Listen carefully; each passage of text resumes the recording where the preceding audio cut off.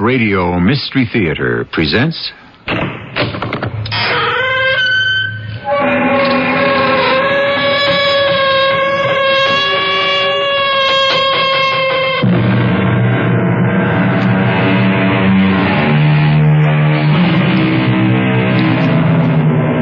Come in. Welcome. I'm E.G. Marshall. For you mystery murder buffs, as nearly as I can determine, the first foul play was committed by Cain, son of Adam and Eve, who rose up and slew his brother Abel. We don't know exactly when that crime was committed. It was so very much in the past. Nor can we fix a date for the killing you're about to hear, for it takes place so very much in the future. Captain, can you hear me? Loud and clear, Jack. Everything okay in the message center? Captain, can you grab a hold of Doc Mayer and get your flame bucket over here? I can't leave the bridge right now. I'm checking the state vector. I'll get to you as soon as I can. That's not soon enough, Captain. I'm all alone here with a very dead body.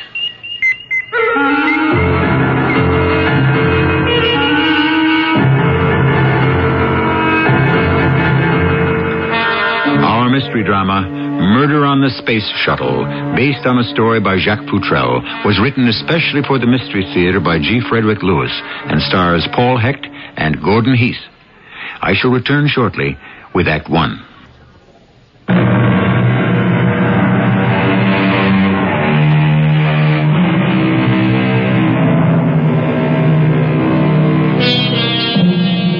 It's unfortunately true, as tomorrow's history will verify, hundreds of years from now. Although man may have conquered disease, hunger, and space, he still will not have learned how to conquer himself. When I say man, of course, I include woman.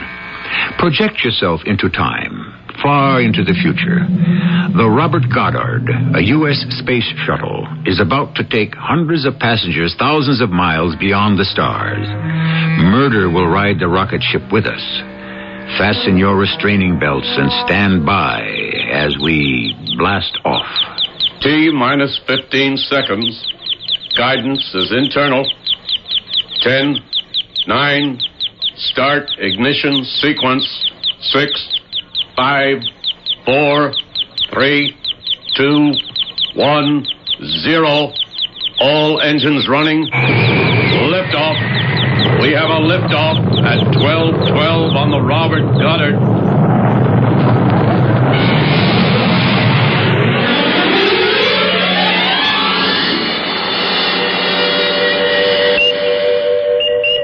Hello, Control. Captain of the Goddard speaking. Is that you, Charlie C-17? It is. You are go for staging. Thrust is go, all engines. You are looking good. Be advised, visual is go today. Couple of thunderstorms downrange. This is Earth Control at 13 plus 13. Shut down. Right on time. See you when you get back to Earth, Captain. Roger. Jack, you can leave the bridge now. I'd like you to go to the middle deck and check into the comm screen center. See how Graham 7 is doing and report back to me. Sure, Captain. A problem? Oh, Graham 7's had a long shift. I'd better get myself below and make my little speech to the passengers about their next 2 weeks on the shuttle. Yeah, they do get restless this first day. You know Graham G7? No, we've never worked the same shuttle. He's been stuck up in comm screen since last night, fixing all the relays. I want to make sure he's okay. Say no more, Charlie. I'm on my way. Oh, and tell your passengers, anyone who wants to send a message either ahead to Skyland 6 or back to Earth to come and see me. Explain to them they go to the comm screen door, touch their wrist signals, identify, and I'll just let them in. Move it. Get yourself over to comm screen. Yes, sir.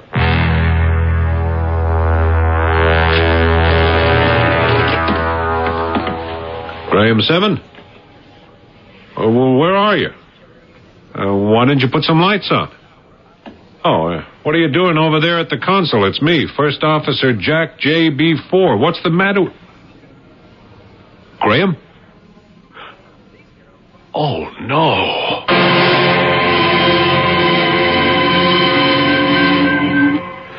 Why doesn't the captain pick up his emergency relay? Captain Charlie C-17, will you answer me? Oh, my head is... Oh, something in the air. I feel dizzy. What's happening to me?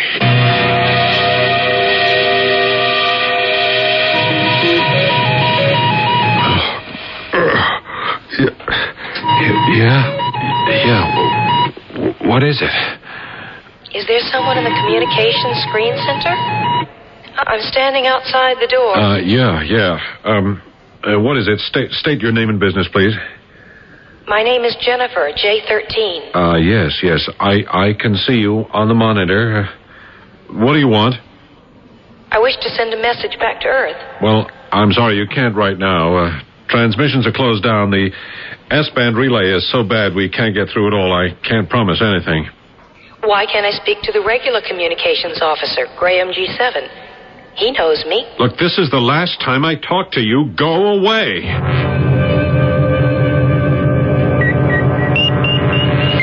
That's you, Jack? Look, I'm in comm screen. Where you been? I told you. The usual pep talk to the passengers. What's up? Where's Doc Mayer? He's around somewhere. Probably handing out pressure and airsick pills. Well, look, can you find him and get your flame bucket over here? What's the problem? I don't want to use the squawk box for this message. Something wrong with the equipment? I guess you could call it that. Can't you and Graham G7 work it out? I don't know when I can leave the bridge, Jack. I'm checking the state vector. Captain, get over here on the double with Doc Mayer. Why? Somebody hurt? He doesn't look hurt to me, Captain. He looks dead.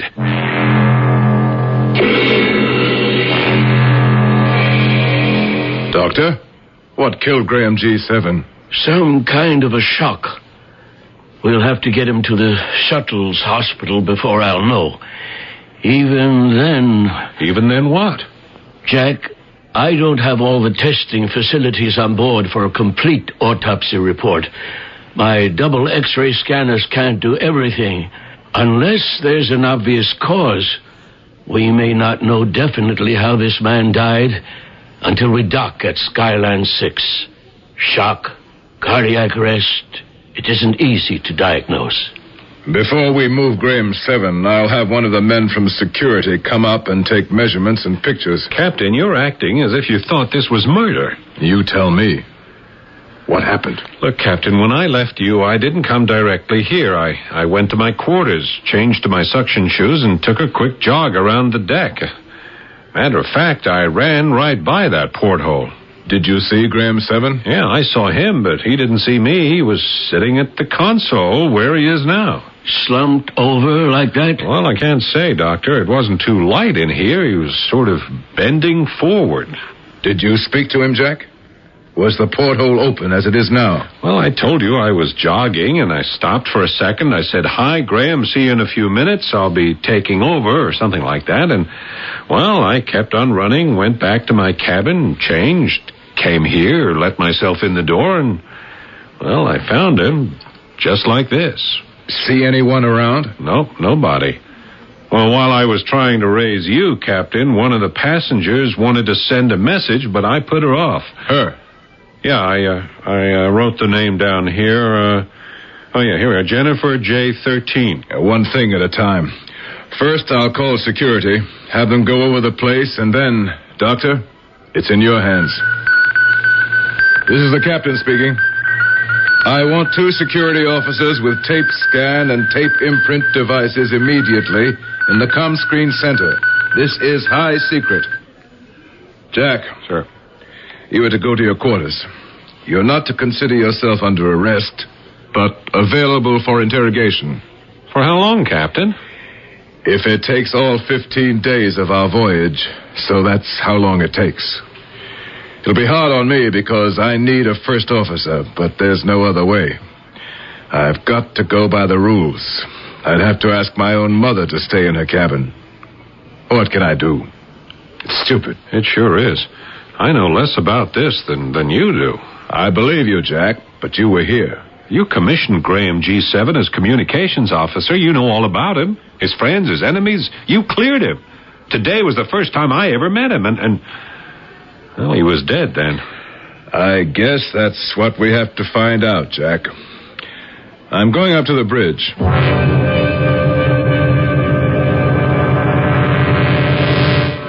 Captain Charlie C-17, sir. Yes. Your security? Yes, we have the results of our tape scan at the comm screen center. It's written up? Not yet, sir. I thought the captain would want an immediate report, so I come to make it orally. Right. Did you seal the communication center? Yes, sir. But what about messages back and forth from the shuttle to control, sir? I've already had all the lines patched into the bridge and a bank of portable scanners. We'll continue transmissions from here. Hello, U.S. Space Shuttle Robert Goddard. This is Control. Do you read us? Affirmative, Control. Captain Charlie C-17 speaking. Security, be with you as soon as I can. Don't go. We have the weather for your docking at 1800 on the 10th. Gotcha. I'm logging you. The wind at about 090 at 18 knots. Skyline 6 will have tilted to 1600. Your Delta K will be plus 10 feet. That ought to do it. How are you handling the Graham G7 matter? Still working on it. I've got security here on the bridge now with a preliminary tape scan and tape imprint. I'll be cluing you in as soon as I can. Sorry about all this. I think it's the first time it's happened on a shuttle to one of our own men. I hope it's the last. I'll call you at 0019. Roger. Over and out. Keep pitching, Charlie. Gotcha. All right, security. What did you find? Well, Captain, air imprint tells us there was one person in the area making a different EUG imprint than those we can account for. Is that all you come up with? What about height, age, build, etc.? You ought to be able to tell that. Well, we hope to, Captain, but our imprint analyzer needs an overhaul, so it's a little slow on details. We'll have them, though. This person who occupied space in comm screen who's not the first officer, myself, or the deceased, are you sure it's a human being, not one of our work machines? Well, at this point, we're not sure. And they're all over the shuttle, but as I said, this is just preliminary. All right, security. Let me know when you have more information.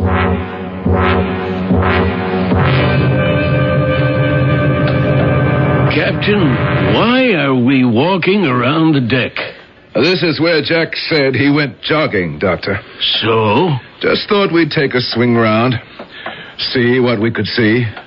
Now, on the right, Doc, when we pass the counter-cyclical indicator, there'll be the porthole of the comm screen center you saw yesterday from the inside. Charlie, you think someone stood outside this porthole and zapped Graham G7? It's possible, isn't it? The console he was sitting at is right in the line of sight. Careful. There's something on the deck. Move your foot. Here, I'll pick it up. Don't touch it. Huh? It's only a small tube of metal. Light, isn't it? Here. Doctor, don't you know that even breathing on evidence contaminates it, let alone handling it? You mean... What does it look like to you? A thin tube about 15 centimeters long. A probe. Looks like a probe. Small enough to hide in a pocket or handbag. You've never seen one of these before? No, I haven't. I'm not surprised. They've been illegal since the 4th millennium. This innocuous-looking probe, easy to hide and looking like an ordinary key probe we use to lock up our houses, is far from that. This harmless-appearing tube is a deadly, lethal synthesis of an ancient blow dart savages used for centuries, and a laser-propelled weapon. Once the ray is released, what it reaches dies. You think this instrument could have been used to kill Graham 7? Let's get it over to your hospital lab and do some analysis. Captain, I told you we don't have the equipment on board for intensive investigation, particularly for metal strobe analysis. Then we'll photophone what we have back to Earth and ask them to do the investigating. Whatever the odds, we've got to play them. We've one murdered man on board. Of that, I'm certain. I don't want any more.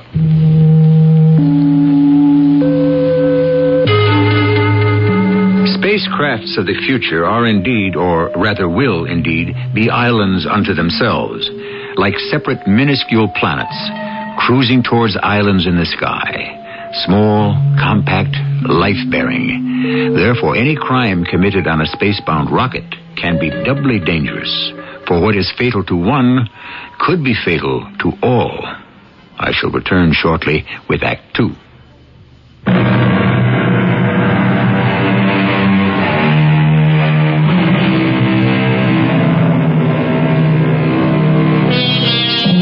We are many centuries into the future. Travel to the planets, to islands in space, whole civilizations growing up in the sky, meteors being mined for their minerals, are as commonplace as is our earthbound life today.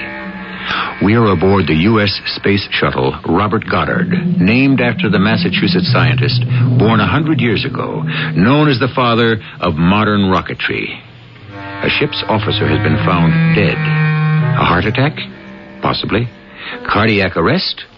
It would seem so. But arrested by what? Is it the device now being examined in the ship's hospital laboratory? That small empty probe we picked up from the deck? I've still got it under the scanner, but nothing's showing. The tube's made of axionite. Axionite is completely subatomic. That's why the scanner won't reveal the molecular or atomic makeup. That's how it escaped detection when it was taken aboard. That's sure a new one. No, it isn't.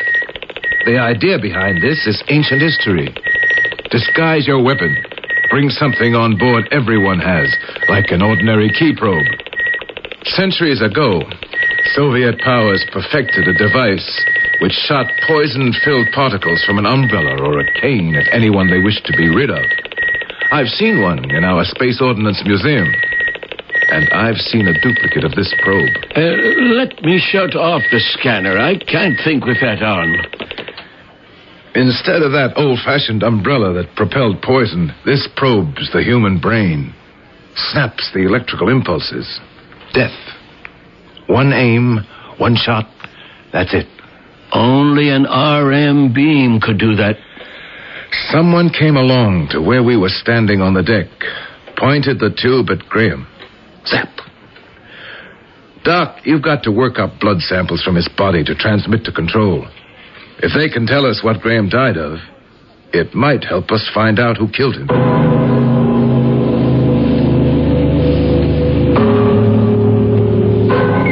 Good morning, Control. Robert Goddard on the wing. Good morning, Charlie.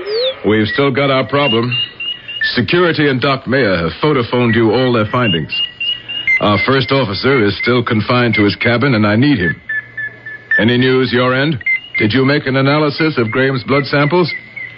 And what about an infrared composition test of the suspected weapon? Both results are in. You can release your first officer. He had nothing to do with Graham's death. I'm glad to hear it. Are you sure? Positive. As for the axionite probe you found outside the comm screen center, it's a spent missile well into its half-life. Control, you mean it hasn't been used recently? Not for 6 to 8 months. How it got on your ship, we can't determine from here. So if the probe wasn't responsible for his death, what was? Possibly bacterial endocarditis. The bacteria show in the blood. But Graham had a physical before coming aboard for the flight. Doc Mayer gave it to him. How could he have passed it? You might ask Mayer. Captain, you'll be docking in Skyland 6 in 5 days. When you get there, arrange to have Graham's remains shipped back to us. Affirmative. Hey, I just thought. Shouldn't we check with his family? He's got no family. What about the profile of Jennifer J13? Still working on it.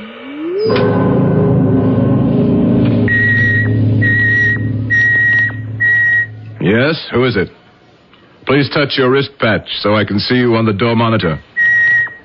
Oh, yes. Jennifer J13. Hold on. I'll open the door for you. Captain Charlie C-17? Yes, I am.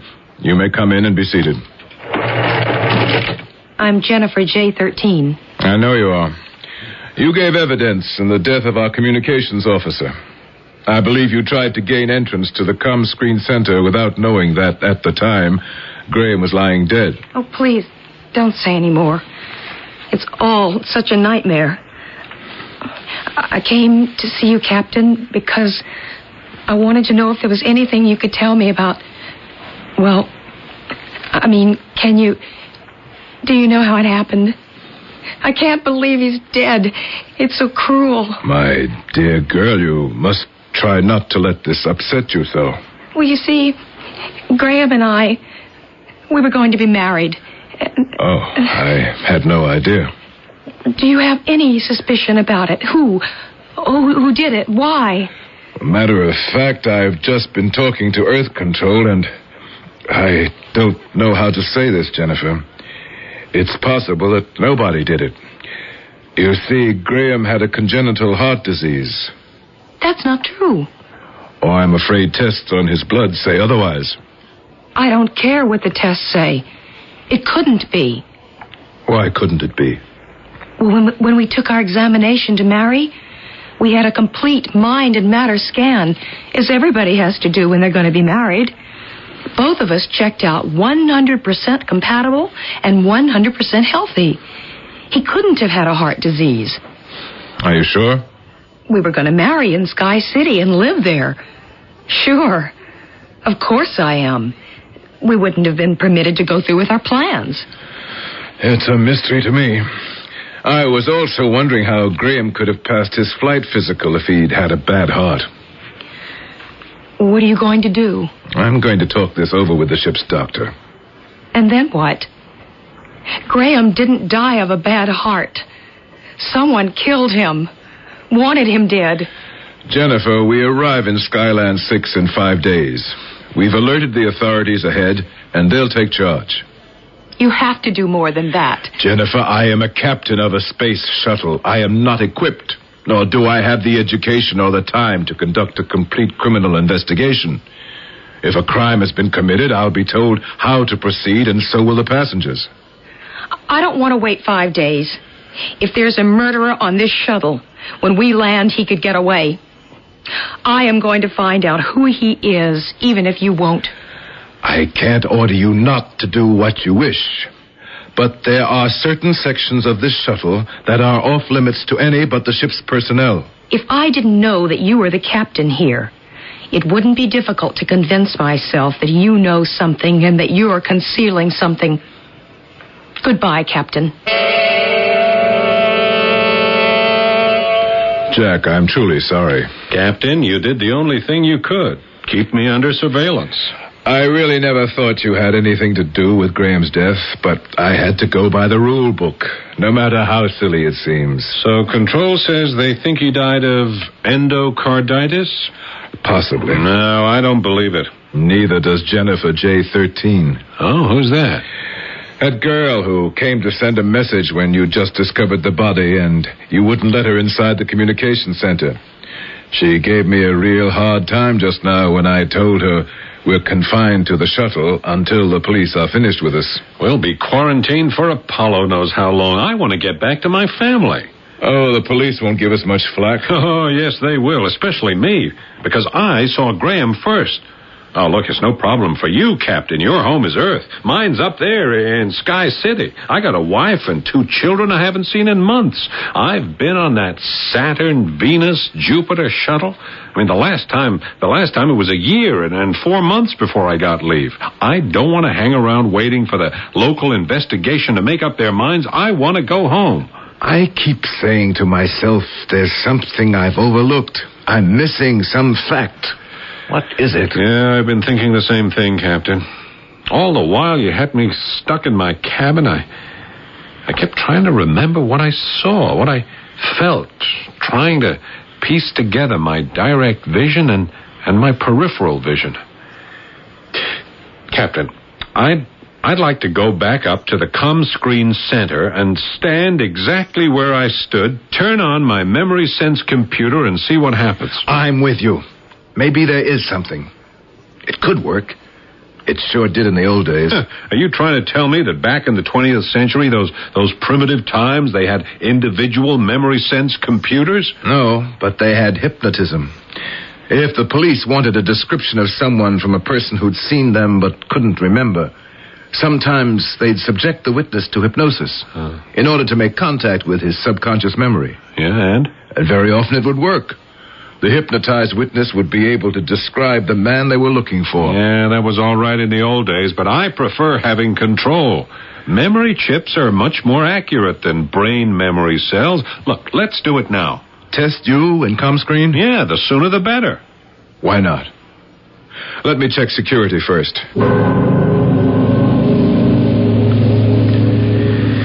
All right, Captain. This is the way it happened. I came in to relieve Graham, right? Now, most of the lights were out. I closed the door like this. You didn't see much. No. I stood here for a minute. I didn't see Graham right away, but I had a feeling, a sense, that feeling you get when someone's been in a room before you, like the perfume or the heat of a human being who's just left. Did you say perfume? Well, did I?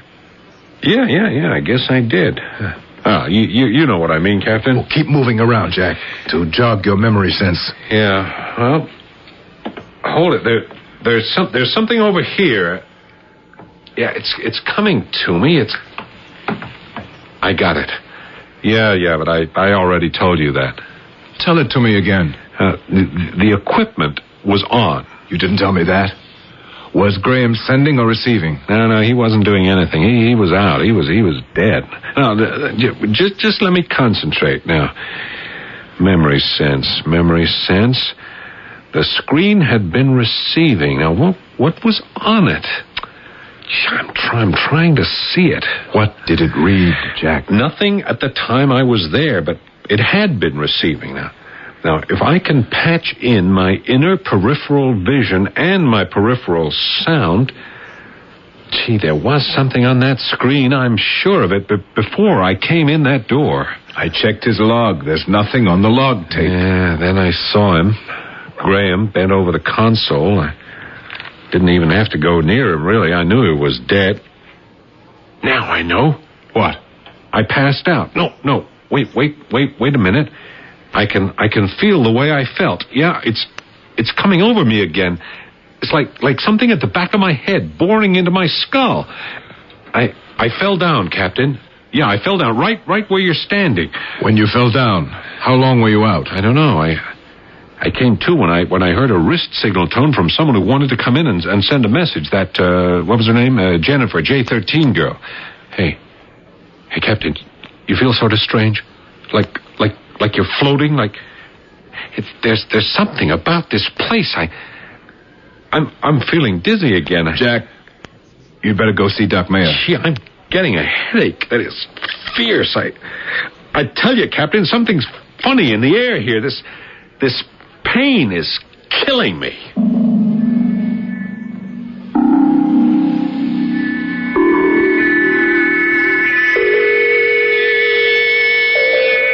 Certainly, life as we project it into future centuries seems to present more problems than life and death today.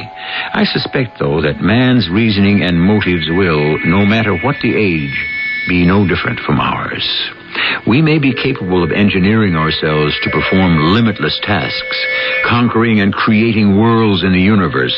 But how long will it be before the conquest of jealousy, anger, and greed? I shall return shortly with Act 3.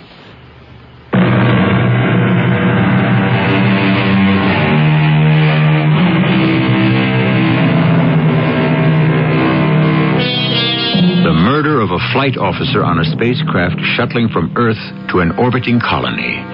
The flight doctor, whose blood sample of the deceased does not match his medical record. The girl who claims the dead man was to marry her. Are these facts or fictitious dissembling? Is truth spoken here or lies?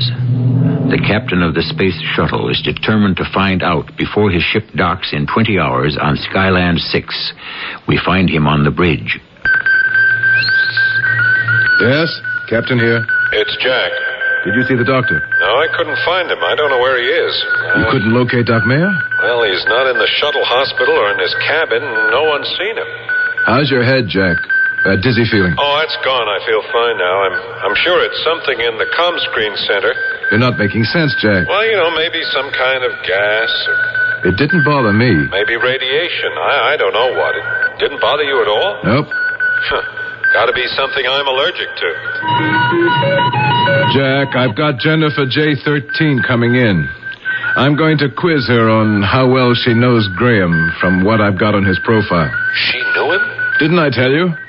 Said they were going to get married. What does it say in Graham's profile about her? Not a word. Well, good luck, Captain. I'm opening the door, Jennifer. Come in. Sit down.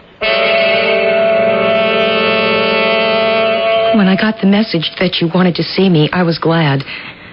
I've been trying to get up enough nerve to ask you a favor. You see, Graham and we hadn't known each other very long. We have a profile on Graham G7 about his lifestyle and his friends, but your name doesn't appear on it. You told me you two were getting married, that you had a compatibility and health test. Nothing about that in here. Well, I told you. We didn't know each other very long. We told our plans to nobody, so I never met any of Graham's friends. I don't know why our mind and matter scans aren't there. I don't want to talk to you anymore. I wish I didn't have to, but I have this favor. I'm sorry. I didn't mean to upset you. Well, then stop quizzing me. It won't bring him back. What is it you want, Jennifer? Can I take charge of Graham's body? Tomorrow, when the launch jets come out to meet us, could I take Graham on one of them and leave this awful shuttle before you dock? I don't think I could bear to stay aboard here any longer. I'm afraid the orders are for all passengers and crew to remain on board until the Skyland 6 police have questioned everyone.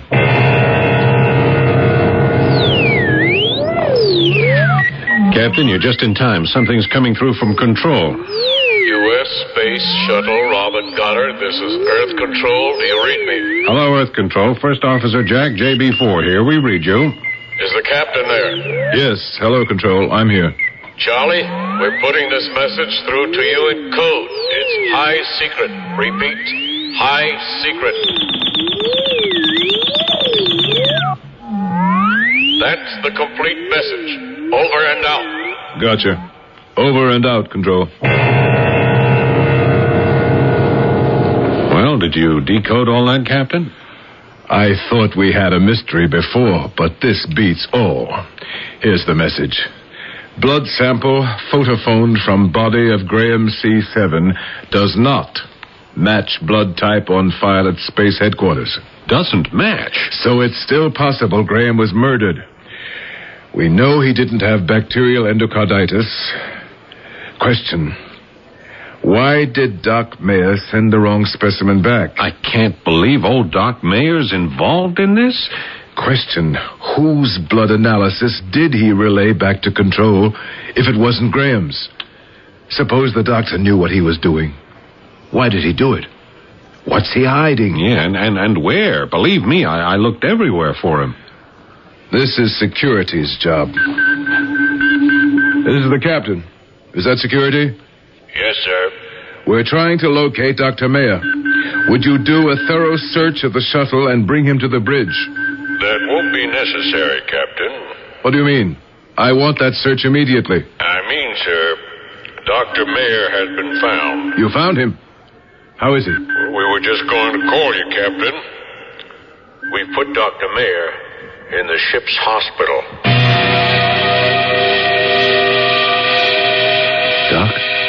Doc Mayer? It's Charlie.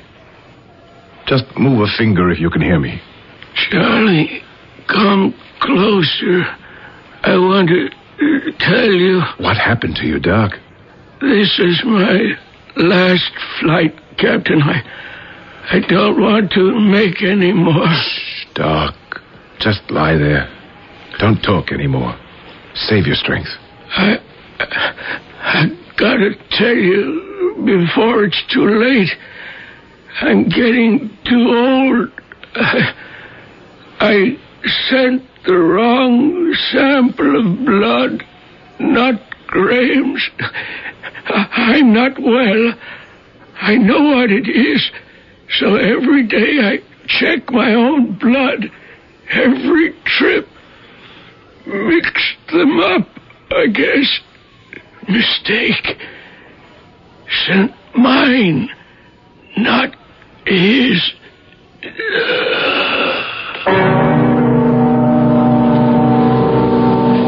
Captain, I've one hunch left. What is it? Remember how lousy I began to feel when we were in ComScreen the last time? And do you remember your theory about the Axionite probe?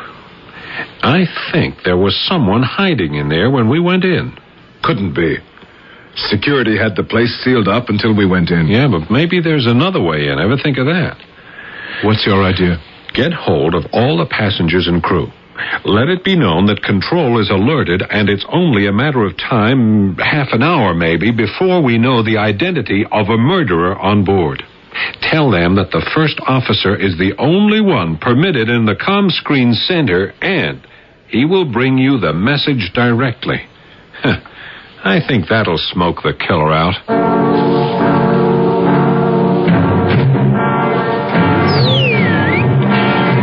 Yes, we read you, Control. Thank you very much for the information. It clears up quite a mystery. The past 2 weeks have been a long siege. I don't think we would have solved this without you. You can shut down the equipment. Do as I say. Good evening, Jennifer J13. Oh, I'd appreciate it if you would point that probe in another direction. How did you get in here? Through the cable closet. It opens onto the deck. Oh, what do you want, another death on your hands? That doesn't bother me. I haven't gone through all this for nothing. Through what? Why do you think I'm on this shuttle? I don't know. Are you running from something, Jennifer? Not a bad guess. I'm going to take that probe away from you. You're not going to fire it. You're not... One more step and Oh! Don't! Oh! Well, Captain, you really hit her. Where did you learn that? From another antique book. It's called a karate chop. Oh, well, we were both right. She's got a supply of those probes. She's quite a deadly woman. I commend you on faking that transmission. But now that we know, let's put in a real one.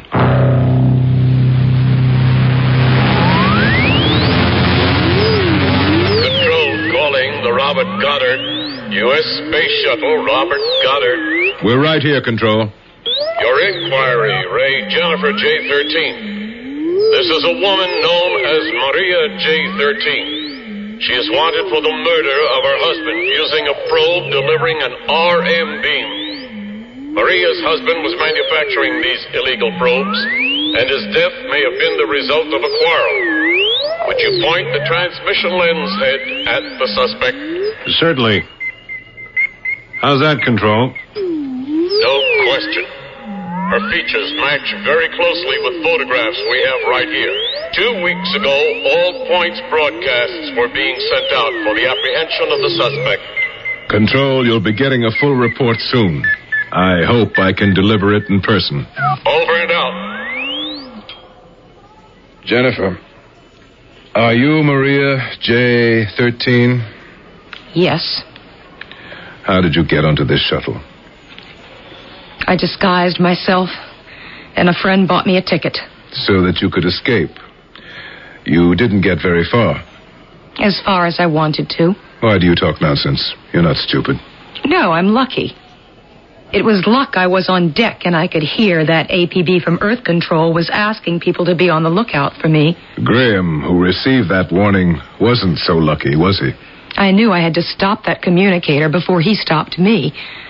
I asked to be let in, to send a message, and they started repeating the APB. I could tell he was beginning to suspect it was me. When he had his back to me, I pointed my probe at him and ran out. I wasn't sure if he was dead, I walked around the deck and threw the spent probe away. You don't have to say any more, Jennifer. The law protects you. When I left the deck and went back inside, I stood in a corner of the hall. Someone came along and went inside the communications center. Yeah, you saw me going inside. But nothing happened. No alarm, nothing. Nobody calling out help or murder. I had to know if he was dead. If he wasn't, they'd be after me. You came to the door and said you wanted to send a message. I told you to go away. I didn't know but that I'd have to kill him again. And if they repeated that APB, I'd have had to kill you. I think you've forgotten, young lady. Our universe is kept healthy by the law of enforce and terminate. The ENTs investigate, decide, and condemn. Enforce and terminate doesn't frighten me. Maria, I have never met a person like you. So cold-blooded. You certainly fooled me. You wanted to believe my lie. You wanted to believe I really did love Graham G7 and that we were going to be married. I'm afraid I did. I never met the man until I killed him. You confessed to a great deal. Have I? I've forgotten what I told you. Jennifer, Maria, whoever you are, we'll be meeting again at the Council of Enforce and Terminate. You don't belong in this century. If there were many people like you, we would have never reached the civilization we have in this year of 2675. You are a throwback, young lady. You are that one piece of sand that can ruin the delicate machinery of our progress. So don't fool yourself for one moment that I will rest until you have been terminated.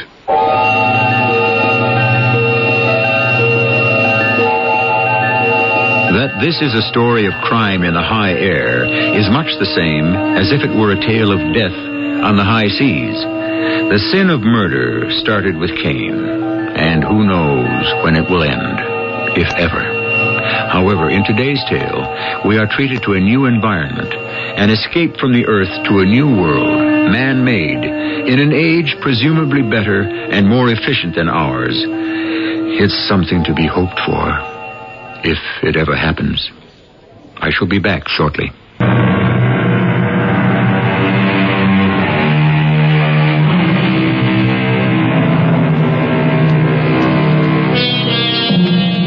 To those of us who believe we are the first visionaries who see life in a limitless universe, hear this. For I dipped into the future, far as human eye could see, saw the vision of the world and all the wonders that would be, saw the heavens filled with commerce, argosies of magic sails, pilots of purple twilight dropping down with costly bales. Those are the words of a poet born almost 200 years ago, Alfred Lord Tennyson. It is he, not us, who had the vision. Our cast included Gordon Heath, Paul Hecht, Valika Gray, and Gilbert Mack. The entire production was under the direction of Hyman Brown. This is E.G. Marshall inviting you to return to our Mystery Theater for another adventure in the macabre. Until next time, pleasant dreams.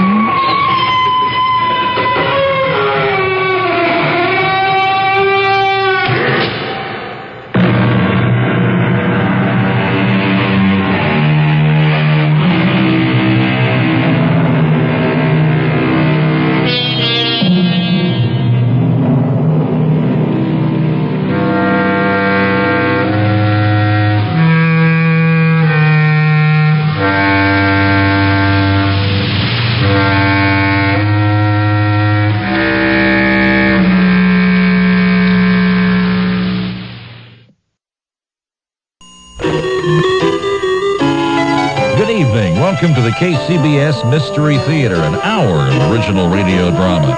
Tonight's episode is sponsored in part by Bank of America, the Academy of Science, Blue Shield of California, Theater on the Square, and Gold Star Building Maintenance. And now from the radio station that lets you use your mind, here's the CBS Mystery Theater.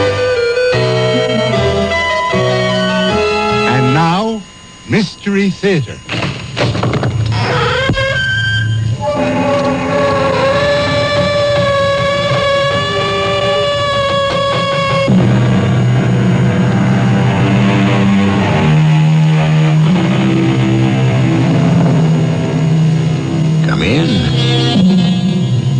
Welcome. I'm E.G. Marshall. In everyone's life, there's an individual who doesn't fit into the ordinary mold. Most of the time, he's witty, amusing, charming. But always remember, the strength of will, or whatever drives such a person to be able to climb out of the normal rut, is a hidden danger.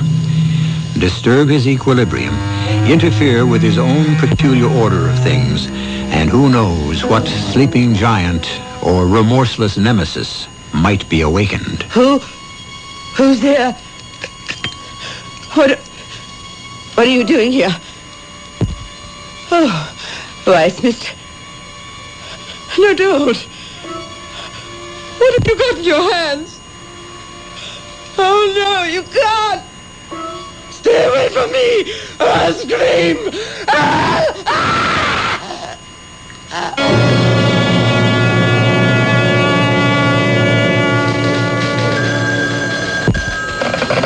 Eighth Precinct, Detective Evans.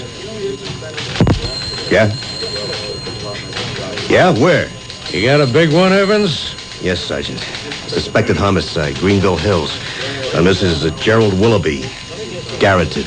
You mean strangled? Yeah, like what I just said, sir. Suspected? No, sir. She's dead, all right. Somebody made sure of that.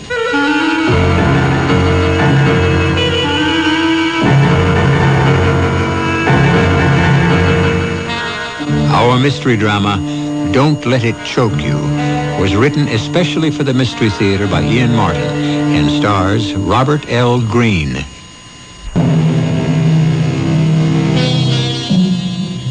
Carlton Isham Nelson Godfrey Fisk is the one and only issue of the marriage of Beecham Fisk of the Boston banking family and Amelia Standing of the Grosse Pointe, Michigan standings. For reasons not important to this narrative, they made their residence in a Baroque limestone just off Fifth Avenue in New York City. Carlton was brought up strictly to conform to his double birthright. Born late in his parents' union, he suddenly found himself at 20 when his parents died in a flu epidemic, master of their magnificent residence, but unfortunately without liquid assets. Somehow he has managed to maintain his lifestyle for the last 15 years. Just how is the thrust of our tale. Why, Bascom, still up and about? Oh, yes, Mr. Fisk. Startled me when your cab pulled up in front of the house. What were you doing here in the shop? Oh, just dusting a bit, sir. I often do when you're out for the evening. You know I don't like anyone disturbing my treasures. I think you can trust me, sir. Of course I can, Bascom. You of all people. May I take your coat, sir? What? Oh, yes, of course. Thank you. There's nothing wrong with Miss Elliot, I trust? No, not in the sense you mean. On the other hand, there is a great deal that's not quite right. I finally had to face it once again this evening. So I'm home. Early for me. Yes. Oh, your bed is turned down, sir, and I don't feel like retiring yet. This is rather a special evening for me. Sir? I finally come to an irrevocable decision. The lure is not worth the chase. The cornering of the hunted brings no exultation. It's all illusion. There is no woman alive to share my life. I have decided that I am now a confirmed bachelor, and to hell with matrimony and the perpetuation of the line. I'm going to stay here in the shop and sit among my antiques. They offer beauty and permanence, and they ask nothing in return. Yes, sir. Would you like me to bring you a drink, sir? Of hemlock or the waters of Lethe? Well, I take it Miss Elliot will not be here for dinner tomorrow? No, she won't. I'm sorry to say, Lucille suddenly revealed herself. In spite of her own riches and already unconscionable collection of jewelry, she's acquisitive, greedy, and totally unprincipled. Ah, the witching hour, as sung to us by the rosewood clock. No drink, thanks, Bascom. You can turn in. I want to be alone. Yes, Mr. Fisk. Good night, sir. Rest well. I will, for the next 2 hours. And don't let anything disturb me. Yes, sir.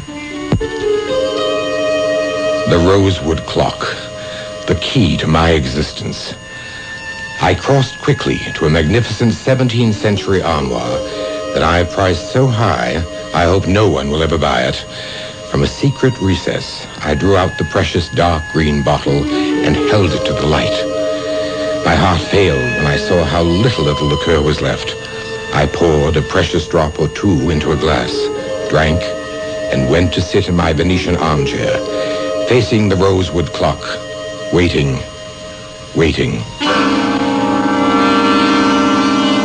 The years rushed back once again to the very lowest point of my life, after the sudden death of my parents. In this very room, I had sat in the same chair, drinking from the same bottle, watching the highly polished convex face of the rosewood clock's pendulum swing back and forth, back and forth, back and forth, until suddenly, reflected in its shining brass face, there was Wanda, smiling at me. Come to me, darling, for a little while. You're safe, and I want to talk to you. But you're dead. You're not alive anymore.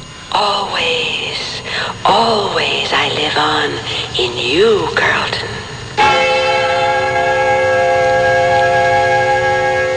All those years ago, I did come back, and between selling some antiques from the house and investing the money in the market, guided by some incredibly fortunate guesses, I wiped out my debts and became well-to-do again. But I knew where my strength lay and where it came from, and from time to time, I would return to sip from the square green bottles and watch the clock that brought me a magic hour with Wanda. What is this place, Wanda? Don't you remember that first summer we met and my father had the farm? Of course. A bright blue sky, not a cloud. And we wandered hand in hand down to the mill stream. There were daisies, a whole field of daisies. And you told me you loved me. And we kissed. And afterwards, you lay with your head in my lap, and we said it would last for eternity. Only it didn't. The bottle is almost empty. Our visits grow shorter and shorter. What can I do? Believe. Believe? Me? Cynic of the cynics? With all romance buried? Bachelor of bachelors? No, Wanda. It's too late. It's never too late. Spare me the cliches. Or even you. Or even I might turn out to be less than perfect. I never claimed to be. You are the perfectionist. Are we quarreling? Never. Just speaking as openly as we may. Oh, my darling, you're getting to be a hard-shelled old crustacean. Environmental protection. My reputation is enviable. I'm a cynic with a waspish sense of wit and an infallible instinct how to penetrate the armor of others. It's been quite a life lately. I've had to learn to kill not only the enemy, but those who try to take advantage of the love I seem to be able to bring no one. Wanda, why did you leave me? It wasn't my choice, and I haven't. Yet. What do you mean, yet? Well, I won't be forever. You know that, Carlton. You will find someone else. Perhaps there will be a lot of me in her, even if you don't recognize it. Have faith, my darling. Perhaps she's closer and nearer than you think. You are due for a surprise beyond anything you could imagine. It's time to forget me, and time to stop killing everyone you love.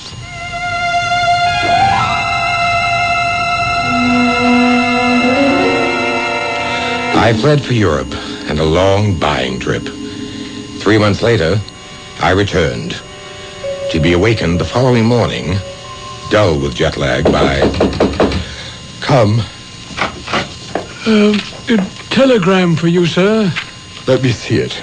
It was phoned in, sir. I took it thinking it might not be important enough to wake you. And since you have, I may assume that it was. Yes, sir. Your cousin Ralph has died rather suddenly. Cirrhosis of the liver, no doubt. Well, the cause was not mentioned, but he has left you something. Ralph? He owed everyone, including the local minister. I've always suspected the only reason he was an inveterate churchgoer was to pilfer from the offertory. Left me what? Something you apparently agreed to sometime in the past. Let me see that.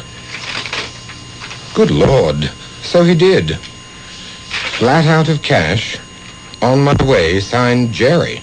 Yes. You're apparently a guardian. Of some junior citizen named Jerry. And I thought I was a free man. My mother's side. Some sort of a cousin. And now his child is my responsibility? Legally or morally, sir? Morally is enough. But what am I going to do with this young man when he gets here? Well, there are plenty of guest rooms. I suppose so. Make up whatever seems reasonable, and let's pray he's not pimply-faced or acneed.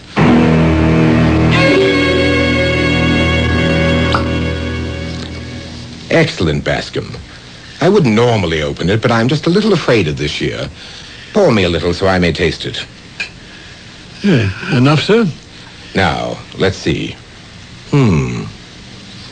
A naive little wine, but with its own slight urgency. Yes, sir. A sort of invitation to the dance, as one might say.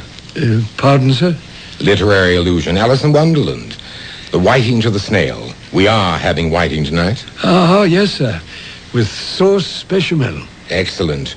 Now, for the wine, the Rothschild Lafitte. Not the 69, of course. The 73 will do. A middling year, but my nephew is young enough not to be able to detect our little deception. 17, did you say, sir? Just about. Yes, sir. I know quite how you feel. There really is no room at all in this well-ordered existence of ours for some young high school boy. We shall have to pack him off to school somewhere. Oh, yes, Mr. Fisk. But I am sorry about your cousin's death. We don't have to dwell on that. What time will the young gentleman be here, sir? Any moment, according to the second telegram.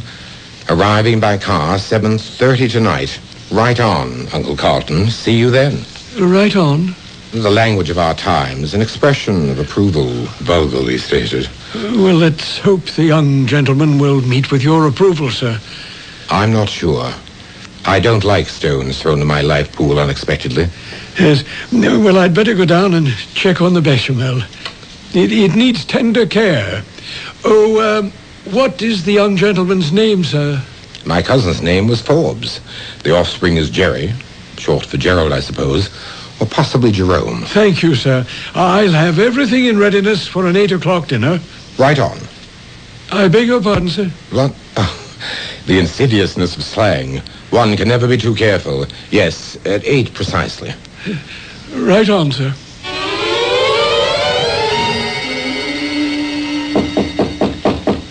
Come. Mr. Fisk, your relation has arrived. Well, see his bags to his room and show him in, Bascom. Yes, sir. Begging your pardon, sir, there is another person in accompaniment. Dear me. Male or female? Well, it's so hard to tell these days, sir. Male, I believe, but that's only a speculation. I see. Long hair, but facially non-hirsute? That's right, sir. Neither is bearded. Blue jeans, I suppose? Yes, sir. Not leather jackets with the studs and decals, I hope. Exactly, sir. Yours has a beaded headband and a feather. And tinted glasses? I'm afraid so, sir. Very well. Show them in. Yes, sir. Mr. Fisk is expecting you now. You my uncle? You are the offspring of my cousin Gertrude? Yeah. Oh, if that means like she was my mother. You're younger than I expected. 17. And your voice hasn't broken yet. Huh? A boy's voice undergoes a normal change during puberty. It moves from the higher ranges to... Hey, hold up, man. You got some kind of idea I'm a male? Well, Jerry is... Man, you are way out. Jerry for Gertrude. Same name as my mom. Don't you know a woman when you see one, Uncle? A woman? I tried to keep my face a mask. But behind my eyes, blood-red rage seared them. This vulgar, wretched little gutter snipe was twitting me, laughing at me, producing every sensibility of my life. My long search for beauty and perfection. I could have killed her. At that very moment, strangled her for invading my life.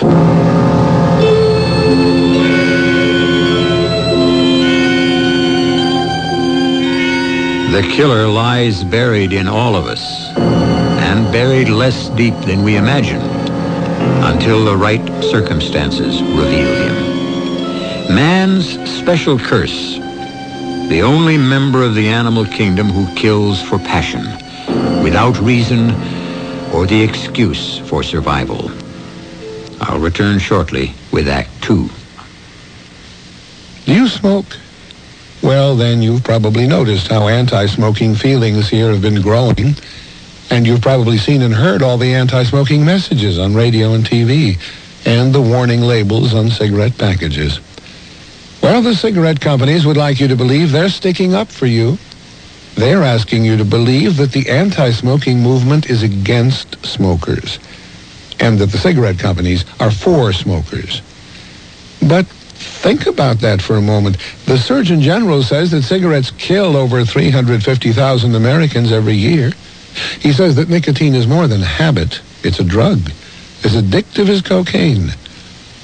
So ask yourself, who's looking out for this smoker? This message is paid for by the Martin Himmel Health Foundation in cooperation with the American Heart Association. Someone told me there are dinosaurs in Golden Gate Park, but I said, no, the dinosaurs went extinct 65 million years ago. Or did they?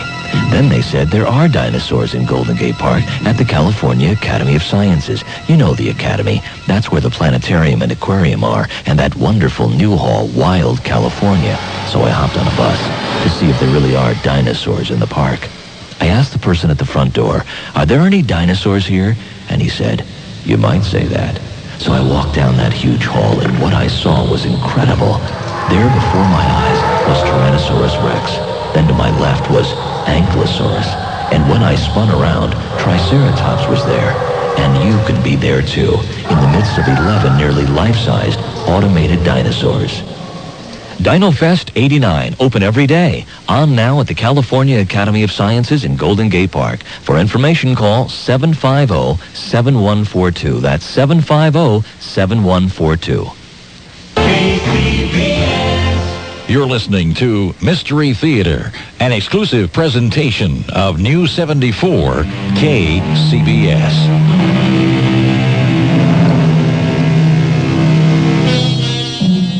A strange confrontation. Two young people of today and a hidebound Bostonian. A man who had intellectually decided to turn his back on woman as a companion and to become a bachelor recluse. And now he faces the fact that the ward he has committed himself to be legal guardian of is a female.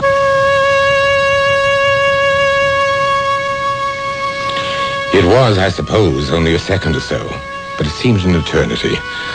All my years of searching for a woman to share my life, a woman such as I had lost, and now to find that this slovenly child with the long, tangled hair and dirty fingernails, the skin-tight jeans, the cheap beads, and the ludicrous hussar boots, and the face marred by the corpse-colored lipstick and the blue eyeshadow.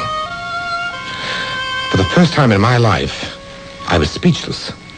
You want to check me out, Uncle? Ask Cokie here. Hey, that's right. I want you to meet Cokie, who drove me here. Meet my uncle or some kind of relative, Mr. Fisk. Cokie? Ah, yes, of course. Pleased to meet you. Mister? You got any notions about old Cokie here? Forget it. Say hello to the man. Hi, Fisk, man. Crazy joint you run here. Crazy. Crazy? Yeah, far out, man. Hey, hit me with some skin. Just shake hands. Cokie likes the house. I'm certainly flattered. Am I really going to stay with you, Uncle? What do I call you? My first name is Carlton. That's kind of stuffy. We got to find something better. Hey, if I'm staying, can we find a pad for Cokie here?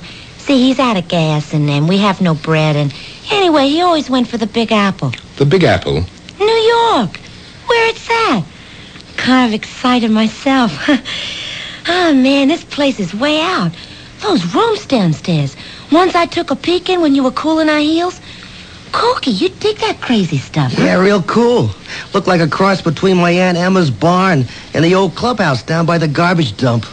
You got some kind of a gig going down there, Uncle Fizz? Uncle Fizz? Yeah.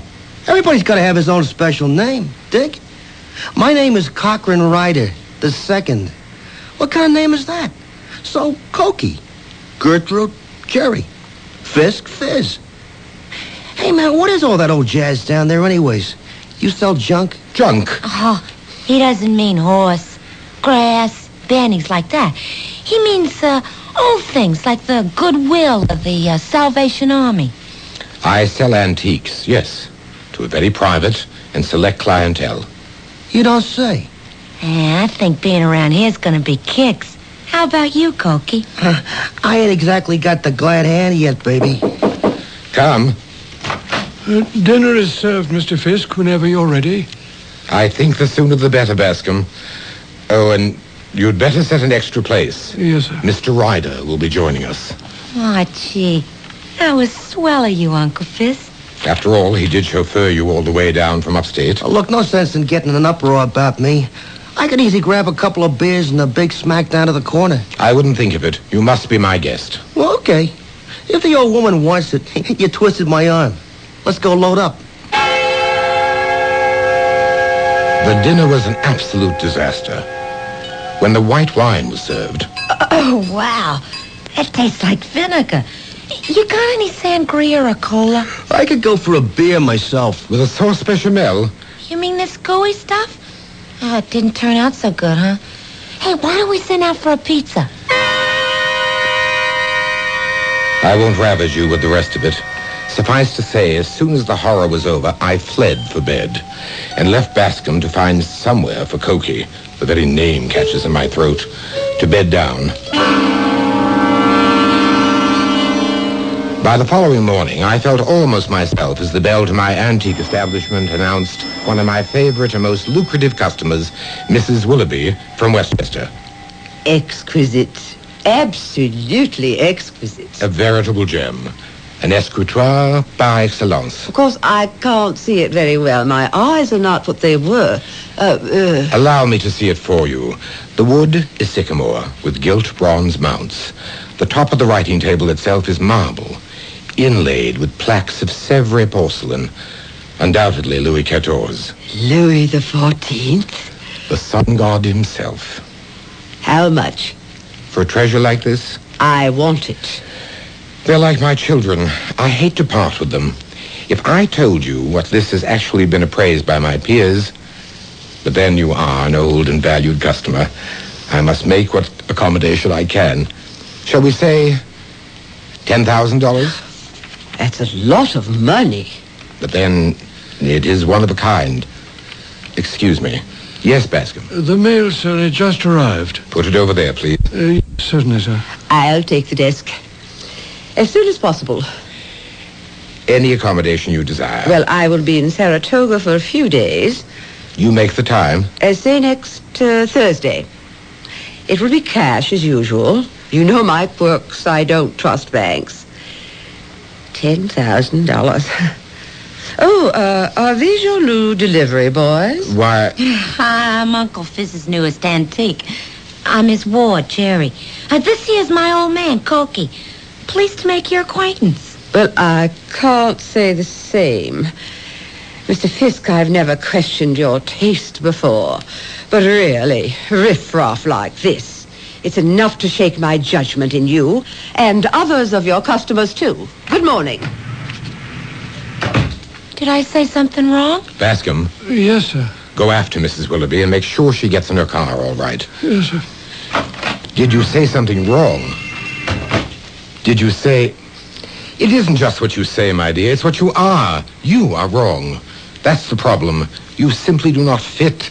You've got to go. Oh, no, man. Let's not get to throwing our weight around. Hey, lay out, Corky. Who asked you in? I'll handle this myself. Okay. That's the way you want it? You got it. Now, Uncle Fizz, let's you and me get it on the table. There's a court order you gotta take care of me till I'm of age. I'm buying that for the next year because I go for some of what's here. You mean you're waking up to the fact that it's time for the leopard to change her spots? Oh, not me. Maybe you. I ain't changing my lifestyle till I'm good and ready, if ever. But you sure could use a few changes in yours. So I'm sticking, just as long as I can. I stared in dismay at this defiant child. My only thought was to rid myself of her, at least for the moment. I sent her away. I had to be alone.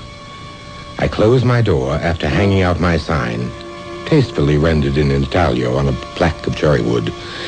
The legend read, Mr. Fisk regrets that pressing affairs require his absence for the next 2 hours. Then I sat down, the dark green bottle in hand, waiting for the rosewood clock to strike the hour.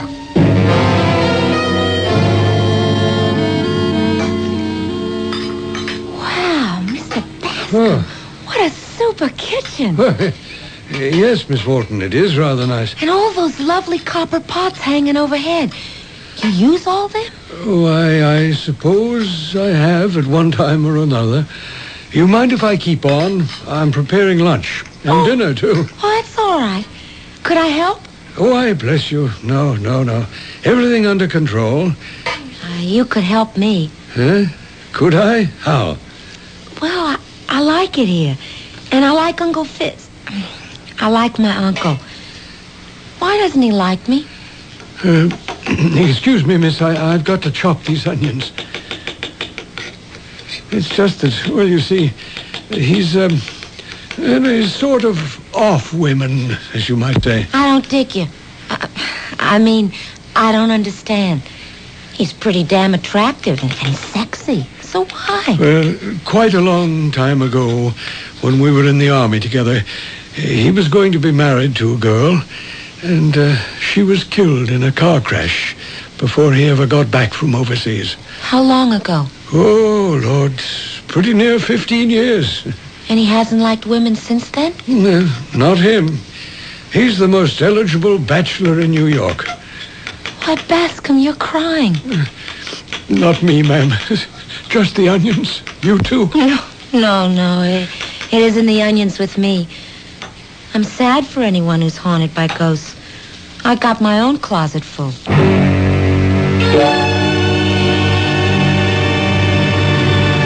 Cokie, I thought you cut out. I meant to. Then I got to thinking. I was just about to ring the doorbell when you came out. I just wanted some air. Want to ride? Walk?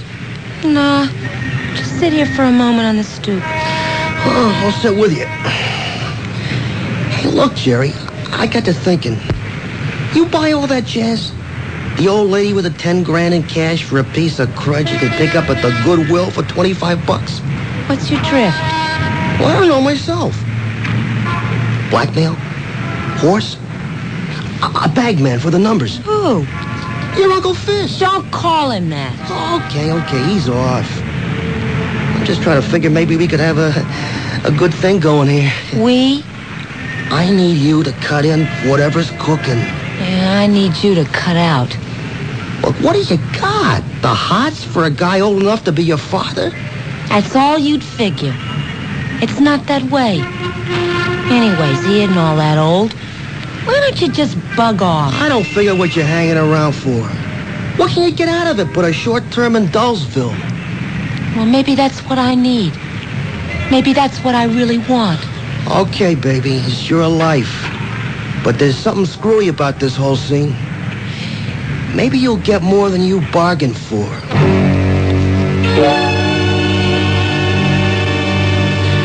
Anything new in the old Willoughby dame, Evans? Nothing much to go on, Sergeant. Except for one thing. Yeah, what? You remember I made a point she wasn't strangled? She was like, garroted? Yeah, with some kind of wire. Yeah, right.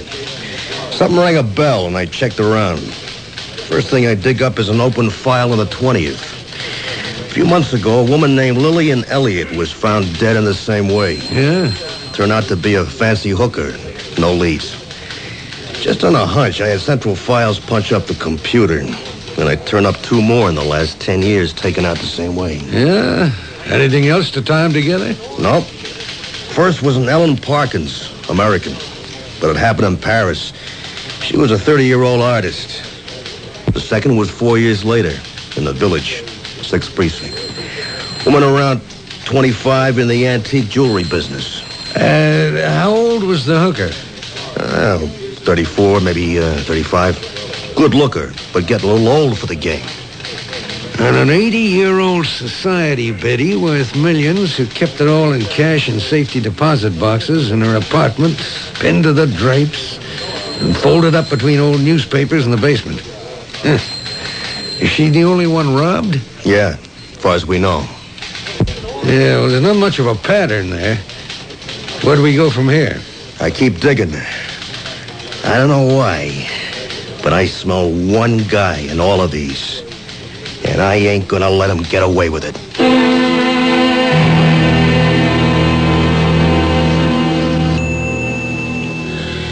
It was a long wait. The pendulum swings in its gentle arc. I can feel her presence coming closer, closer. Feel myself floating back into that special world of peace and beauty.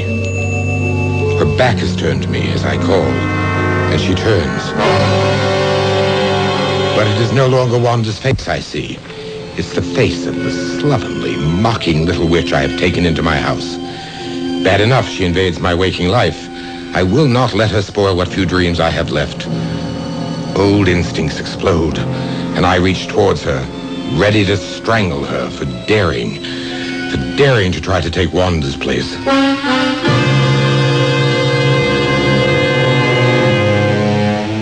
A curious story about a curious man who lives a secret life with a phantom woman. What is he seeking?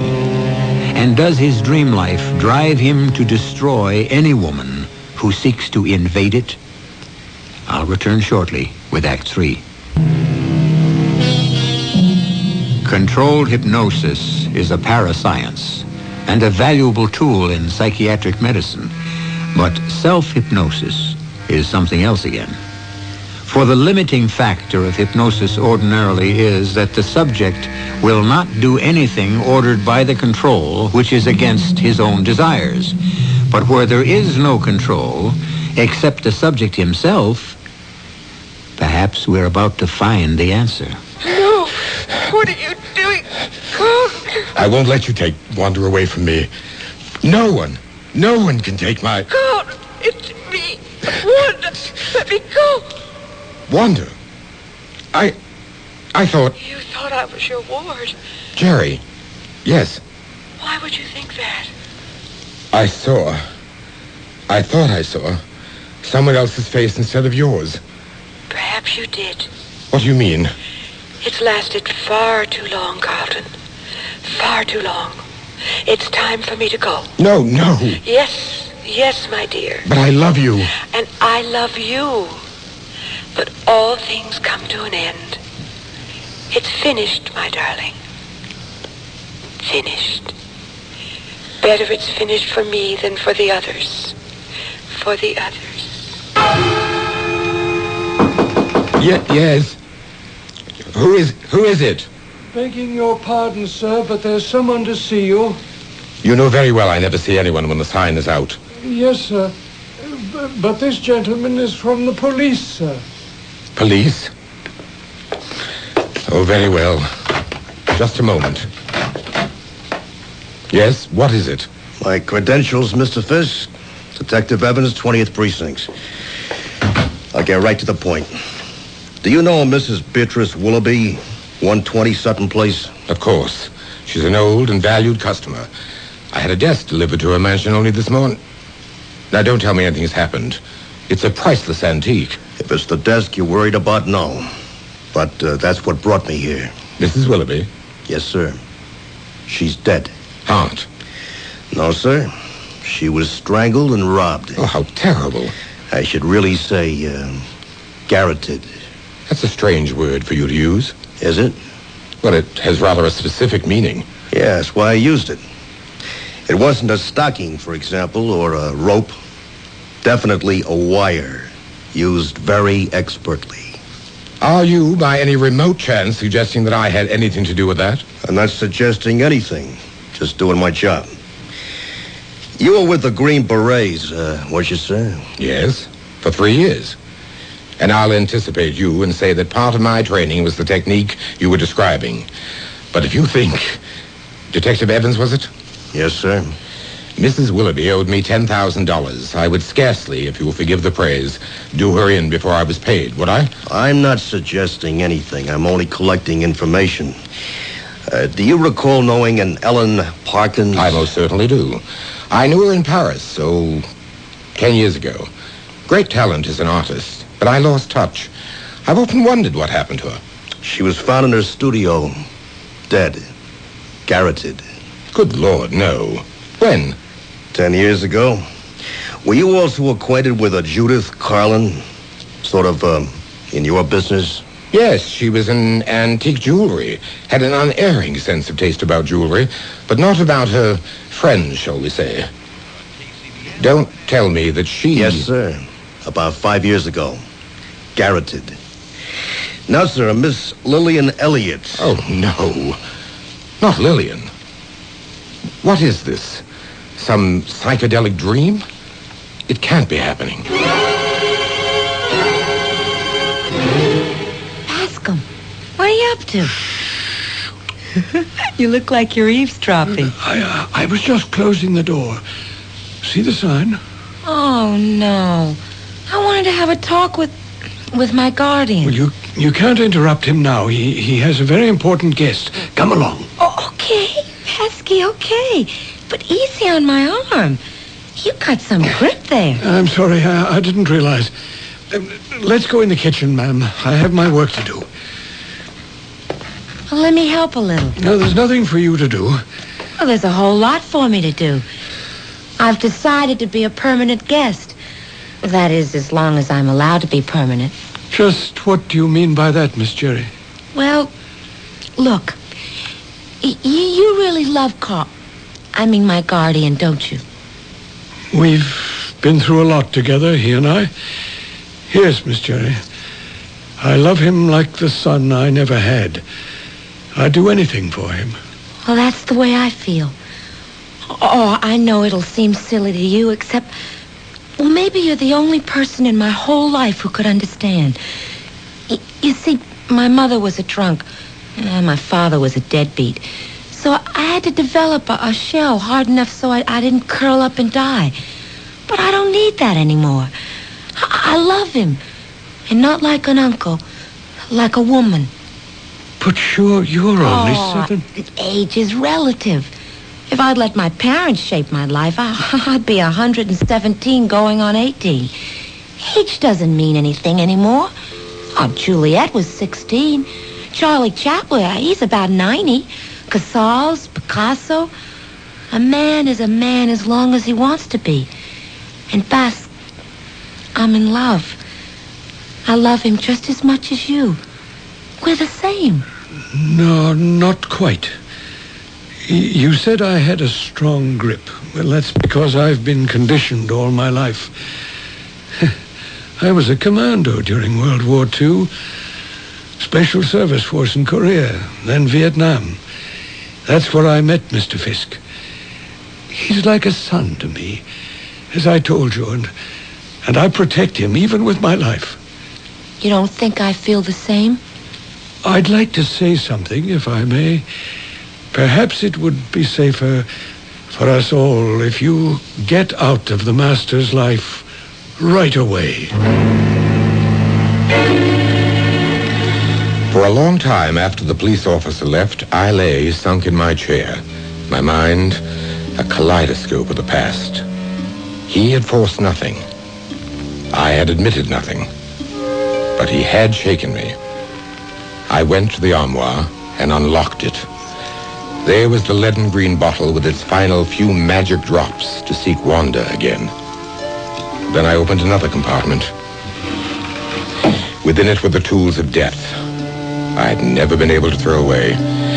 The most prominent and of focal interest for the moment was the wire garrote with its handholds that, to the best of my belief, had been shut away since my last patrol.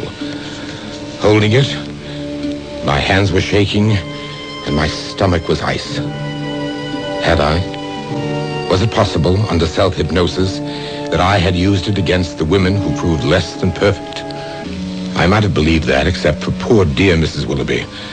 I had a sudden urge for air, to breathe, to walk, to think outdoors. Carelessly, I thrust things away, pushed the armoire door shut without locking it, and left.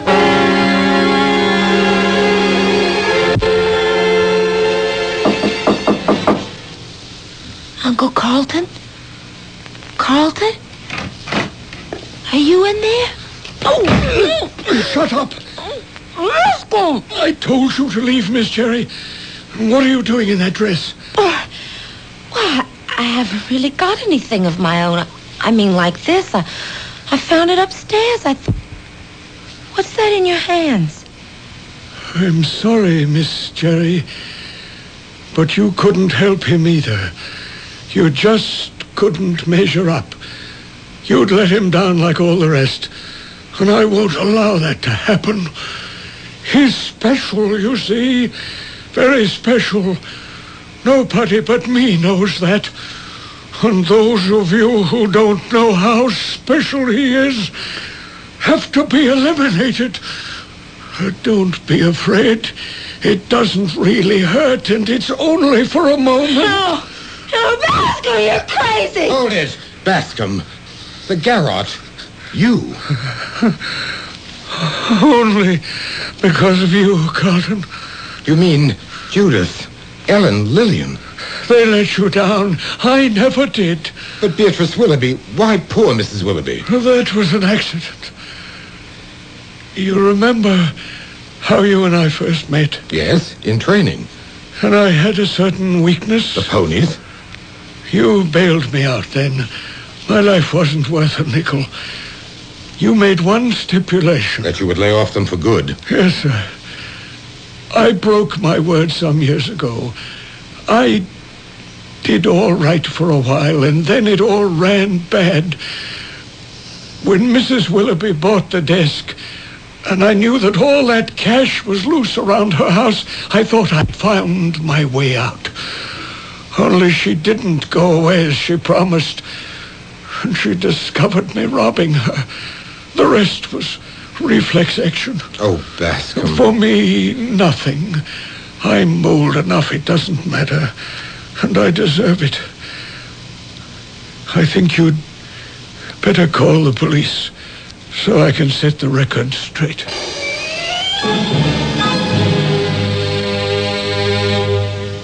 Fizz, Yes, Gertrude.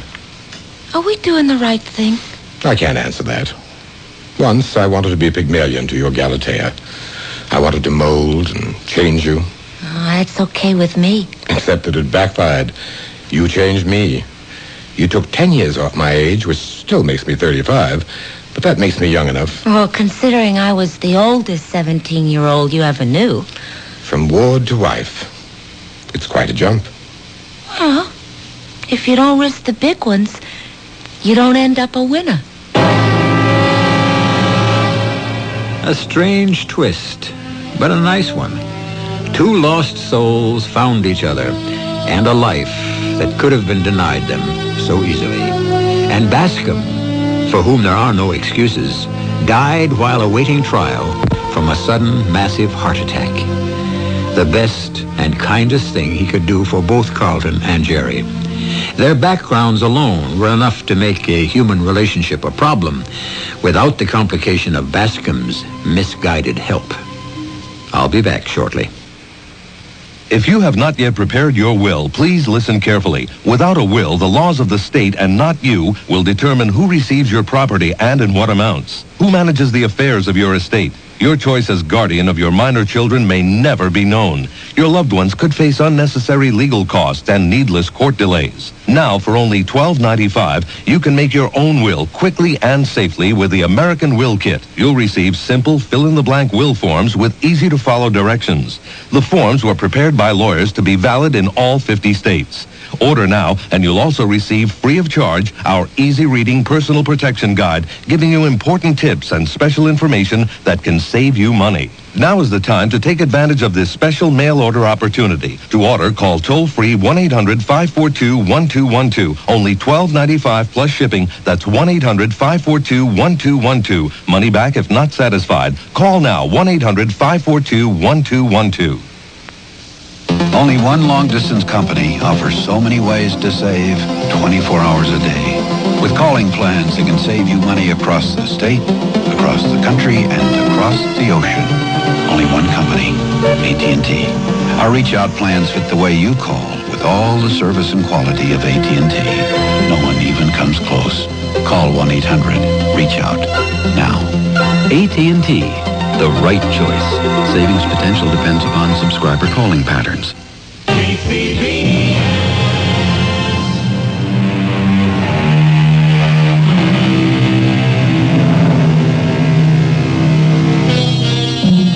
Just a glance at the long view for people who agonize over age gaps or any other fancied objection to a long-term relationship or a marriage.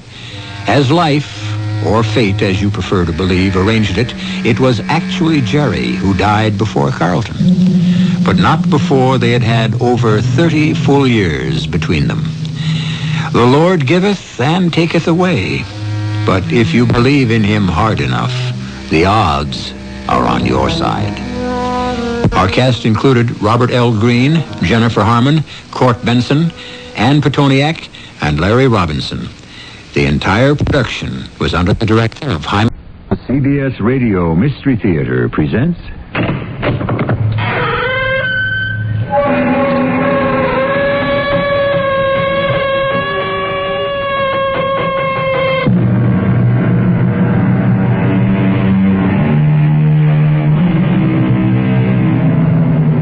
Come in.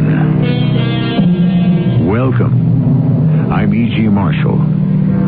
I don't suppose that more pungent words have ever been voiced than those rebuking the disciple Peter when Jesus said to him, "For what doth it profit a man if he gain the whole world and suffer the loss of his own soul? What exchange shall a man give for his soul?" Such a man was Peter Ordway, the wealthiest for miles around, yet, in many ways, the poorest. What do you mean breaking in here? Who are you? Mr. Ordway, you know who I am. I never saw you before in my life. You have forgotten, Peter, but I haven't. We were together a long time on that raft. On that raft? Yes. I've come, Ordway, after all these years to collect the debt. Are you going to pay up or not? Oh, Mr. Ordway, he's got a gun.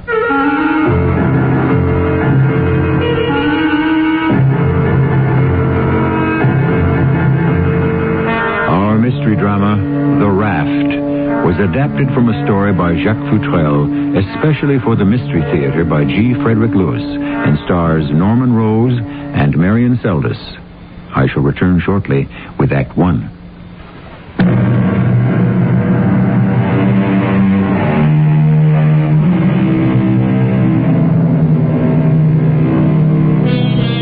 The time, now.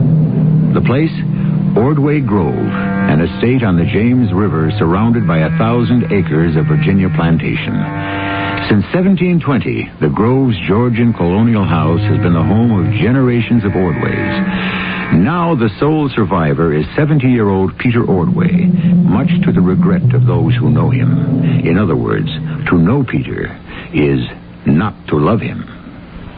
This is Frederick Walpole. I've been hanging on to this phone for 10 minutes, waiting to speak to the bank's vice president. This is Mrs. Raymond. Oh, Mrs. Raymond, good. I have Peter Ordway here, if you would be so good as to hold on. Certainly. Virginia? Mr. Ordway, what can we do for you? What are you up to down there at the 4th National? I'll follow you, Mr. Ordway. Mr. Ordway, if someone here has done something to displease you, the sooner I know what it is, the sooner we can have the situation corrected. Well, if I knew who the culprit was, I wouldn't be calling you, Mrs. Raymond. Mr. Ordway, I'm trying to apologize. I don't know what to apologize for. Didn't the messenger arrive with your monthly statement? I received the statement, and with it I also received a card with something written on it. Why, is that why you called me? What is written on the card? 3 words. $1 million. Well, I don't see why that distresses you. I want to know why that card is in the same envelope with my bank statement. Well, probably some bank teller scribbled that notation down. It was just accidentally included with your check. I cannot accept that. Now, Mrs. Raymond, I want you to make a thorough investigation and report back to me. Goodbye. Walpole? Walpole, are you here yet? Oh, good morning, Mr. Ordway. Beautiful morning. Well, I brought your mail up from downstairs. Nothing of great interest. A few inquiries. The Antiquities Association wants to conduct a tour of the mansion on Jefferson Davis Day. Your foreclosure of the Hills Point houses have been signed. Now, what is this? This card? I didn't see that. It came in an envelope with no return address. Does this card look familiar? A plain 3x5 card. Nothing on this side. $1 million? Well, it's the same handwriting as the one that came yesterday with the bank statement. What should I do? Tear it up. 2 cards in 2 days with the same words on it? Talk about a sudden downpour. The sun was out 5 minutes ago. Walpole, leave me, will you? We'll attend to the correspondence after lunch. Yes, sir. Shall I have Harper bring you a lunch tray? Well, I'll see how I feel then. Yes, sir. And call that female vice president of the bank and see what she's found out.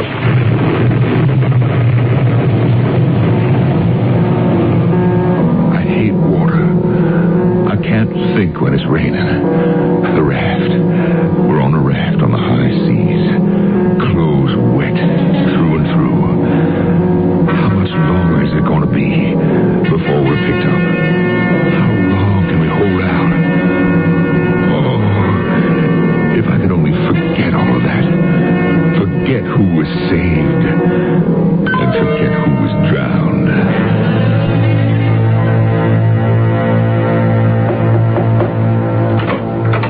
I brought you your lunch, Mr. Ordway.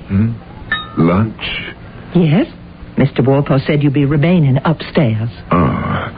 Has it stopped raining? Well, Mr. Ordway, it stopped 2 hours ago. Oh, has it?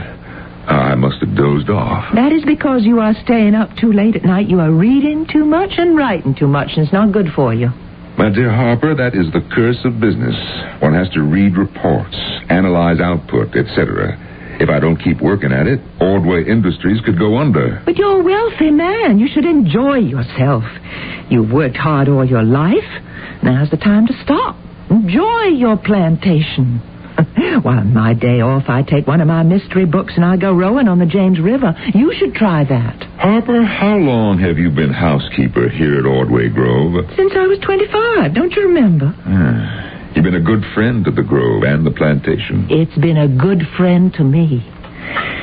Now, put this tray on your desk, and I want you to eat every scrap.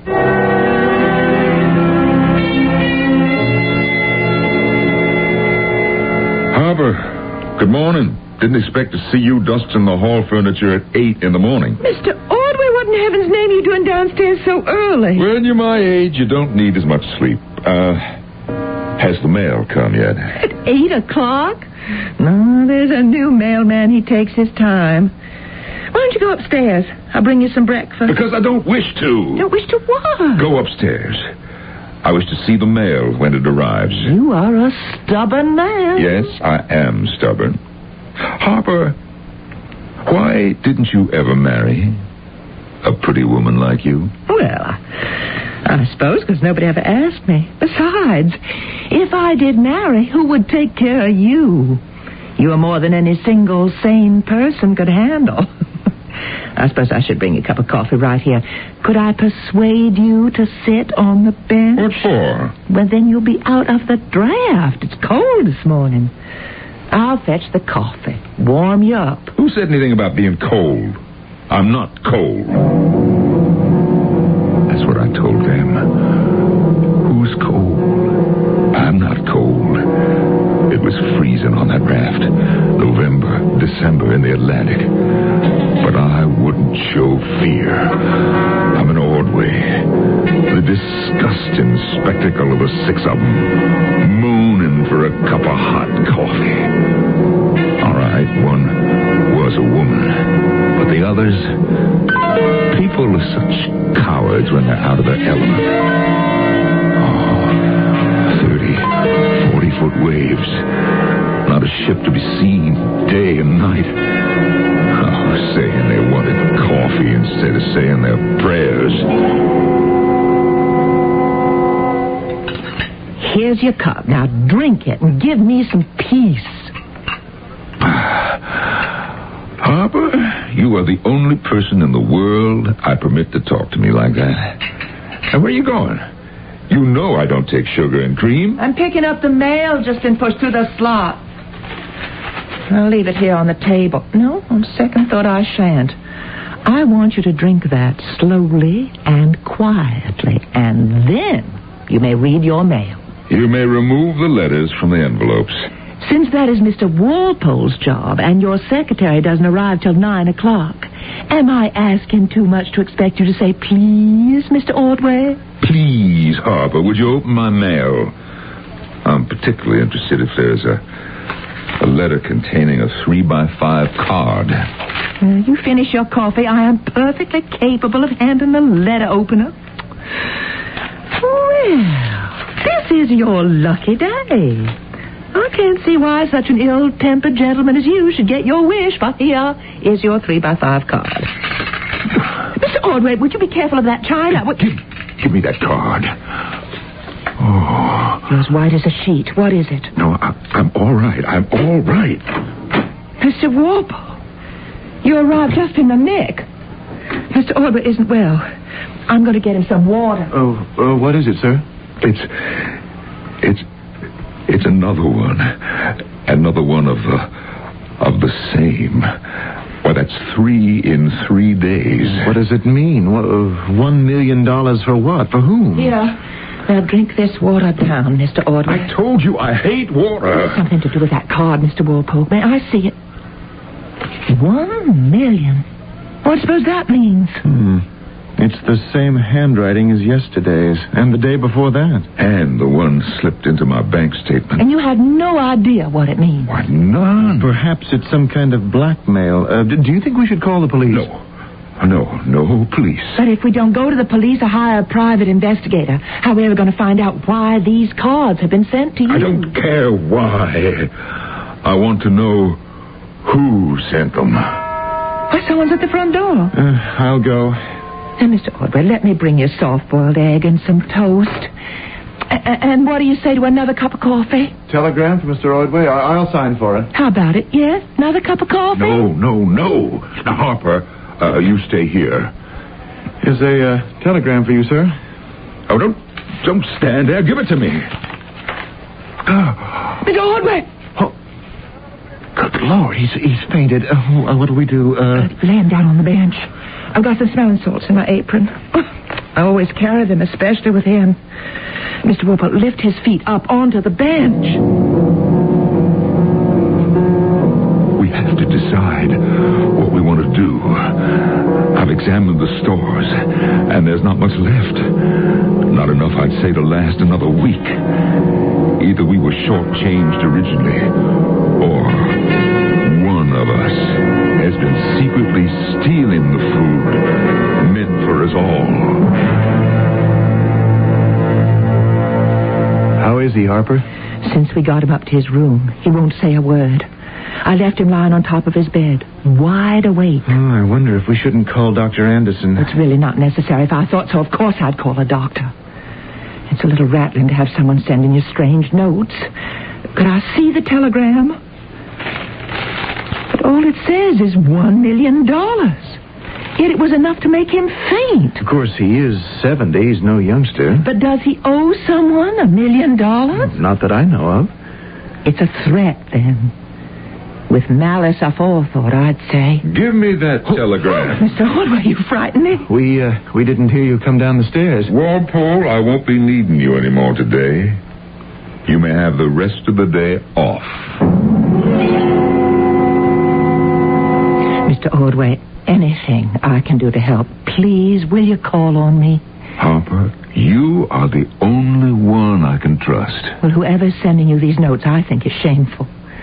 Why would anyone wish to send annoying notes to such a wonderful, kind person as you is beyond me. You know, I am an avid reader of crime and mystery books.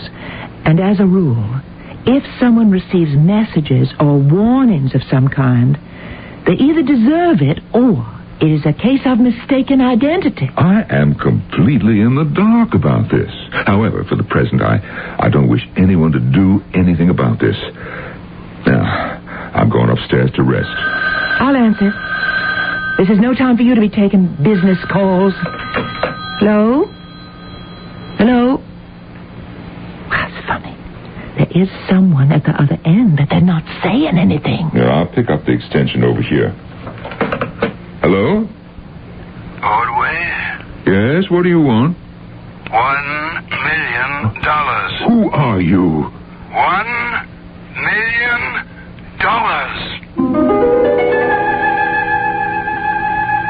If someone demands such a large sum of money, he must have reason to believe he can get it. But what for? For services rendered? Possibly. And if payment is not forthcoming, what could be the penalty? The hard currency of ultimatums? Riches, says the Proverbs, shall not profit in the day of revenge. Is the threat revenge? To help you solve the puzzle, I shall return shortly with Act 2.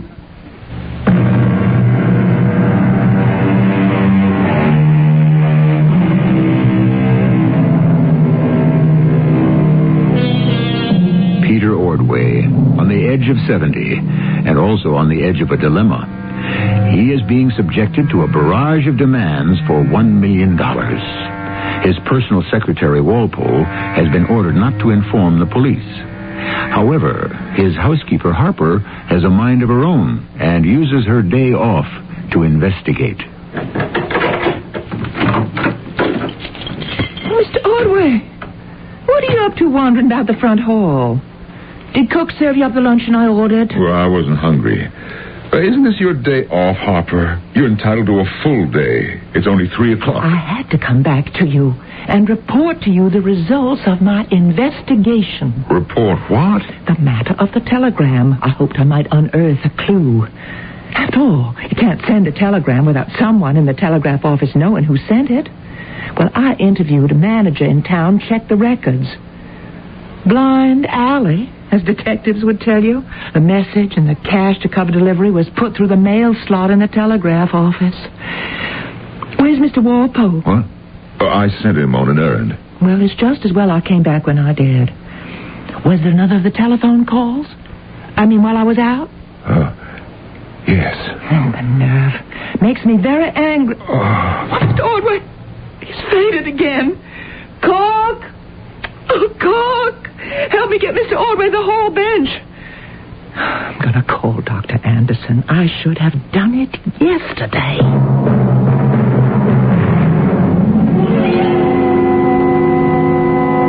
What is it, Dr. Anderson? Is it serious? Yeah, I wish he lived on the ground floor.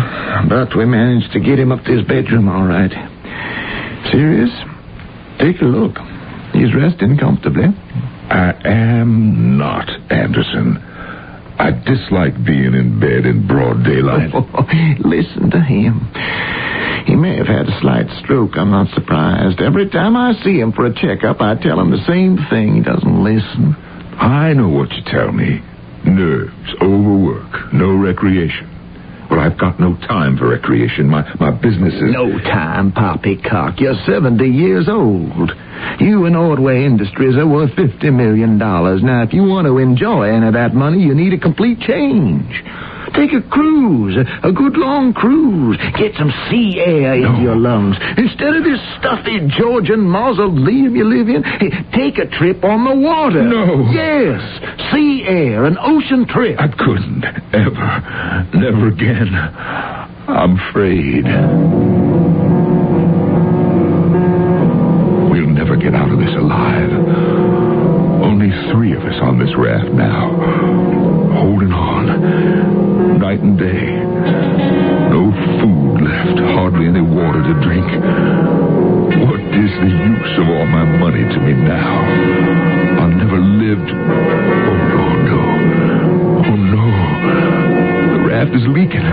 Too much weight. How much longer can we stay afloat?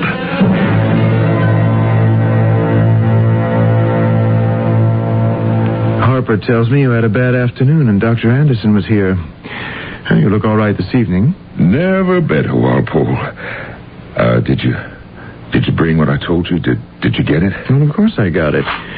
Here are the bullets, and here is the revolver. At 22. All right, Walpole. Dig into that pile of correspondence on the desk. Mr. Ordway, are you loading that revolver? Well, it's not much use to me empty now, is it? Just, don't point it at me. Did you receive any more of those telephone calls? Yes, I did. And I invited the caller to join me here this evening. That person, the one who wants the $1 million? Told him the front door would be unlocked. To walk up 1 flight of stairs to find me. So, that's why you wanted me to buy the revolver. Man's home is his castle. It's his duty to protect himself. Come in, sir. I've been expecting you. Do close the door behind you. You haven't changed much, Ordway. I don't know you. I don't expect you to recognize me. I didn't have white hair and a white beard in those days. Who are you? You know who I am. We were together long enough on that raft. You haven't forgotten. Oh, that raft. I've come to collect the debt, Ordway. You received my little reminders, didn't you? Those cards. And the telegram. Sir, whoever you are... Walpole, pay no attention to the man and he'll go away.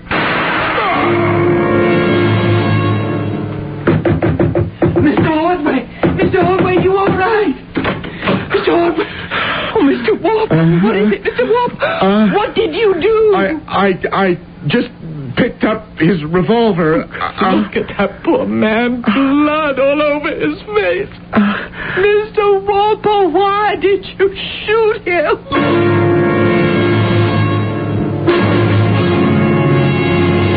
Mr. Walpole, my name is Detective Gower. You're not under arrest. We've merely asked you to come down to headquarters to make a formal affidavit as a witness to the crime. Would you please begin? Yes. My name is Frederick Walpole. I'm 48 years old. I've been in Mr. Ordway's employ for about 30 years. I went to his house at 9 o'clock this evening to take dictation, and at his request to bring a revolver and a box of bullets he asked me to buy. He sat behind his desk, loading the revolver, and I sat facing him across the desk. I heard the door open behind me. I thought it was Harper, his housekeeper, and then I turned around. Who was standing in the door? A man. He seemed pretty old. He had a white beard, white hair. His face was ruddy, like a sailor or someone who lived outdoors. Anything else you can remember? Yeah, he had a cane. He was leaning on it. Can you remember what was said? Well, first, Mr. Ordway said, "Who are you?" You know me all right. We were together long enough on that craft. He said either craft or raft. I'm not sure which. I've come for the reward you promised me. $1 million. Then, suddenly, Mr. Ordway fired his revolver. Now, the man must have fired at the same moment because I only heard one shot and Mr. Ordway fell over. The man disappeared. Mr. Ordway had fallen in back of his desk. Dead. I ran to him and picked up his revolver where he dropped it. Which is where Harper, the housekeeper, found you. All right, that'll do for now, Mr. Walpole. You mean I can go? Yes, you may, but please don't leave the city. We'll be back to you again.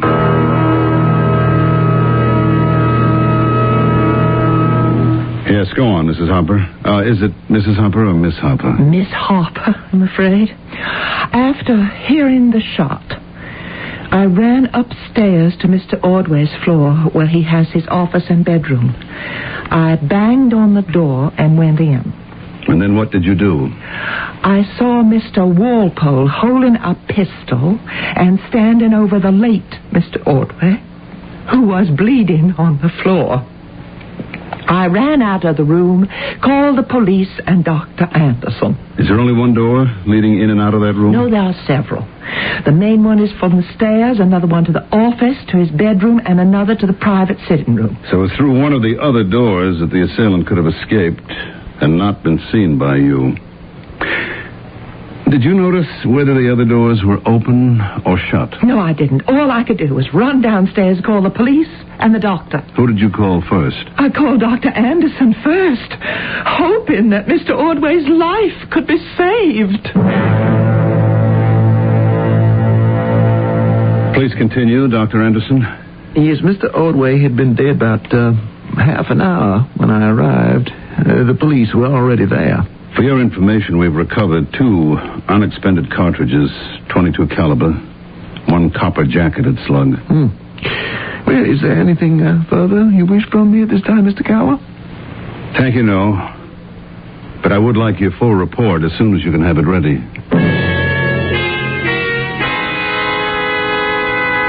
Harper, you thought I'd killed Mr. Ordway, didn't you? Well, how can you blame me? When I found the smoking gun in your hand, it looked like a quick hit. I'd only picked it up from the floor where it fell. The man who shot Mr. Ordway had disappeared. Oh, it's too horrible. Poor Mr. Ordway lying in the morgue, being examined by forensics. Or is it ballistics? Or when are they going to bury him? Well, as soon as the police release him. Oh, I hope they hurry.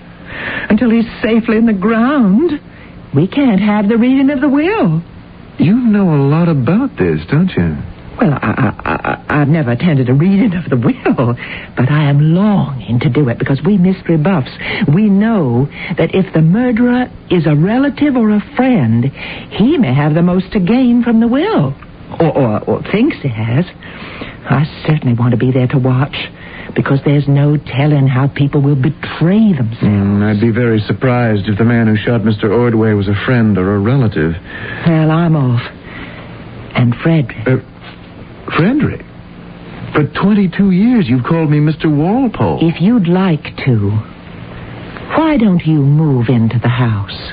There are plenty of guest rooms, and you could work here as much as you wanted to.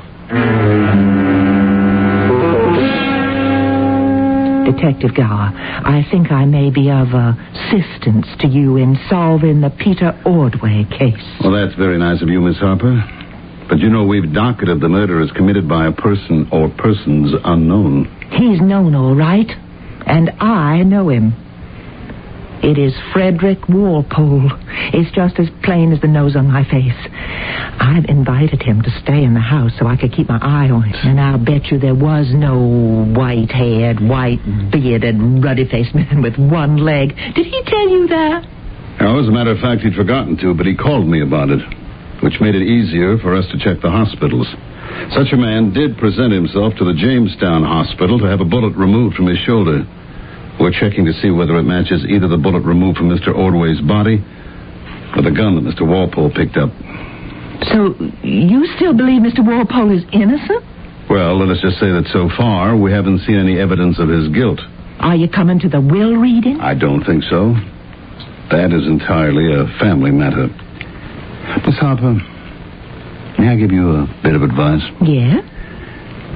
Don't stick your nose where it doesn't belong.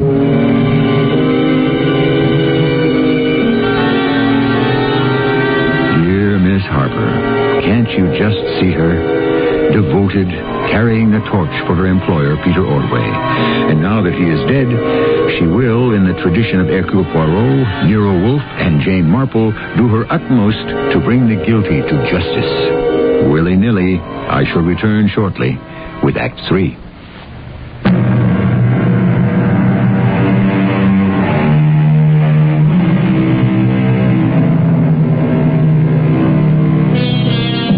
Scratch the surface of most people, and what you would find underneath would surprise you. Here is Peter Ordway, whose estate on the James River goes back 2.5 centuries, whose family was revered and respected. With every passing generation, the lineage dwindled, until now, the last of the Ordways has passed into the beyond. However, there are people with memories, newspapers with news, and skeletons that rattle in closets. Frederick, I believe I'm on to something. Oh? I spent the entire day in the Sentinel office looking through their old newspaper stories on the Ordway family. Mm-hmm. Where are my notes? Here. Now listen. On November 14th, Mr. Peter Ordway and a party of 5 from the staff of Ordway Industries took off from Virginia Airport for Brazil. Encountering severe storms, the plane appears to have lost radio contact and has not been heard from since. Now, here's another. Rescue in the Atlantic, December 29th. Mr. Peter Ordway and one other gentleman, not yet identified, were picked up from a life raft in the southern Atlantic. They had been adrift for over a month. I wonder where I was when this happened to him. Why didn't I hear of it? But, Frederick, I didn't either. Nobody ever talked about it. But it fits together with what that man said that night, remember? We saw a lot of each other on the raft. You've got something there. What's your news? Any calls when I was out? Nothing exciting. We've been asked to Mr. Ordway's attorney's office tomorrow for the reading of the will. Nothing exciting. The will reading? We might meet the murderer himself there. I can hardly wait.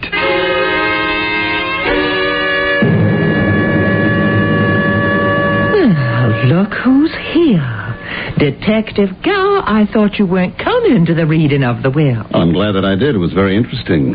Fascinating. Congratulations to you, Mr. Walpole. Thank you. I was absolutely floored by Mr. Ordway's bequest to me. $50,000. I don't know what I'll do with all that money. Of course, compared to what he left you, Frederick, it wasn't so much, but I'm sure you deserved it. It was an interesting bequest, Mr. Walpole. An unconditional gift to you for your loyal service of $1 million. Well, it was news to me. I'm still in a state of shock. Then you won't take this news too hard. You're under arrest. You're arresting Frederick? On suspicion of the murder of Peter Ordway.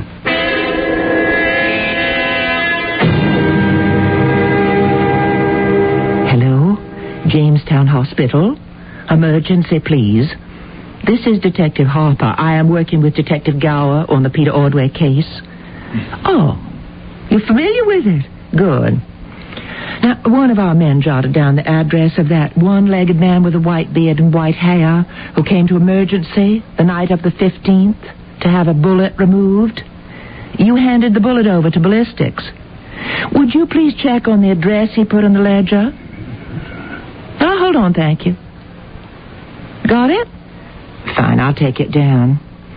Holderby, Benjamin, 144 Steamboat Road. And a telephone given? Okay, we'll check into it.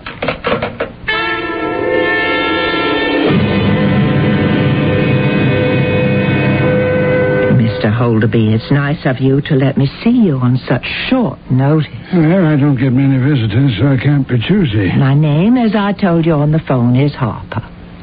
Miss Harper. This is the first job I've had in the outside world for, quite a few years. Oh, you mean you're not a professional survey taker? Oh, my goodness, no, Mr. Holderby. I was a professional housekeeper for many years, but my employer died, and I had to look for other means of employment. Now, As to you, Mr. Holderby, I can see by your complexion you are an outdoors type. I have been for some time, yes. Mm-hmm. Were you born around here? Not too far. You have had an accident to your leg, I see. Yep. An injury sustained in the war? Yep. Oh, I don't want to embarrass you. It's all right. A shark bit off my foot about 30 years ago. How dreadful. You were swimming in the ocean? You might say that. I was trying to save my life. Fascinating. And what brought you back to your birthplace?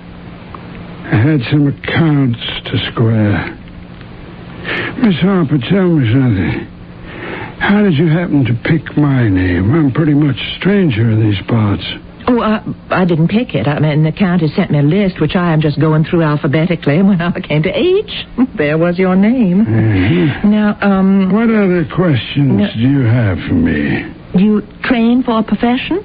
I was an airplane mechanic and pilot. I started 35 years ago. Well, now, that is interesting. For a commercial airline? No, I flew a private plane for a company. Really? We go everywhere. Up to Canada, down to South America. All in company business. Well, I must say, this being a survey take is much more interesting than being a housekeeper for Peter Ordway. Oh, my. You were his housekeeper? Yes. Did you know him? Yes, I know. Poor man, he died mysteriously. He was shot to death. Is that a fact? Miss Harper, you're a very clever woman, but not clever enough. Now, you and I are going to sit here, and you will tell me the truth. How you happen to come here and who you're working for. No tricks and no lies.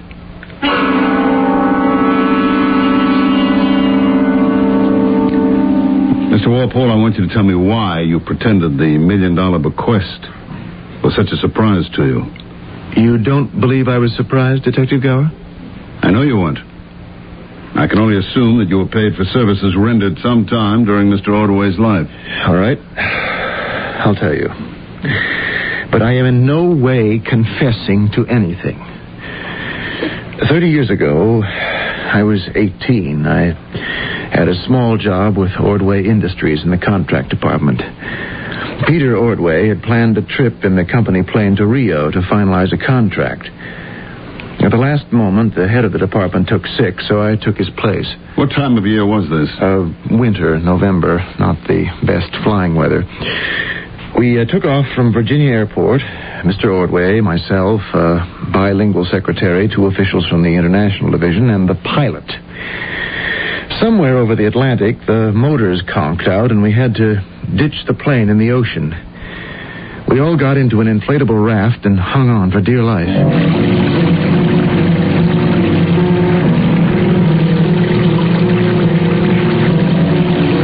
What's your name, young man? Frederick Walpole. I'm in your contract department, Mr. Ordway. Yeah, well, we've been on this raft for 3 days, and no one's spotted us yet. Oh, someone will show up, I'm sure. You're either an optimist or a fool. There's not enough food or water for 6 people. Hey, you, pilot, bend hold of me. Yes, Mr. Ordway? Take a look at the stores. Tell me how much is left. Ordway was right, Detective Gower. There was hardly enough provision for 3 people, let alone 6. The morning of the 15th day at sea, the 2 company men from the International Division disappeared. They'd fallen overboard during the night, or so I thought. We were down to quarter rations. Instead of 4 biscuits a day each, it was 1. 1 for Miss Hart, the secretary, 1 for Ben, the pilot, 1 for Ordway, and 1 for me. 4 days later, the girl disappeared. Yes, it's a darn shame. I can't understand it. How could she have fallen overboard last night? We've had such calm seas. She was a nice girl. Well, now let's take stock. Only 3 mouths to feed. Myself, you, and Ben. Walpole. Sit a little closer to me. I want to tell you something. Now, you know I'm a rich man. Oh, yes, sir. You also know it could be days or weeks before we're discovered. There's no food left. The water, if we're careful with it, just about a quart. And then it's drinking the Atlantic or nothing. Look down there. She's leaking. Every day another inch. 3 people are too heavy. Now, we could last a whole lot longer if there were only 2 of us.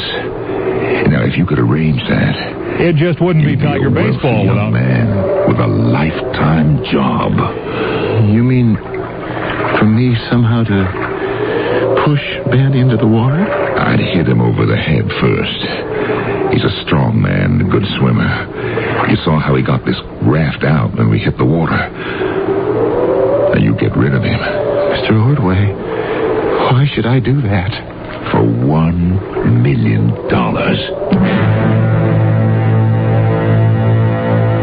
Mr. Walpole, if you're telling me the truth... I am, Detective Gower. Then someone else knew of Ordway's plan to buy death for $1 million. The man who you claim shot him that night. Did you recognize him? White hair, white beard, 1 leg and a stump? No, I never saw him before in my life. Are you sure? People change, you know, and this was 30 years ago. No, sir, I did not know him. Walpole, for the present, I'm booking you. At least I'll know where to find you.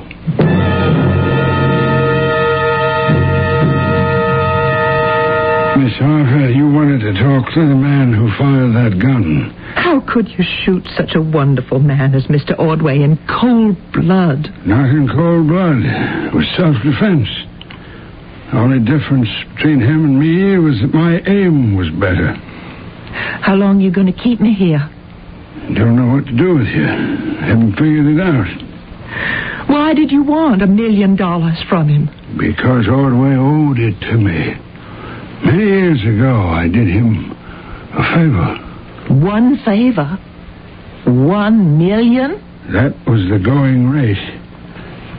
He never paid me. Ben Holderby, open the door. This is the police. Ben Holderby told me Ordway had offered him $1 million to do him a favor. And I'll bet it was to get rid of Walpole. Just as he offered Walpole $1 million to get rid of Ben. Yet both men are still alive. Miss Harper, I have an idea that you could precipitate some action here. If you don't object, I'll have Holderby and Walpole brought to the holding area and have them confront one another. Then I wouldn't be surprised if we didn't get to the bottom of this. I know you. You're the man who shot Mr. Ordway. You were so intent on him you didn't see me, but I saw you. He tried to kill me first. Your name's Holderby, isn't it? That's what it is. That voice. Where did we meet before? You met 30 years ago. Ben piloted the plane you and Mr. Ordway were on, Frederick. The one that went down. Frederick? You were that kid who worked for the company? Yes. I thought you were dead. I thought you were dead. I came to collect because Ordway promised me $1 million to get rid of you. Because 3 guys couldn't survive in that leaky raft without food. Well, he said the same to me. But that night I heaved you as far into the sea as I could. I never saw you again. I swam back under the raft, held on, and waited until you were asleep. Then I hit you with everything I had and dumped you overboard. I never thought you'd make it. I almost didn't. I saw those black fins heading for me. I thought it was all over. Sharks started snapping at me. Thank the Lord, a fisherman pulled me out before too much damage was done. And what about you? Well, 2 days later, Ordway and I were rescued. I know it sounds crazy, but I'm sure glad I didn't kill you. It's been on my mind for a long time.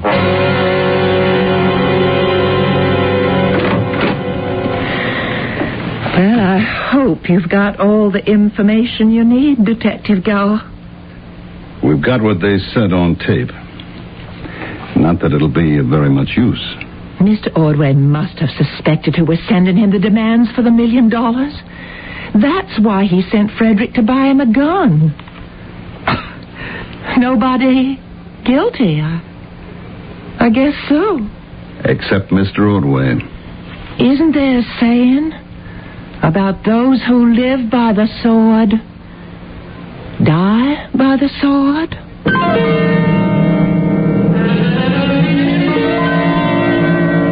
I don't happen to be one of those who believe the love of money is the root of all evil. It can be the root of good as well. Used judiciously, it can bring security, satisfaction, and reward. Misused, it can cause death, as it did in the story of two men who were bribed to kill. In the end, the man who tempted them lost the very life he tried to preserve, his own. I shall return shortly.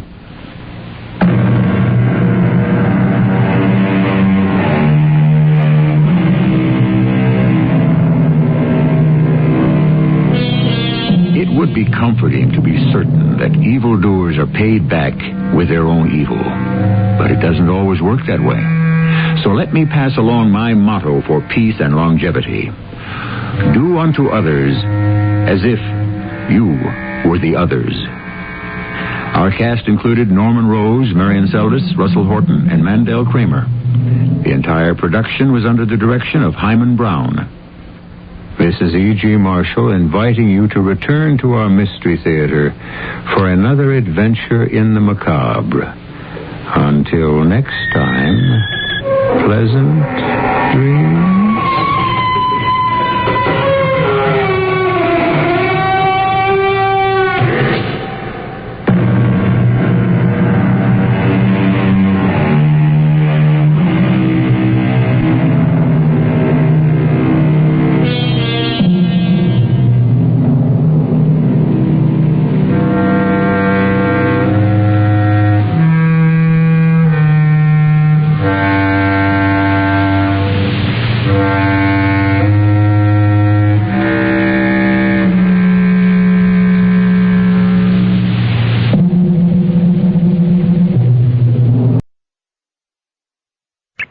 The CBS Radio Mystery Theater presents...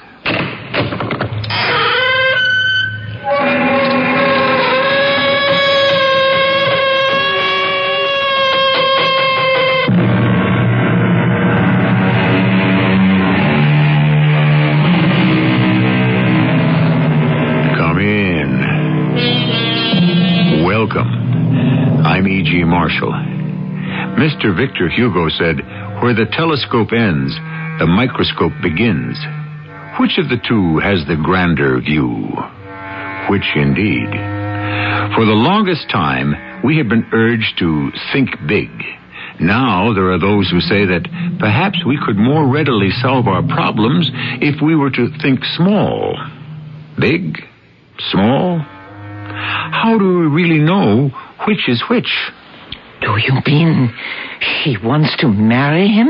She is attracted to him. But doesn't she realize he killed her father? We cannot prove it. But we can tell her. Tell her what? Tell her what we think, we suspect. But we have absolutely no proof that the man she may be madly in love with is her father's killer.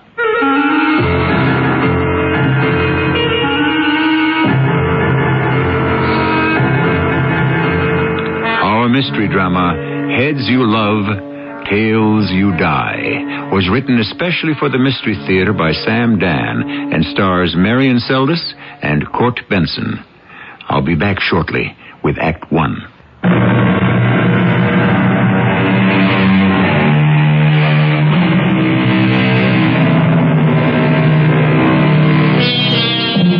When you meet the Countess Elena Moragni, your immediate reaction is, of course, this lady must be the genuine article. She's tall, slender. Her features can only be described as exquisite. Her costume, though basically simple, is the height of stylish elegance.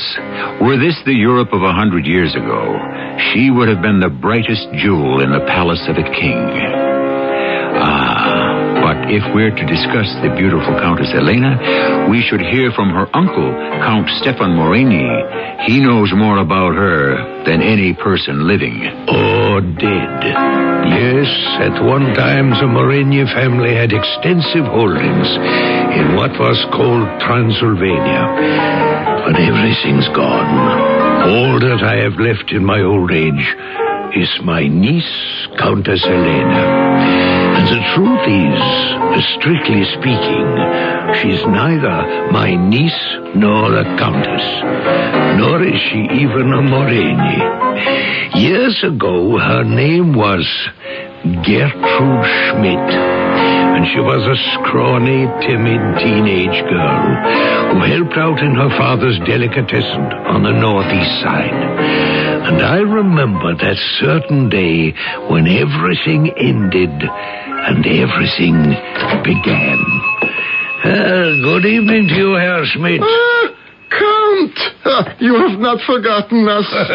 Why should I ever forget you, Herr Schmidt? I thought that since you had come into your fortune... No, Herr Schmidt, I have not come into my fortune.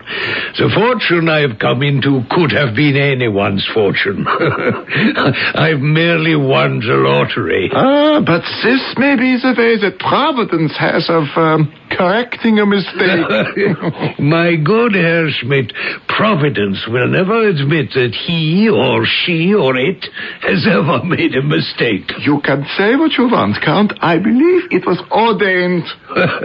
Why are you surprised to see me? I thought that now you are rich, you would buy at the more exclusive places. My good friend, you are the only shop in town where one may purchase paprika that is worthy of the name. A true paprika. I have put some aside for you, Count. Gertrude, here is Count Morini, who has come all this way to buy from us. Well, say hello. Good evening to you, Fraulein Gertrude. Gertrude, where are your manners? Oh, she is so shy. Look at her. When you stand erect, child, you have the carriage of a queen. But why is she so timid? Frightened of her own shadow. Wait, my good friend, wait. One day she will discover the power within her, the irresistible forces of fire and ice in those brilliant, beautiful blue eyes. I tell you, she was born to break hearts and rule men. If only I could just get her to say hello to people. All in good time. Some blossoms bloom early, others late. But the magnificent flower... Stick 'em up. Oh, now, you heard me. That's a gun, my friend. Be careful. Just stick up your hands. There's no need for this, young man. If you're hungry, you can have food. If you want money... Shut up! You can have anything, but put away that gun. Open the register. Schmidt, do exactly what he tells you. Good. Now, just stand back. It went off. I didn't mean to. It just went off. Yes, it just went off. And Joseph Schmidt fell down dead. I was standing next to him. A little more to the left, and it could have been me. As it was, I was blinded momentarily by the flash. I could feel the sting of the exploding powder. The gunman, of course, ran away, and the police never found him. Some weeks later, I decided to return to the shop. Perhaps I could do something for the young girl. Yes? How can I help you today? Oh, it's the Count. Good morning. That bandage on your eye, is something wrong? Oh, it was from the... Oh, well, never mind. You needn't be afraid to say it. I heard you were blinded from the powder from that shot. You're better, aren't you? Yes. Then it's just a temporary thing. We hope. My dear, you look tired. Oh, yes. I understand you're keeping up the shop all by yourself. I'm trying. And you're finding it difficult. I'll manage. Of course you will, of course. However, the price may be too high. What do you mean, Count Moreni? Come with me, my dear. Where? Just over here, to the mirror on the wall. Now, look at yourself. What do you see? Well, Shall I tell you what you do not see? Lines, shadows, brought on by work and worry. The struggle to make ends meet. Well, I suppose it cannot be helped. Ah, but it can. How? Gertrude Schmidt, who must labor for her daily bread behind the delicatessen counter, will fade early, wither away. But the Countess Elena Moreni, she is something else. Who? Who is she? The only child of my late brother Zoltan. And I am an old bachelor, therefore she is the last of the Morenis, and she will inherit my fortune. But why must she wait till I'm dead and she is old? I shall endow her with it now. Look at me, child. Look at me. Countess Elena Moreni. Countess Elena Moreni? Elena, for the only woman I ever loved and lost. She was so much like you. You shall keep her memory evergreen. But what are you saying? You will become my niece, the Countess Elena Moreni. Me? You shall become the most beautiful, the most famous and sought-after woman in all the civilized world. Please, Count, We have nothing to say about it, you or I. But, Count, I have everything to say about whether or not I'm going to allow... It was almost the very last word your father said. What word? Providence. We were talking about my coming into a fortune, and he said it was ordained. What? What was ordained? My dear, your father at that moment was only a minute away from his death, a single footstep from eternity. Did he already sense the meaning, the design? Was it even then being slowly revealed to him that I would use the money for you? Oh, but please, no, I'm frightened. Frightened? Oh, no, child. Be rather joyful, be jubilant that he has been able to sense your glorious future. I can see you now, the Countess Moreni. No. No? I can't. Why not? Because I just can't, that's all. Tell me why, child. Because the man who killed Papa, he must pay for it. I must make him pay. You? Who else? Was the police? The police have already forgotten him. Well, I shall make this killer pay the price. How? I'll wait for him. Where? Here. Look inside this drawer. You see? Oh, that's a revolver. And I know how to use it. Revenge. Surely a Moreni cannot argue against it. He will come back here one day. Why do you say that? He will come back. I know it. My dear, your grief has made you angry, frustrated. My father was murdered. And you cannot tear yourself away from the place where he fell, as if somehow that would keep him by your side. But ask yourself, what would make him happier?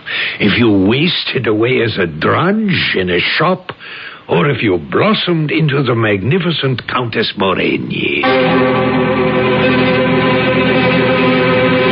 She didn't need very much persuasion. But while your average countess is born, your true noblewoman must be made. And she was given all that was required to make her a great lady. And I must say she was an apt pupil. She learned French, the language of civilization. Tout passe, tout casse, tout lasse. Italian, the language of art. Di qua, di là, di giù, di lassù. Spanish, the language of passion. La vida es sueño, y los sueños, sueños son. And there were the piano lessons, and the painting lessons, and tennis, and golf, and shooting, and sailing, and travel. And soon people were beginning to notice this fabulously beautiful and unbelievably talented Countess Moreni, who came from one of the oldest families in Central Europe. And there was this celebrated love affair with the scion of one of America's wealthiest clans, who shot himself when she left him. She was constantly sought after for interviews, and so was I. Most of them were the usual light-headed fan magazine type. But one journalist proved to be remarkably perceptive. Count, when you see her, she seems to glitter and sparkle like some priceless gem. Of course. But I think I sense a dark quality. I beg your pardon? Almost a shade of sadness. Yes? As if there has been some tragedy in her life. Has there been a tragedy? Why don't you ask her? I did. And what did she say? She said no. Well, then, that should be the answer. But I don't believe her.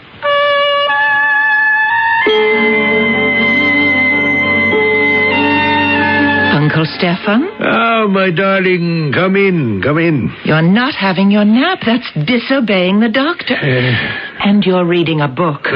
You make it sound like a crime. It is. He said your eyesight was just too weak. Well, he said my eyesight was failing, and so it might just as well fail in the line of duty. Oh, well, I'm afraid we have something to talk about. Oh? This is rather awkward. You see, my dear, it seems I've run out of money. My dear uncle, I have been expecting this announcement. You have? Yes, the wonder is that your money lasted as long as it did. And so, as I saw this day approach, I said to myself, I must go to work. I have become an interior decorator. Oh? Well, why not? All one needs is taste. So I've opened an office. I look at you. I simply cannot believe that you started this life as Gertrude Schmidt. And I can never forget it. I know, and it shows. Well, to you, naturally. Yes, and also to an extremely perceptive reporter, Miss Rivers. I've never forgotten my father. And that day. And I've made a vow that that murderer will be brought to justice. Sometimes, my dear, we must remove vengeance from our hearts, or it shall destroy us. No. Something inside me says follow your destiny. That man who murdered your father is part of it. You will meet him again. Oh, dear Uncle Stefan, I feel I shall meet him again. And soon.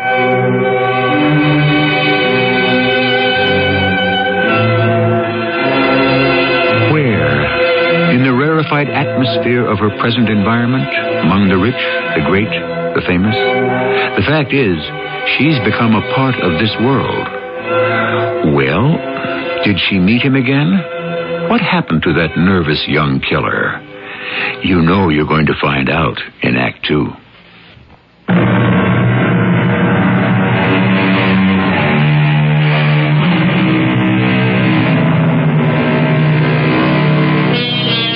Most popular of all stories is Rags to Riches. But the problem with most of them is the fact that the transition is never really smooth or easy. And no matter how high one becomes, or how many riches one acquires, it's impossible to leave all the rags behind.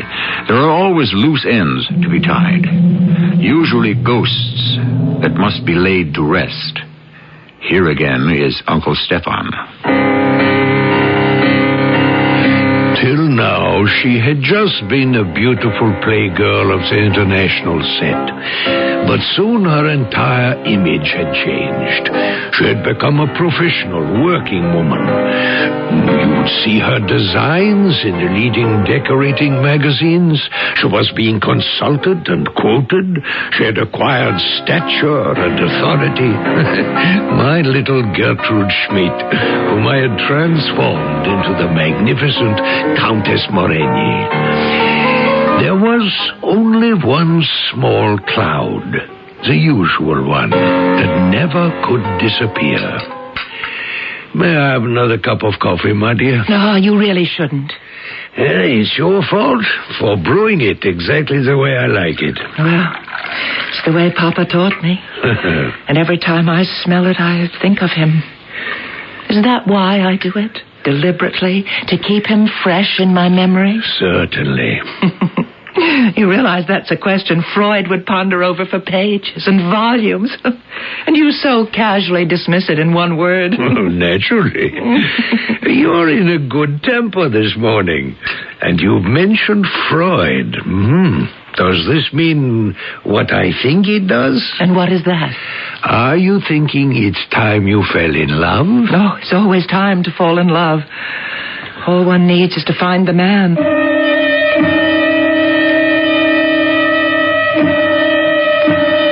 Yes, that's the way it goes. She was unaware of it, but this was the day that she was destined to meet a man who... but I mustn't get ahead of myself. I can only say that that day there was another conversation at another breakfast table. Harry? Yes, my dear. I waited for Margaret to finish serving breakfast. Does that mean we're going to have a scene? You didn't keep your appointment yesterday? What appointment? With Countess Moreni. Alma, why do I have to be involved in this thing? It's your house. You live here, too. Well, let her decorate the place any way she sees fit. She can't do it unless she knows She is being paid, and quite well, to do it. A house must be an extension of the people who live in it. It's a good sales talk, but she doesn't have to persist in that nonsense. She already has the job. Let her do it. Take the money and run. That is not how the Countess Moreni has become the foremost interior decorator in this country. Alma, I am too busy. You promised I could have the Countess do the house. I wrote out a check. What more do you want? Unless she has an opportunity to meet you, she'll resign the account. Well, that's just too bad. Terry, I am trying to hold on to my temper. Alma, I'm very busy. I don't want to become angry. Don't force me to make an issue out of this, because I will. All right. All right. This afternoon at 2:30. Be there.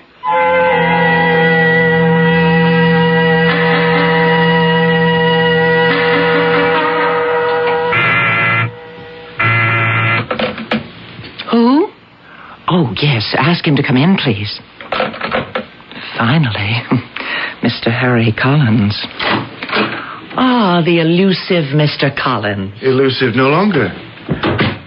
So, there is a Countess Moreni. She's not merely a picture in the magazines, a story in the papers. Have a chair, Mr. Collins. Had I but known. Had you but known what? Well, that words fail to express, pictures even fail to communicate the essence of the most... oh, why wouldn't I say it? The most magnificent woman I've ever met. You realize, of course, that this is a business meeting. The business of which is to get to know me better.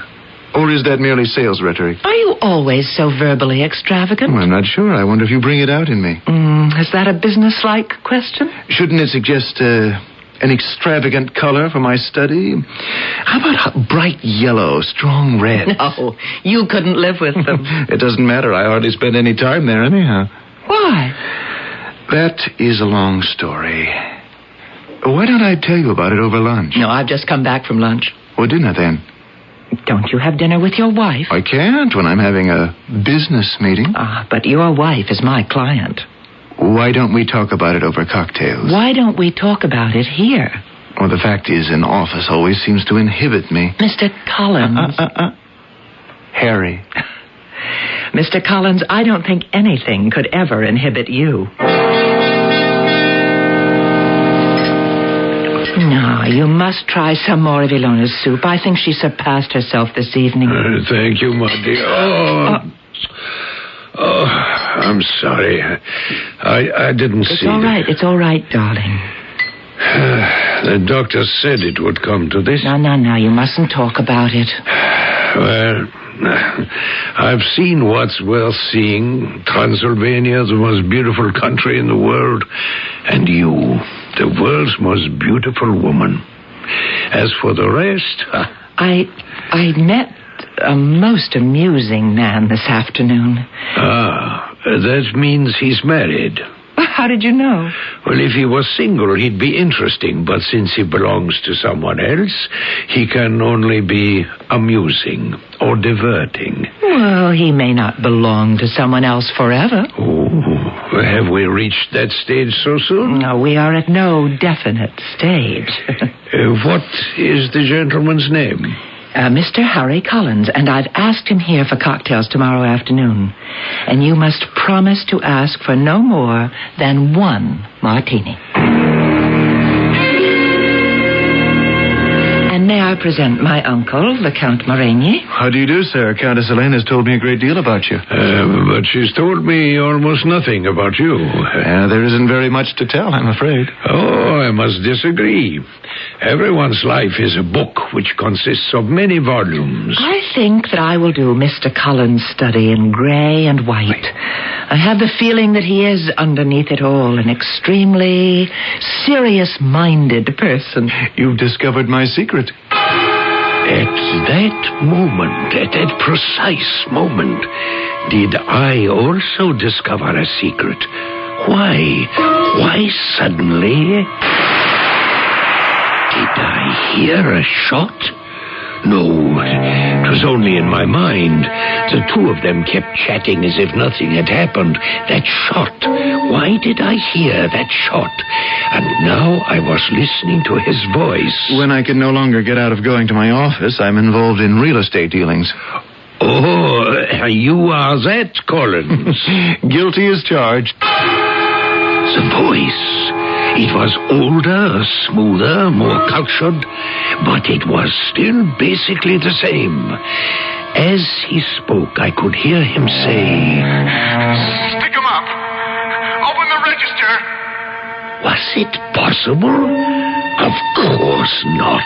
How? And then I said to myself, Stefan, it's the voice. You know it's the voice. I peered at him. My eyesight was almost gone. If only I could see. If only...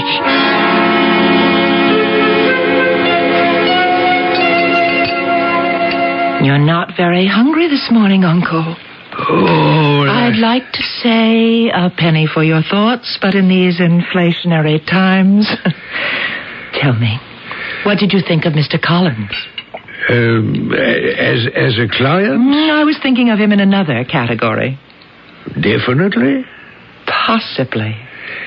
My dear, this Mr. Collins, does he seem familiar? In what way? Oh, in any way. I don't think so. You don't feel perhaps that you might have met him somewhere, sometime? No. Does he seem familiar to you? I'm not sure. Why do you ask me that question? Does Mr. Collins seem familiar? It was just an idle question. But you never ask an idle question. I'm getting older. And wiser? No, unfortunately. Well, to lay that particular question to rest, I've never met Mr. Collins before. That should end it then. I couldn't even imagine where or under what circumstances. Good afternoon, Miss Rivers. How good of you to come. What reporter in her right mind would refuse an invitation from the celebrated Count Moragny? You mean the uncle of the celebrated Countess Moragny. The tea tray is laid out, as you can see. Well, I wonder if you'd be good enough to pour. Of course. Cream, sugar, lemon. Well, just tea for me, thank you. And now, sir, May I ask why you have invited me here? I want information. We reverse roles. I'm the one who usually makes that request. What do you know about a Mr. Harry Collins? May I ask why? Let me say this. If you keep this matter confidential... It's not my business to keep matters confidential.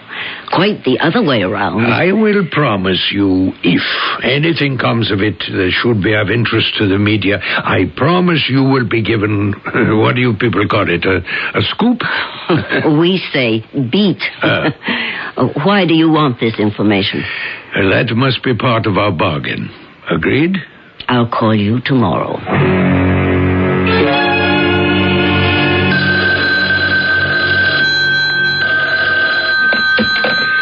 This is Count Stefan Moreni. Now, how may I help you? I'm afraid I can't be of much help to you.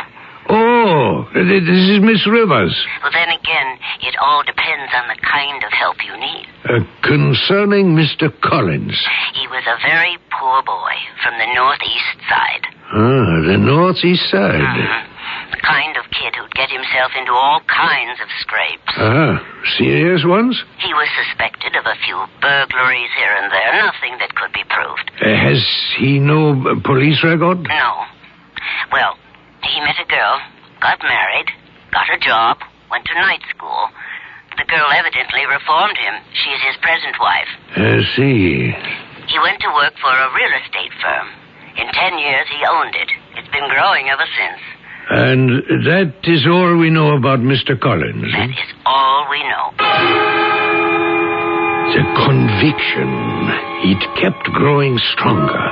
Harry Collins, this self-made millionaire, he was the killer. How could that be possible? But wasn't anything possible? Didn't scrawny Gertrude Schmidt become the radiant Countess Moreni? I was positive. But what could I do about it? How could I hope to prove it?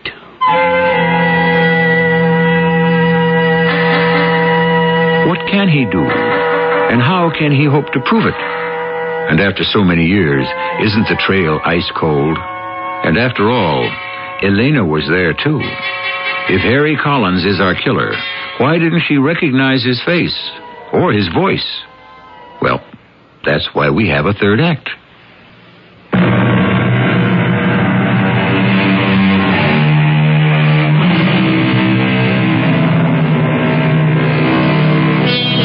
You can say what you like about facts and figures and statistical data.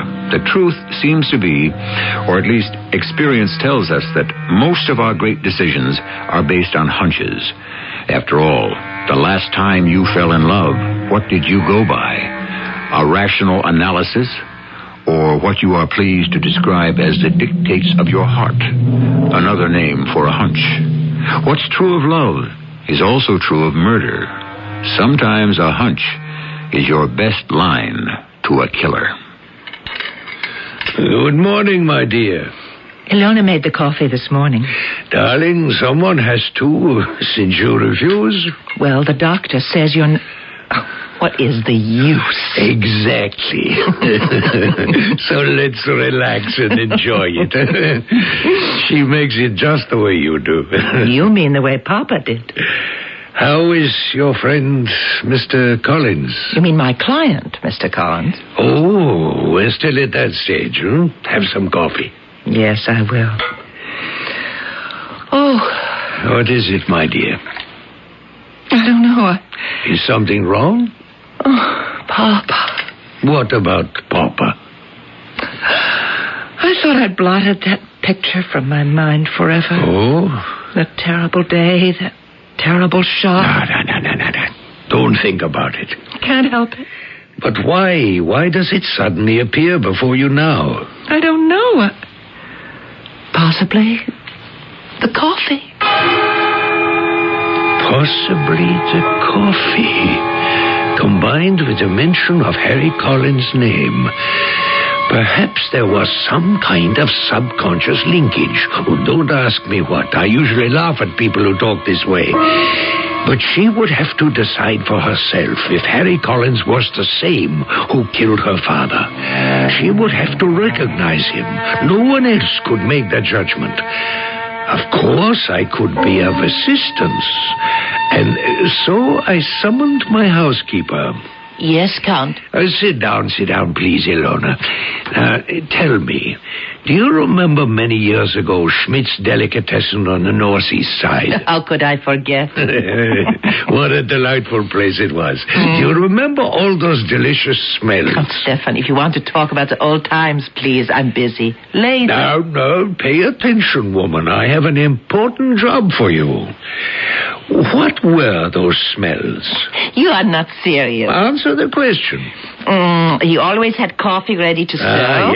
Yes. And why was it so distinctive? The little bit of chicory. What were the other smells? Those delicious meats and sausages, The salads? You're making me hungry, and the doctor says I must diet. You must duplicate those heavenly aromas now, in this room. I do not understand. The thing is crystal clear.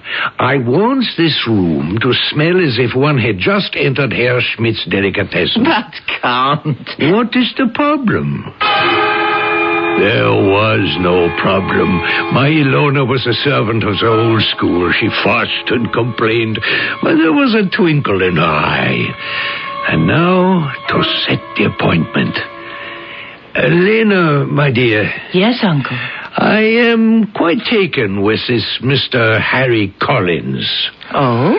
Do you suppose we could have Mr. Collins over for cocktails? When? Whenever it's convenient. This afternoon? Why not? Oh. Uncle Stefan, I don't know. There's something about him. Yes? It attracts me or frightens me. What does that mean? I have no idea. I'm disturbed. Well, how? Are you in love with this man? Love? I don't know. I've never been in love, but I have this feeling. Yes? It's as if some force has been generated inside me. It's a force that's going to be released, whether I want it or not. Uncle, is that what love is? It's love, or it's the other side of the coin, hate. Soon we shall know. Soon she would know. She would find out for herself. And if he were not the killer, she would find out without even knowing what it was she'd found out. That afternoon, she arrived first. I'm early. Harry said he'd try to be here before 6. Uncle Stefan. What is it, child? The room. What about it, dear? It's like... It smells like Papa's store. That's right. Somewhat. No, more than somewhat. Well, I've asked Ilona to prepare some food. Well, she must have outdone herself. I'm carried back to all those years to Papa's shop. The coffee with a pinch of chicory, the baked meats, the potato salad, the sauerkraut. Hello. I was able to get here early after all. No. Papa. Catch her. She's going to faint. Here. Put her on the couch. What happened? Should we call for a doctor? No. She'll be all right. Oh, shouldn't we do something? Ilona will take care of her, Mr. Collins. I wonder if you would be good enough to excuse us? Well, sure. Funny. What's funny? I don't know. I have this feeling. Yes? I don't know what it is. Can you describe it? No, I can't. I think I'd better go.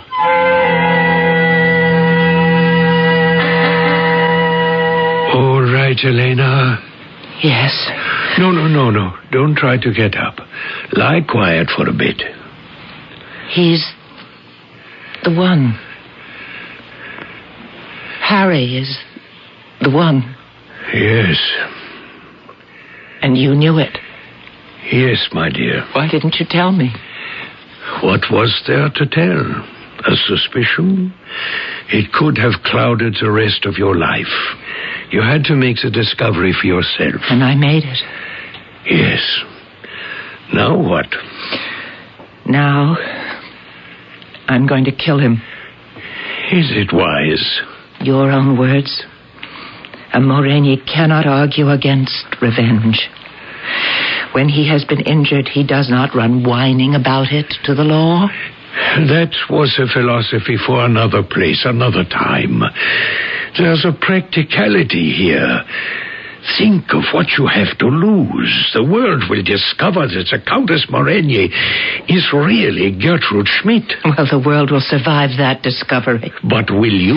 There's nothing shameful about being Gertrude Schmidt. But there's something awfully wasteful about spending the rest of your life in prison. I know that, but I have no choice. You don't? Uncle, are you saying that he's to get away with murder? He has to pay for it. Now, please, Uncle Stefan, I must get up. Where are you going, my Going dear? to my room. I have a .22 caliber automatic. And then I shall visit Mr. Harry Collins. Alma, are you busy? I want to talk to you. I hope this won't take long, Harry. I'll have to go upstairs soon, dress for dinner. You will, too. We're dining with the Alcotts. Alma, please, listen. I want a divorce. Alma? No. I won't let you go. What good am I to you? I own you. And don't you ever forget it. If I should go to the police Alma, please, try to understand. I'm in love. Of course you are, darling. You're in love with me. Can't you try to understand? I saved your life that night when the police came looking for you, and every day that I remain silent, I keep saving your life. Oh, the door. Do you suppose it's the police? Alma. There's no statute of limitations on murder, you know. Suppose they think they found a clue. Oh, don't worry, darling. I'll swear again you were with me all night. Alma, Of course, that didn't do my reputation any good. Things were different in those days, but I didn't care. I loved you. I'd give up anything for you. Now, let me open the door. And don't you say a word. Why, Countess, what a delightful surprise. Good evening, Mrs. Collins. Won't you come in? May I fix you a drink? No, thank you. I can only stay a moment. Oh, that's a pity. I just stopped by to shoot your husband. Oh, does he make you want to do that, too? There are times when I feel that Elena. Elena? Yes, Elena. I'm in love with her. She's the one, Alma. Oh, really? Oh, you have exquisite taste, Harry, darling. So, the two of you did not confine your discussions exclusively to interior decorating. Countess, do you have serious intentions concerning my husband? Yes, I have. Well, then I'm sorry. He is a most attractive man. That is why I intend to hold on to him. I know you're a woman of the world. You'll get over him. And he'll get over you after a while. Just as he's gotten over all the others. No, not this time. Harry, we will not have a scene. Hey, Elena, she's asked you to decorate the house. Show it for what it is. A place of hate and bitterness. Oh, do it in stone and bars because it's a prison.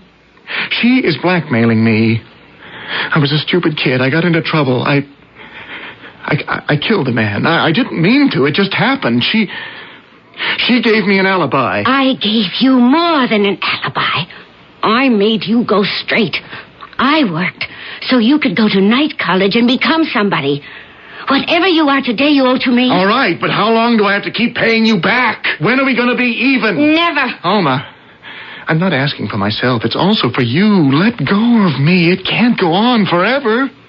Tomorrow, next week, next month, next year, I am going to kill you. Or myself.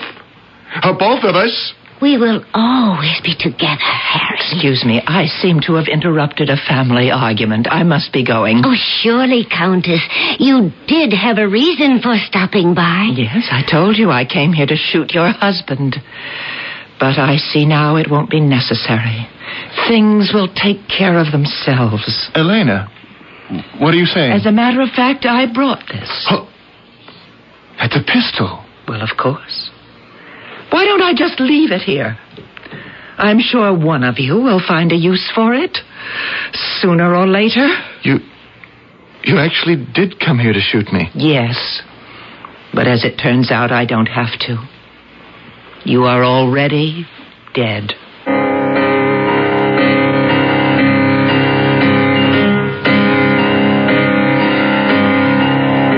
There is certainly a new style in things. We hear all kinds of sentiments concerning revenge, such as living well is the best revenge, success is the best revenge, survival is the best revenge. Who knows? I can only say that if revenge is being put on a more positive and less violent basis, I am certainly in favor. I shall return shortly.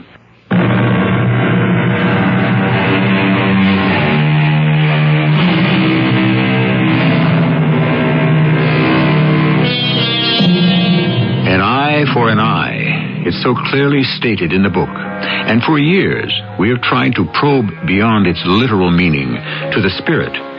And perhaps what was really meant in that ancient language was picked up later by a poet named Sir William Gilbert. Make sure the punishment fits the crime. And once we start to really analyze crimes and their punishments, we cannot help but find new insights into old problems. Our cast included Marion Seldes, Court Benson, Evie Juster, and Russell Horton.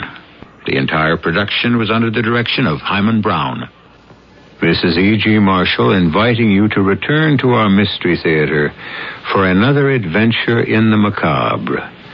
Until next time, pleasant dreams.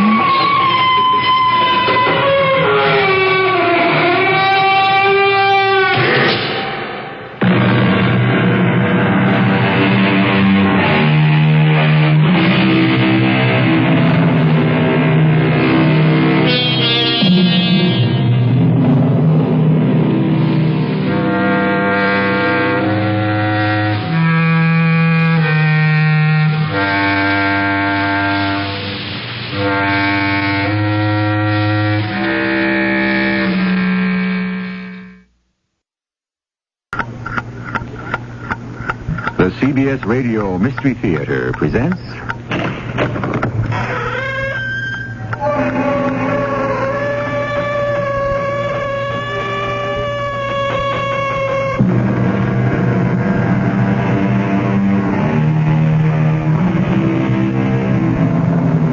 Come in. The innocent and the beautiful have no enemy but time. Yes, innocence and beauty could survive in all their magnificence and glory for all of eternity if every clock in the world could be stopped forever. That might be a blessing for the innocent and the beautiful, but where would it leave the rest of us? Oh, hurry, operator. Please hurry.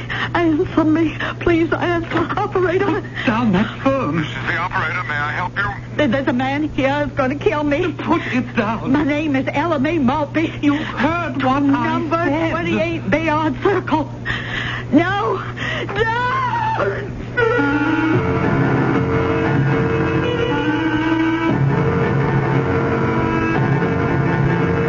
Our mystery drama, Her Long Blonde Hair, was written especially for the Mystery Theater by Sam Dan and stars Lloyd Battista. I'll be back shortly with Act One. Denture wearers agree. Snug cushions hold loose dentures so comfortably tight, I feel confident again. Soft adhesive Snug brand denture cushions ease sore gums from loose-fitting plates. No messy fixing like powders or pastes. Snug is easy to shape and fit. Won't wash off. Get temporary relief from loose-fitting dentures until you see a dentist with Snug. Now in the new 4-cushion economy package. Snug, another fine product from Mentholatum. Thursday on CBS television, you're invited to one of the biggest Hollywood parties of the year. Toast the winners of the 7th Annual People's Choice Awards, the only awards for movies, music, and television in which members of the public determine the winners. Nominated are Dallas, Lou Grant, Shogun, Scruples, Tom Selleck, Clint Eastwood, Robert Redford, Goldie Hawn, Jane Fonda, Carol Burnett, Barbra Streisand, Alan Alda, Burt Reynolds, and many, many more. Don't miss the 7th Annual People's Choice Awards, live Thursday at 9, 8 Central and Mountain on CBS television.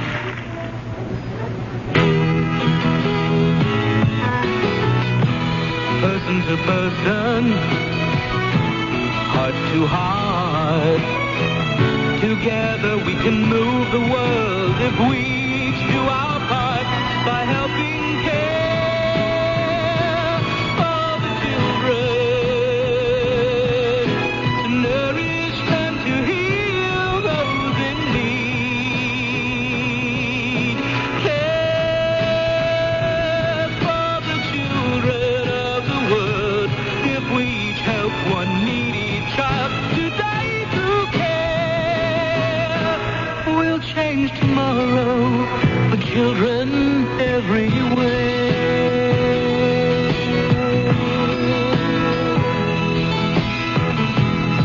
Please send your check or money order to CARE, Box 576, New York 10156, or local care office.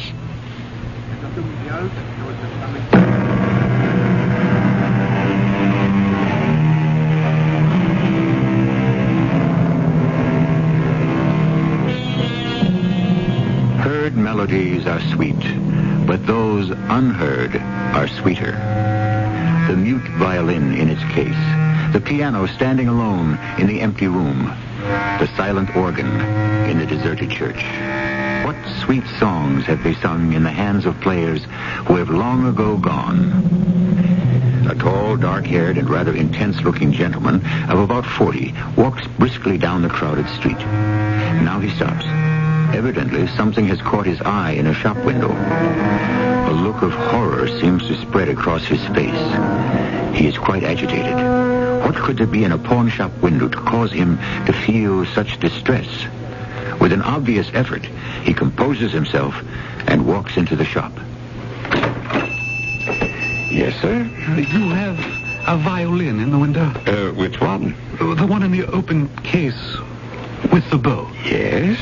The bow, it's made of very light hair. Uh-huh.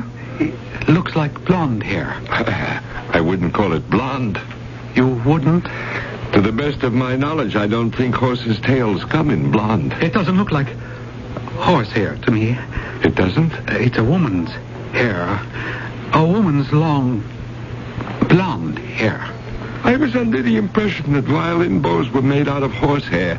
This is obviously the blonde hair of a woman. I want to buy that bow. Well, I couldn't sell it to you. You mean you wouldn't sell it without the violin? Oh, all right, I'll buy that too. I couldn't sell you either one of them until the end of the day tomorrow. Why not? Because that's when the loan expires. Well, if you can't sell it, why did you put it in the window? Now, look, mister, all I did was put it in the window 24 hours ahead of time, so who's hurt by it? Well, what would happen if you sold it to me right now? It doesn't make any difference because I'm not going to do it. I'll make it worth your while. What are you going to make worth my while? The person comes in here to claim the property tomorrow, and I don't have it. They got a lawsuit. I could lose my license. I tell you, I must have it. You come around here at the close of business tomorrow. If it's still here, it'll be for sale. No, but it's very important. Why? Why is it so important? It's an ordinary violin, an ordinary bow. Why is it so important? Is there anything I can do to convince you to sell it to me now? No, mister, there's nothing. Well, you had better listen to me. You see, I intend to have that bow. Look, you listen to me. There's a button right next to my foot. All I have to do is step on it. In 1 minute, the cops will be here. Now, what do you say, huh? Do you want to go quietly? Like a gentleman.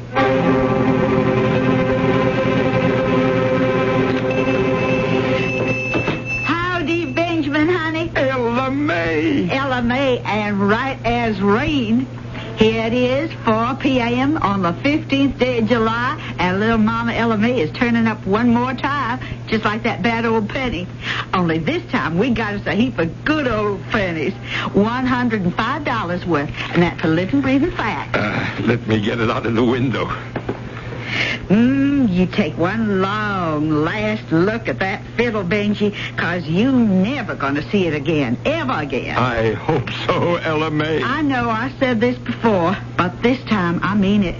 I'm putting all that bad stuff behind me. Oh, yes, I'm going to get the band together just like we used to be, and I'm going to get me another recording contract. We're going back to Nashville, Tennessee, and then Hollywood, California.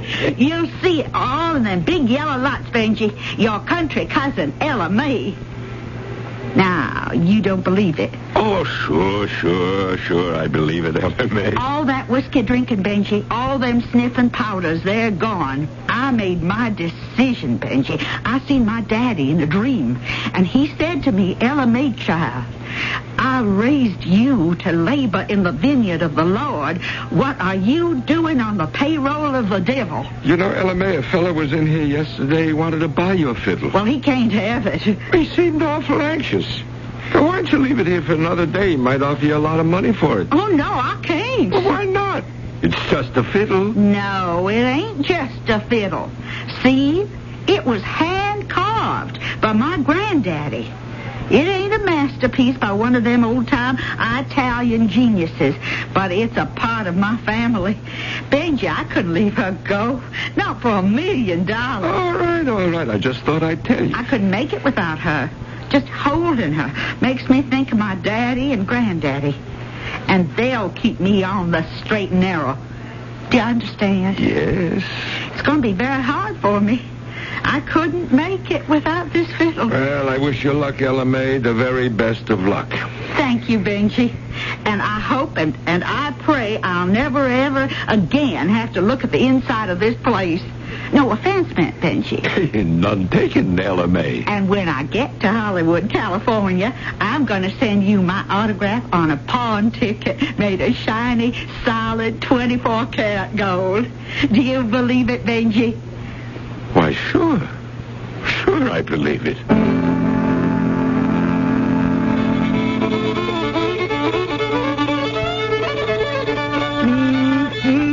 Good as I ever was.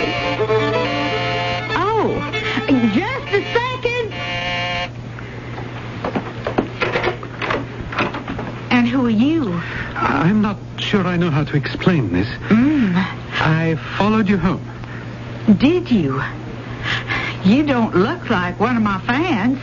But, honey, if you want my autograph... No, I don't want your autograph. You don't? Well, what do you want?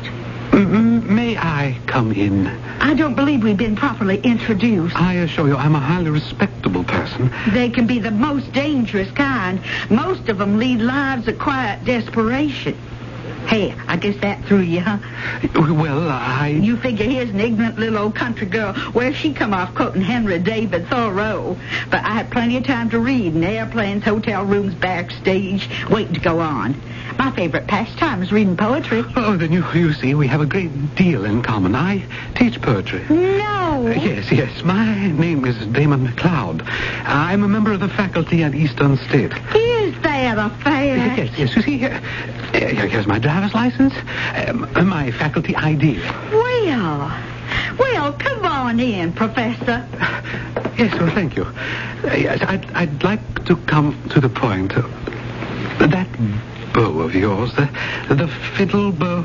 What about it? Well, I should like to buy it. Why do you want it? Well, name your price. Oh, it don't have a price. Tell me, where did you get it? My granddaddy made it. Where did he get the hair? Off from the tail of a pony. Where else? No, that isn't true. Are you saying it's a lie? Oh dear, I'm sorry. Maybe I'd better go. Are you sure you're feeling all right? Maybe you need a little country fiddling to get you back on your feet. And little Mama, your country cousin Ella May, is loaded and ready. Well, just you listen here. I've never been better than on my born and blessed days.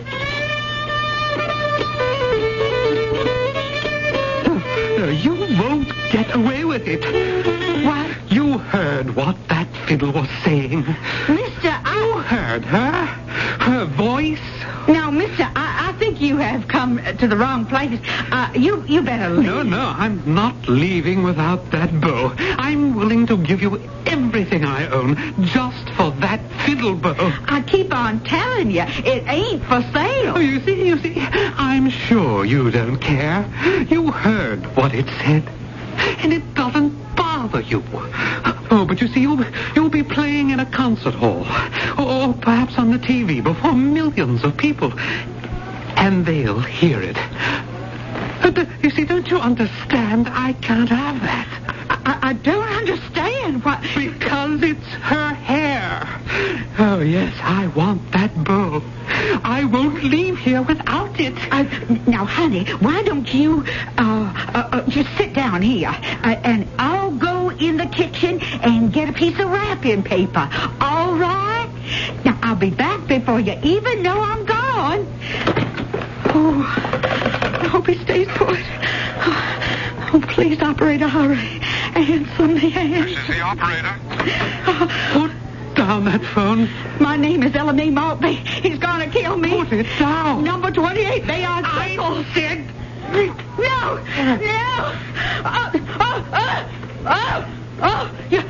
You're hurting me. I can't breathe.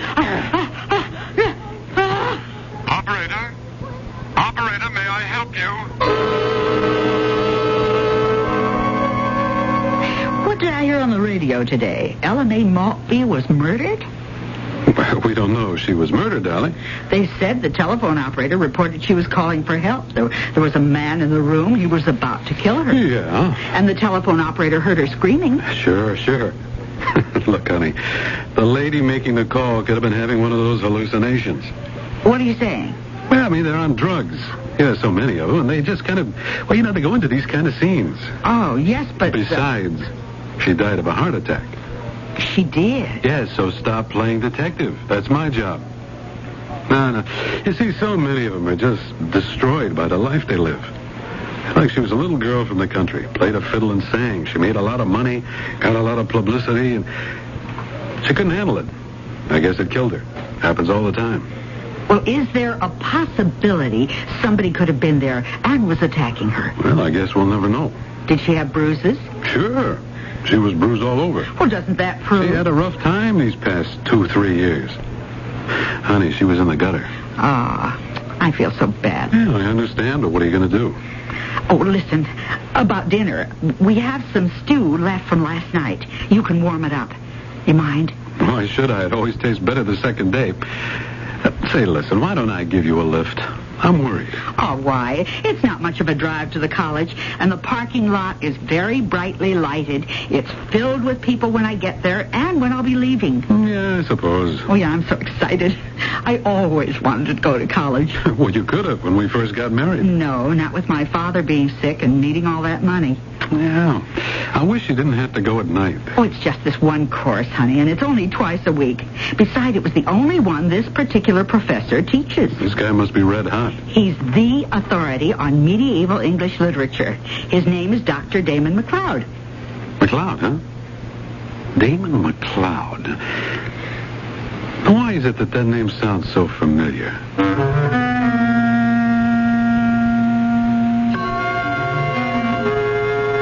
We know why the name is familiar to us, but why should it be familiar to him? And he's a homicide detective. Well, regardless of what the coroner may say, we know Professor Damon McLeod was instrumental in causing the death of Ella May. Is another lady about to enter his life? Mrs. Magda Sikorsky, wife of the aforesaid homicide lieutenant? We shall expand on this in Act 2. Charlie, 4 a.m., time to go fishing. fishing. Oh, murder that alarm clock. Oh, it's a wonderful alarm clock. Big Ben never forgets to get you up. I'll pull the plug. Big Ben doesn't need electricity. Oh, batteries. No batteries. Big Ben's C-wound, so it never forgets. It's not an alarm clock. It's an elephant. You promised, Charlie. Fresh fish for dinner. How about meatloaf? Fish, Charlie. Big Ben or Baby Ben never forgets to get you up. It's time for a West Clocks by Tally Industries. What do doctors recommend to avoid constipation? These days, doctors stress the importance of fiber in the diet. Food fiber that helps the system regulate itself naturally. Metamucil is the laxative made from natural fiber. No chemical stimulants. So for occasional constipation, doctors recommend Metamucil more often than any other laxative. The way to overcome constipation is the natural way. But if not nature, Metamucil. Read label and follow directions. Winston Churchill, Albert Einstein, Nelson Rockefeller, Bruce Jenner, Thomas Edison, Leonardo da Vinci. These people and many other brilliant, talented, creative people overcame a form of learning disability. This is Pat Collins for the Foundation for Children with Learning Disabilities. There are over 10 million children in this country who are learning disabled, and they can be helped to overcome their learning differences. We owe it to them and to ourselves. Some of these children can be our country's future doctors, lawyers, artists, scientists, and politicians. You can help children with learning disabilities. Please send a contribution to FCLD, 99 Park Avenue, New York, New York, 10016. That's FCLD, 99 Park Avenue, New York, New York, 10016.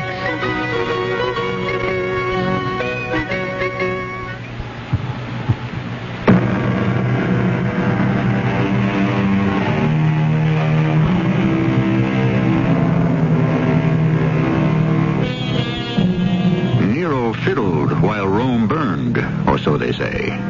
To be strictly accurate, what he fiddled on was not a fiddle, as we know it today, but a type of stringed instrument called, possibly, a rebec. But it was played with a bow. And since a bow seems to be the source of the drama in our story, we are certainly dealing with classic materials.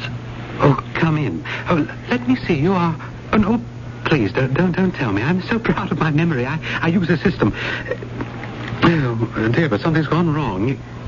Your name can't be Mrs. Helicopter. Oh, you're close.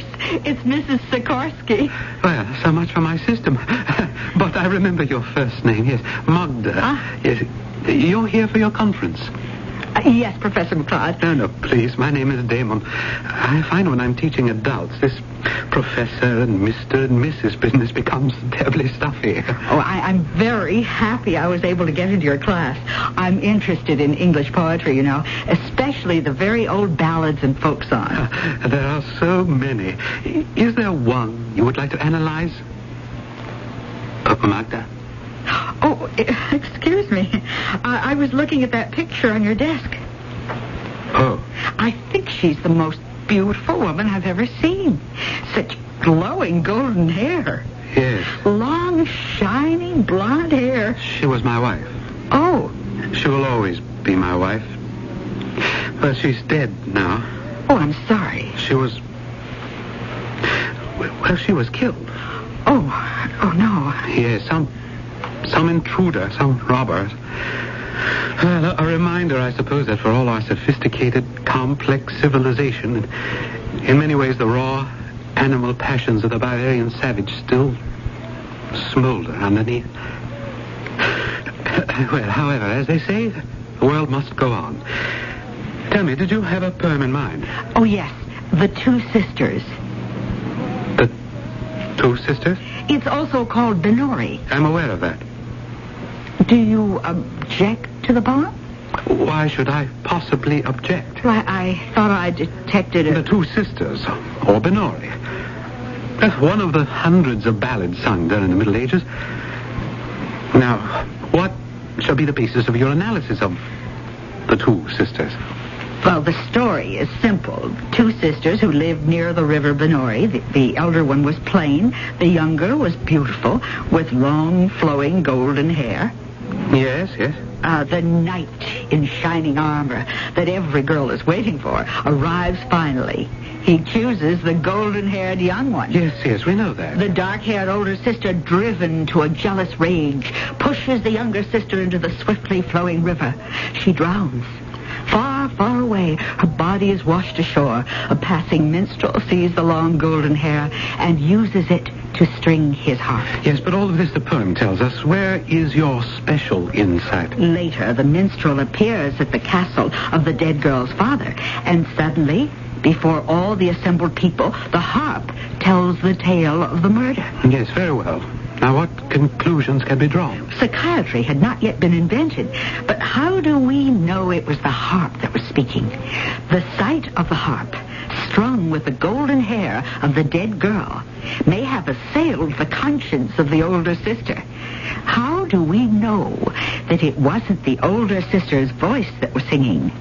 We don't. Yes. The sight of the golden hair. May I develop this line of thought, Professor? Am I on sound ground? Professor McCloud? What? Oh, yes, of course. Go ahead. See how you can develop that theme. Thank you, Professor.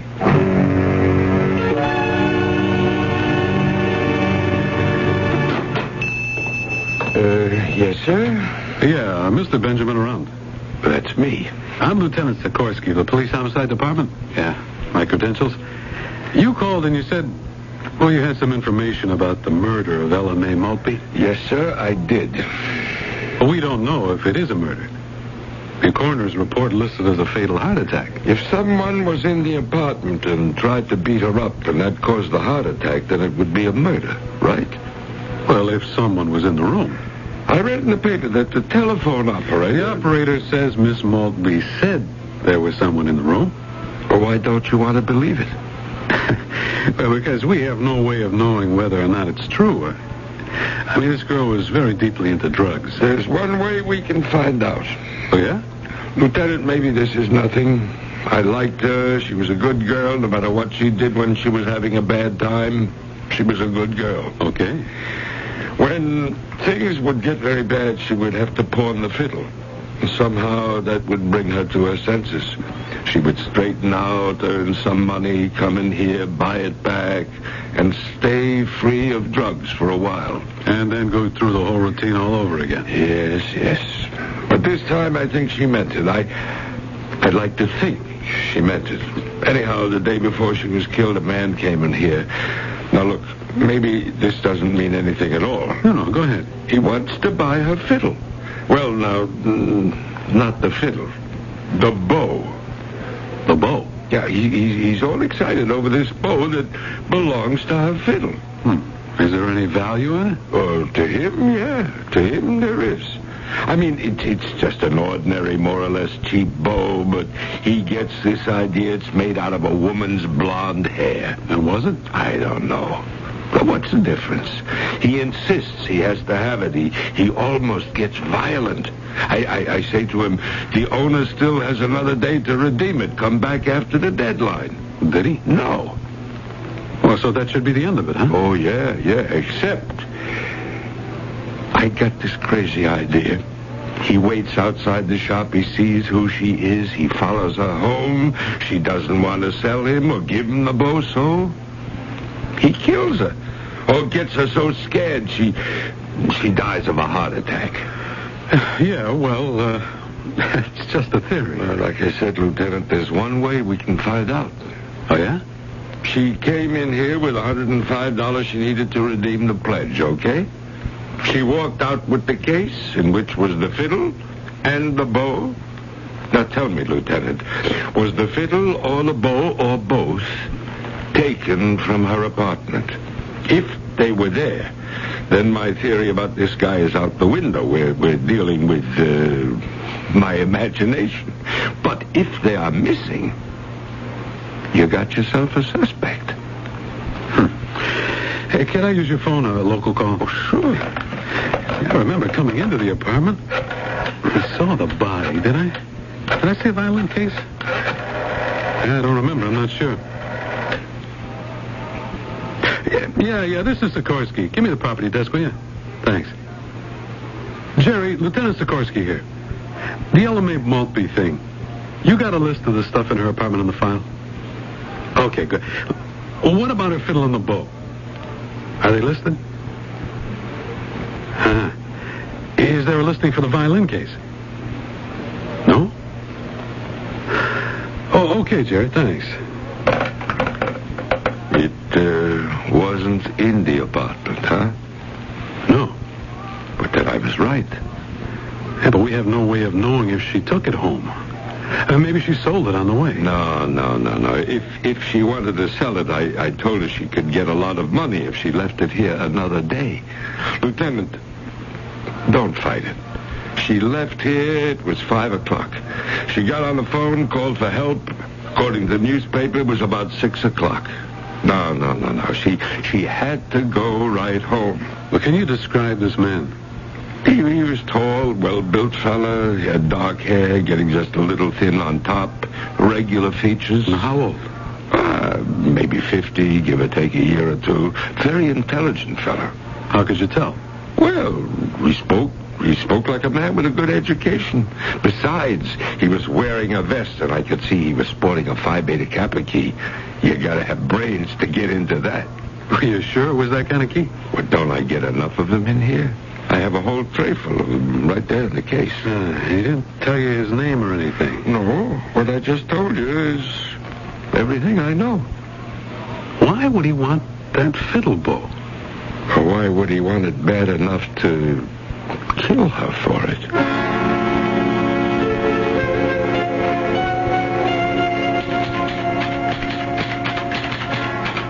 You busy, darling?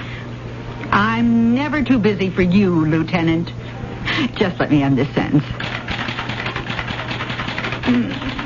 There now. Yeah, maybe you can give me a hand. With your police work? Darling, what brings this on? You never asked me before. Well, maybe for the first time I'm dealing with a person that you would know better than me. And what sort of a person would this be? Well, an intellectual person. One who wears a Phi Beta Kappa key. He would be the one who caused the death of LMA Maltby. Why would such a person kill her? Well, because she couldn't or wouldn't sell him the bow for a violin. Why would he want it? Yeah, I don't know. It was in the pawn shop window. He obviously had an obsession about that bow. He was convinced it was made out of a woman's blonde hair. A bow that was made out of a woman's blonde hair. That's absolutely... I guess it's remarkable. Oh, yeah? Why? I'm analyzing a Middle English poem. It goes back at least 600 years. Yeah? Where does that fit in? It's a harp. Well, we're not sure it's a harp, but it's a stringed instrument that was strung with the long, blonde hair of a murdered girl. Well, what does it have to do with all this? Well, now that you mention it, nothing. It's just the recurrence of the blonde hair theme in relation to an instrument. I wonder what Professor McLeod will have to say about it. Professor McLeod? Would his name be Damon McLeod? Yes, Damon. Uh-huh. Now, what does that mean? Uh-huh. Nothing. It's just when you mentioned his name the other day, I thought it sounded familiar. How would you know him? Well, I went back to the office. I checked it out. It was about a year ago. His wife was murdered. Oh, yes. He told me. She'd been killed by a prowler or a burglar. Was the person ever caught? That kind? Yeah, you don't crack too many of those. Oh, pity. She was such a beautiful woman. She had the longest, loveliest looking blonde hair. Now, you know all the facts in the case, so you're probably saying to yourselves, hey, Lieutenant, how much more help do you need? But be fair. If all you knew was what they knew, how smart would you be? However, we'll give them a chance to prove themselves in Act 3 shortly.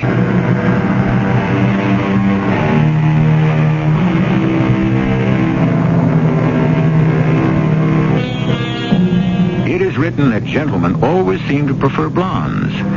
We, of course, take no sides in this controversial area. We must remark, however, that our story describes a fascination with blonde hair that covers 7 centuries. First, we are concerned with a poem about a medieval knight who preferred a blonde-haired girl to her brunette sister. And more recently, with a college professor who is obsessed with a violin bow that he insists is made of a lady's beautiful blonde tresses. And now, we continue. We've come to the end of another adventure in learning. In addition to your regular assignment, you might trace the origins, Anglo-Saxon, French, or Latin, of many of our everyday words. Well, until Thursday evening, then. Yeah, well, I'm going to... Do you have a moment, Professor? Well, only for those people who call me Damon. Oh, yes, sir. This poem I'm studying, this medieval myth, the legend, whatever, suddenly acquires a deadly modern significance. What are you saying, Magda? Or perhaps it doesn't. It may all be churning about in my imagination. If a poem can inspire the imagination, it becomes a living, vital thing. Well, what do you make of this? The death of a folk musician, a country musician, Ella Maltby. Did what? Oh, what about it? Ella Maltby. Well, she is murdered because of her fiddle bow. Well, I'm afraid I don't understand. It seems a man wanted to buy her fiddle bow, which she had pawned. How do you know this? The pawnbroker told this to the police. Yes? A man who was evidently very distraught was desperate to buy the bow. Just an ordinary violin bow? Oh, why? He was convinced it was made of a lady's blonde hair. Oh. The police now have a theory. Oh, yes. This man who wanted the bow so desperately followed her home and killed her for it. Well, if you will pardon the pun, we seem to be drawing a rather long bow. Oh, yes, perhaps. I just thought it was rather interesting. Yes, I'm sure it is. The pawnbroker, can he describe this rather distraught gentleman? Oh, yes. He was able to give a very accurate description to the police. I see. Shouldn't this prove that there's nothing new under the sun? Well, good night, Professor. Good night, Magda. He had taken 3 locks of her yellow hair, and with them he strung his harp so rare. He went into her father's hall, and there the court assembled all. He laid his harp upon a stone, and straight it began to play alone. Woe to my sister who murdered me by the bonny shores of the Binori.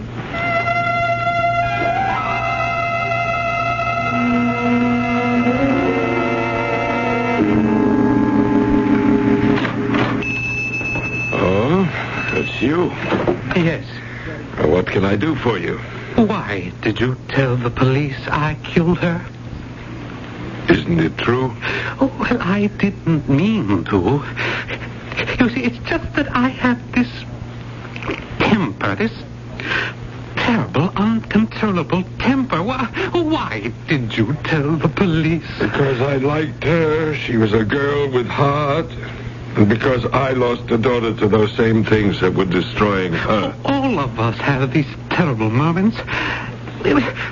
I was walking past your window and I saw that violin bow and I stopped because it was her hair. Her long blonde hair. Well, now, look. Stay where you are. Don't you move. Please let go of me. You're trying to move down to the other end of the counter where that button is. The one you told me about, the one you step on to call the police. Now, please, just listen to me. I don't want to hurt you. Because I said to myself, that's her hair. It's her hair. Whose hair? Jessica's. No, her name should have been Jezebel. Please, don't get so excited. I have reason to be excited. My wife. She married me for what? Just for my name. So she could be Mrs. Somebody, have a home, some money. Oh, she would run around with other men. She would laugh at me. She'd sit there and comb her long golden hair and laugh at me. You should have divorced her. Divorce? Does a divorce restore a man's honor? Does it erase the memory of her obscene laughter? Well... Oh, I can still hear her. I go out with other men because you're not man enough. I'll show you who's man enough, I said. And so I lashed out at her. I hit her again. And again. And again. Please let go of my arm. She struck her head very hard against the piano leg.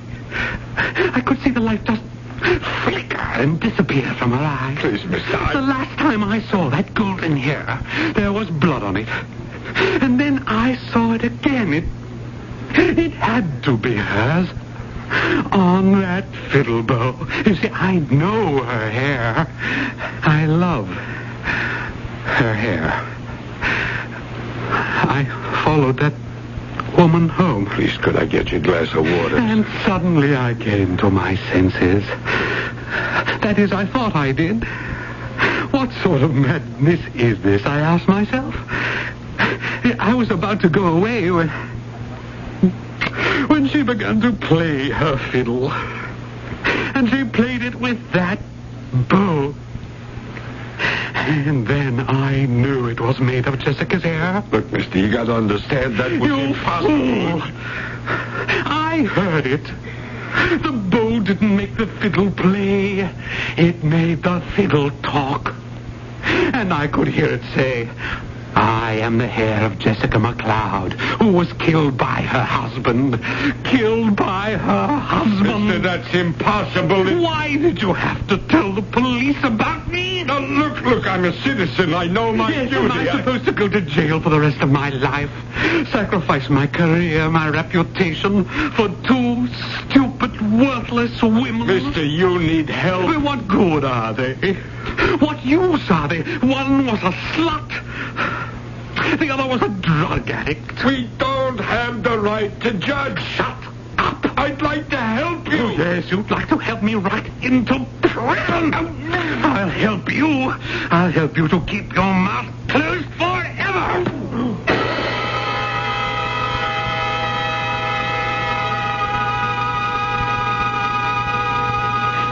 Don't you want any dinner? Nah, I'm not hungry. Now, why do you say it was your fault? We should have kept an eye on that pawnbroker. But how could you know? The killer's crazy. He'd feel threatened. He'd want to silence anyone who might be able to identify him. And now, without that pawnbroker, the description doesn't mean a thing. He could never stand up in court. Well, I'll be late for class. Yeah, you're working pretty hard. School can be tough if you've been out for a while. I wish I could do something to help you.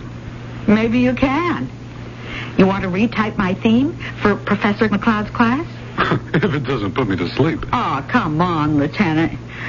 You're a better typist than I am. Okay.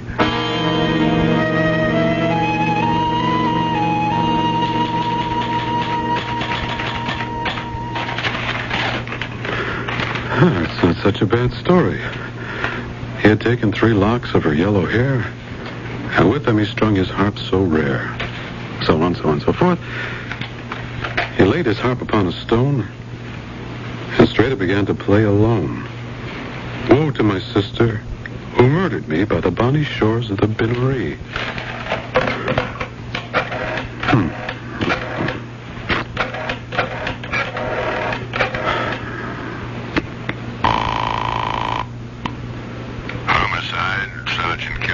Jerry, it's me, Sikorsky. You remember maybe a year, 2 years ago, a woman named Jessica McLeod was murdered? Yeah. Well, you went out there. You talked to the husband. Do you remember what he looked like? Yeah, he was tall, maybe 50, dark hair. Did he wear a Phi Beta Kappa key? Yeah, I remember it was hanging from a chain on his vest. I'd assume it was that kind of a key. Why, what's doing? Well, I'm not sure. Just yet. Is it possible? How could it be possible?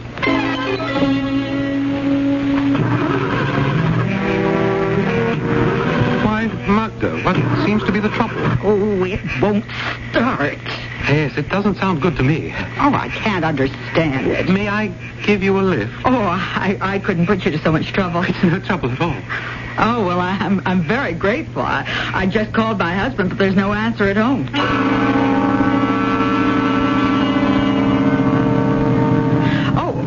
You just missed the turn. The turn? You have to go up Torrance to get to my house. But we're not going to your house. What? We're going to mine. What are you saying? My dear Magda, you're writing a theme on the two sisters. Oh, but please, listen, You think it's just a piece of poetry. Please. It's a statement of truth. Eternal truth. Professor, I must... Call me Professor.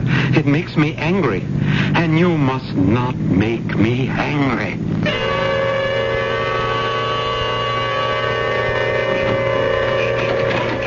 Please, go inside. I must prove something to you, and to you alone. For only you can appreciate the truth and the poetic justice. See? Look. On the table. A violin. And the bow. Yes. The bow. The bow that's made of her hair. Jessica's hair. Jessica? My wife. Oh. The wife I killed. Don't say a word. Do you play the violin?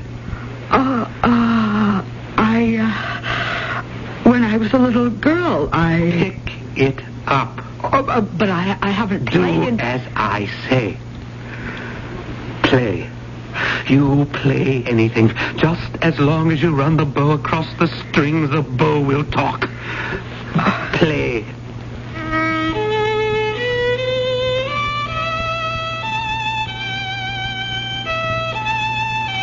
You hear? You hear what it says? What the bow is saying? I am the heir of Jessica McLeod, who was killed by her husband. Killed by her husband. Didn't you hear it?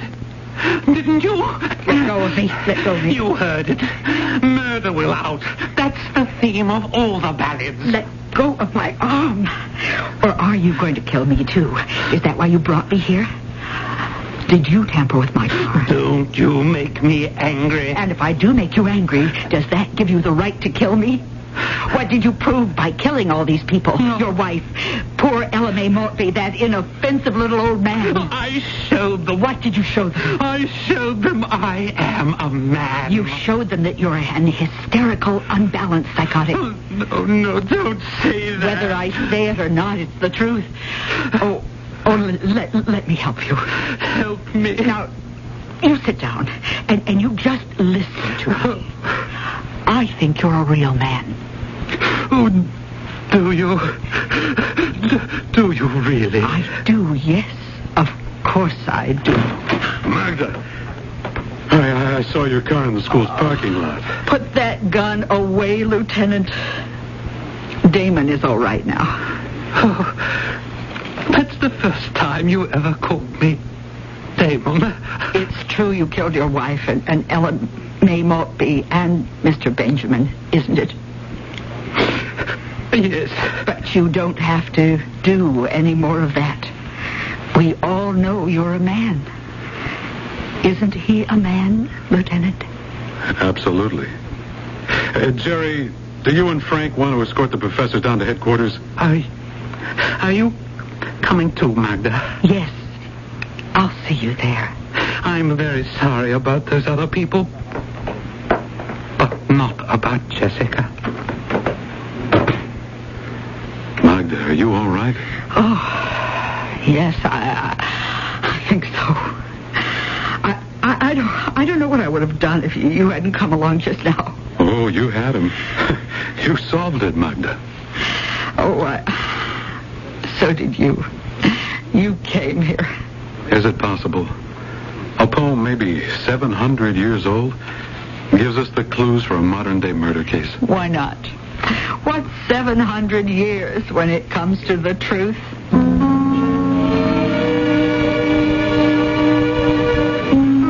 The truth lives forever. It never changes. It endures all the ravages of time and space. It is the same now as it was in the beginning, and as it shall be in the end. And if you're willing to wait just a few minutes, I may add to it when I return. Every now and then, a novel comes along. A novel that's more than a bestseller. One is here now. Cosmopolitan calls it a monumental achievement. Superbly written. Newsday says it throbs with the hurts and passions of today's battle of the sexes. The Bleeding Heart by Marilyn French, author of The Women's Room. The Bleeding Heart, the national bestseller by Marilyn French, finally in paperback from Valentine Books. Some job, standing all day, and now I've got hemorrhoids. Better not neglect them. I was hoping they'd go away. When I get a flare-up, Preparation H often gives me fast temporary relief from pain and itch. You have hemorrhoids? Lots of people do. But Preparation H even helps shrink swelling of hemorrhoidal tissues caused by inflammation. I'll try Preparation H tonight. Good morning. Ready for the big sale today? Thanks to Preparation H. Preparation H relieves pain and itch, even helps shrink swelling. Use only as directed.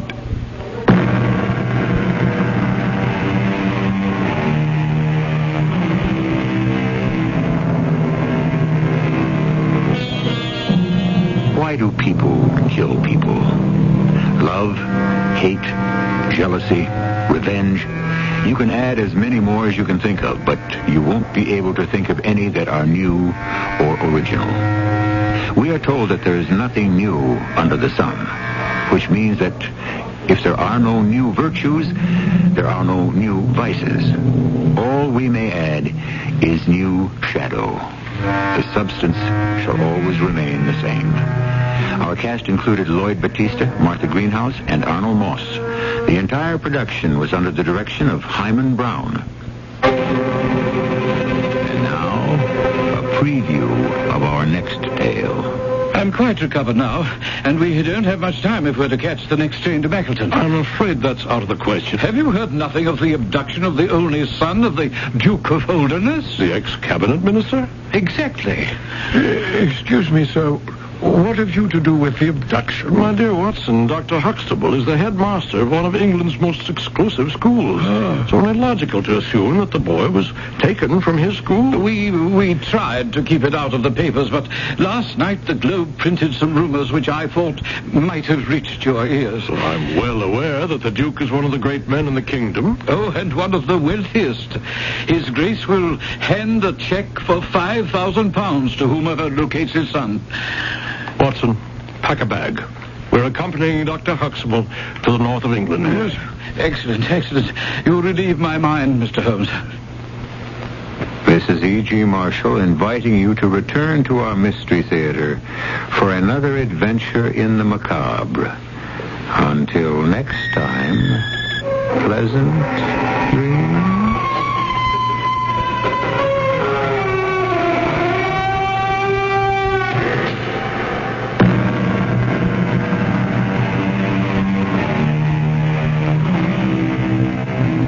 WKBN, Youngstown.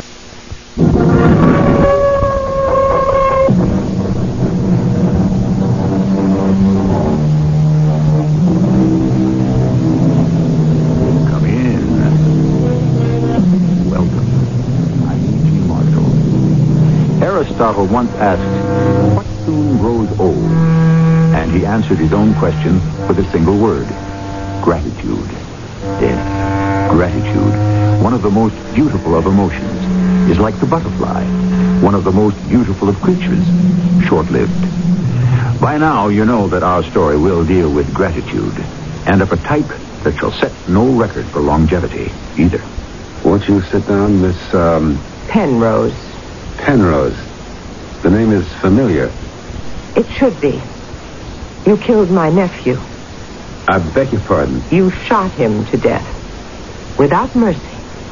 Miss Penrose, I shall have to ask you to leave. And I will leave. But wouldn't it be splendid if you could dismiss your conscience as easily?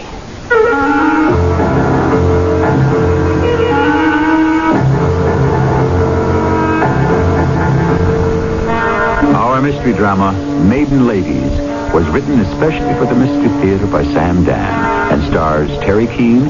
I'll be back shortly with Act One.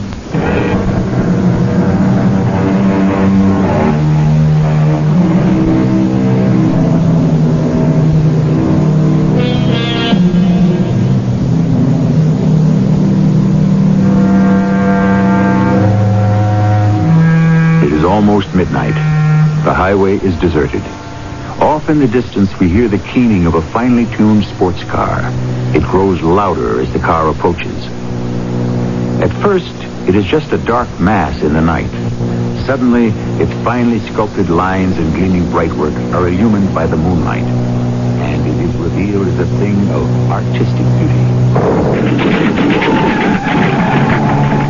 And then, without warning, one of the dreaded sounds and sensations a driver can experience, a tire blowout.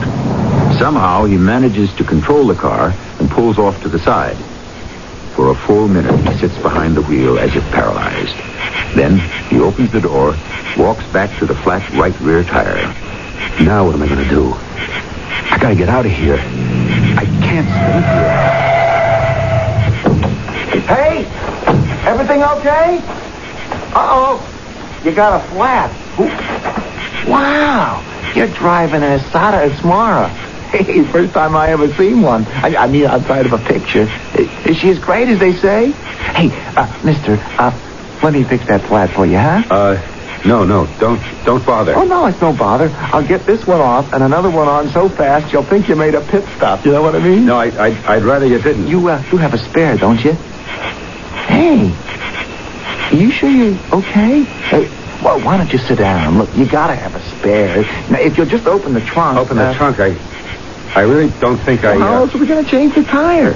Hey, there's the keys in the ignition. I'll just take them out and open the trunk. Hey, I'd rather you wouldn't. Ah, there it's open. Oh, you do have a spare. Oh, you don't have a jack. A jack? It doesn't matter. I'll use mine. I got me a special kind. First, I'll get your tire out. Uh-oh. I got so excited about the idea of working on an Asada Asmara, I forgot I was wearing this clean white shirt. I don't want to put you in any trouble. What trouble? My Aunt Emma will take care of the shirt. She isn't going to like it, though. Listen, please. I thank you for your good intentions, but I must insist you just stop. What are you going to do? Fix it yourself? You don't even have a jack. Let me get mine. I mean, you'd rather sit around here all night? Okay, we got all the tools. Now, we go for the record. Wheel disc off. And now, we pick up our trusty lug wrench.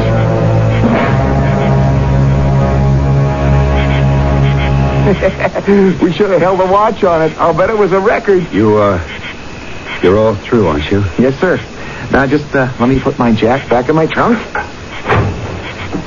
Oh, and lest we forget, let me put your old tire back in your trunk. Better remember to get that flat fixed. Oh, now look at me. Aunt Emma's sure gonna love this shirt. But it's all in a night's work. Sir? Mister? Yes? Are you all right? Yes, I'm all right. You seem kind of nervous. Is everything okay? Why shouldn't everything be okay? Why are you staring at me? Well, I was wondering if maybe I'd seen you before. Where would you have seen me? Well, I don't know. It's just sometimes you look at a person. Is it because I have the mark on me? Is the mark there already? The mark? The brand. The brand? Well, sir, I'm sure happy I was able to help out and all. Now, if you don't mind, wait. I'll have to be getting along. Please listen to me. You see, sometimes you get into a situation and you just lose control. That's what happened to me. You can't get out. You just keep getting in deeper and deeper. Mister, you're not feeling One thing just leads to another. You can't stop it. Do you understand? And you watch it as if it were all happening to somebody else. Sir, do you want me to take you to a hospital? No. I can't let you take me anywhere. Oh, okay, but... And I can't let you go anywhere either. Hey, that's a gun. It isn't your fault. It isn't my fault. I had to shoot him. And tomorrow, or the next day, my picture will be in the paper, and you'll say, "Oh, I saw that man the other night on the turnpike." You'll testify in court. Oh, no, I won't do anything like that. Yes, you will. You will. Because you're an honest person, a decent person, I know. I used to be such a person myself. Honest, mister, I won't say a word. If you say you saw me here, then I have no alibi. Do you understand? Please, mister, don't. I'm sorry. Why did you have to stop? Who asked you to be a good Samaritan? Who asked you?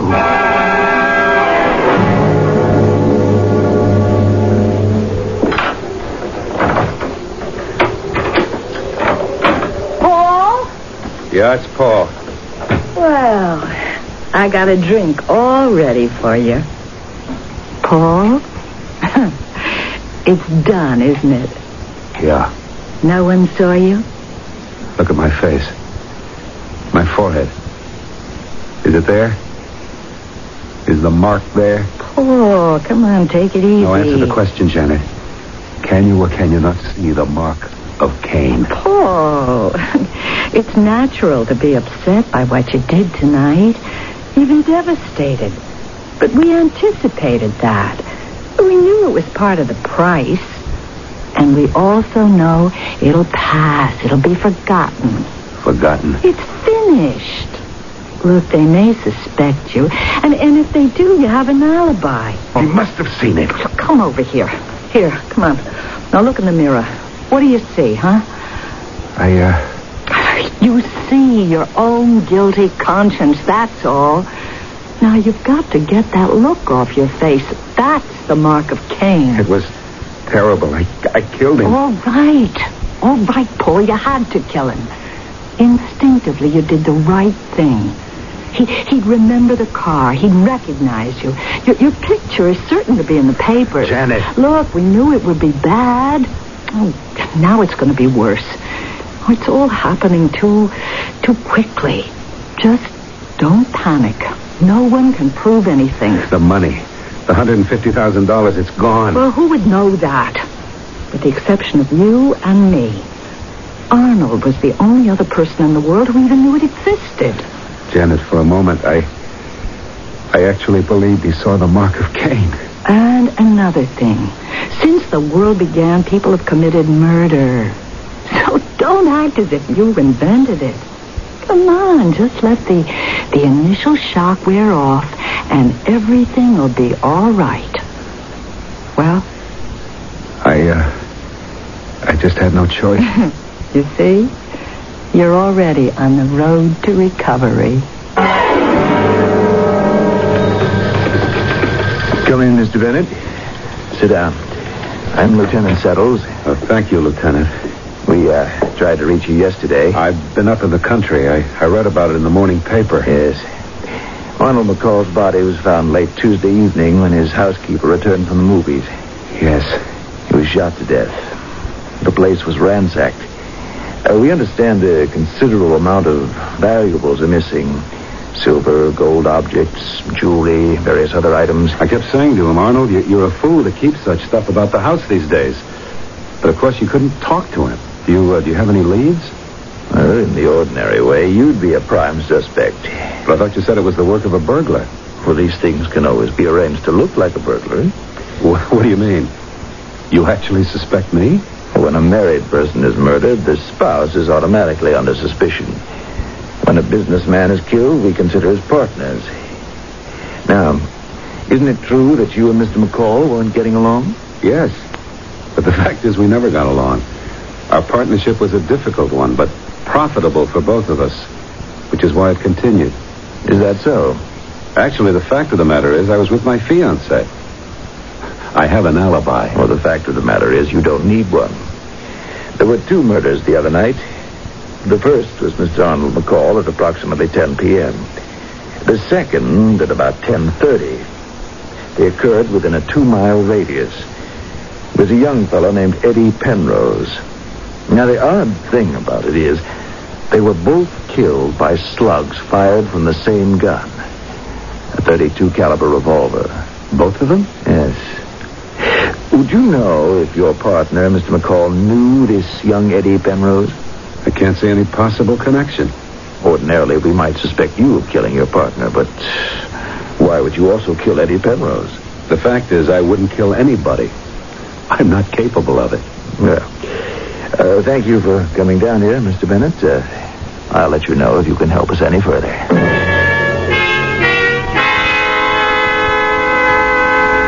You see the way it can turn out? Killing this boy was a terrible thing at the time. But now it completely removes you as a suspect. He was really a very nice kid. A splendid human being. All right, Paul. I'm reading about it in the paper. He was a scout leader. He worked with youngsters in the Little League. Paul, all this has to become part of a very dim and forgotten past. Do you understand? If only I didn't have to kill Arnold. Oh, look, will you don't start that. You had to kill him. In less than a week, he'd have known about the money, and you'd go to jail. All right. Let's not talk about it anymore. Absolutely. It says here that the Penrose boy will be missed by the entire community. Paul. You're right. I can't afford to think about it. Lieutenant Settles? Oh, Miss Penrose. Come in. Have you found out anything? It's only been 2 days. What are you doing? I can assure you, ma'am, the police department is devoting its full energy. Lieutenant, why don't you package that baloney and sell it to somebody else? Oh, now, Miss Penrose. I am a citizen and a taxpayer. I'm here to demand an accounting from a public employee, a person who works for me. Now, my nephew, the finest boy you'd ever want to know, was murdered. What are you doing about it? Miss Penrose, it's very difficult. If police work were easy, anybody could do it, and we wouldn't have to pay you. Yeah, right now, we don't have a single lead. And how do you propose to go about getting one? The same person who killed your nephew also murdered Mr. Arnold McCall. We're going to concentrate on that murder. Oh, why? Because Mr. McCall was a rich man? We have a list of what was taken from the McCall house. Now, sooner or later, the killer will try to sell something. That may give us our chance. In other words, you're just going to sit around and wait. Miss Penrose, we have nothing else to go on. Well, you can sit around and wait. I'm not. What are you going to do, Miss Penrose? I am going to find the person who killed my nephew. Just what do you think you can do? I don't know. But somebody has to do something.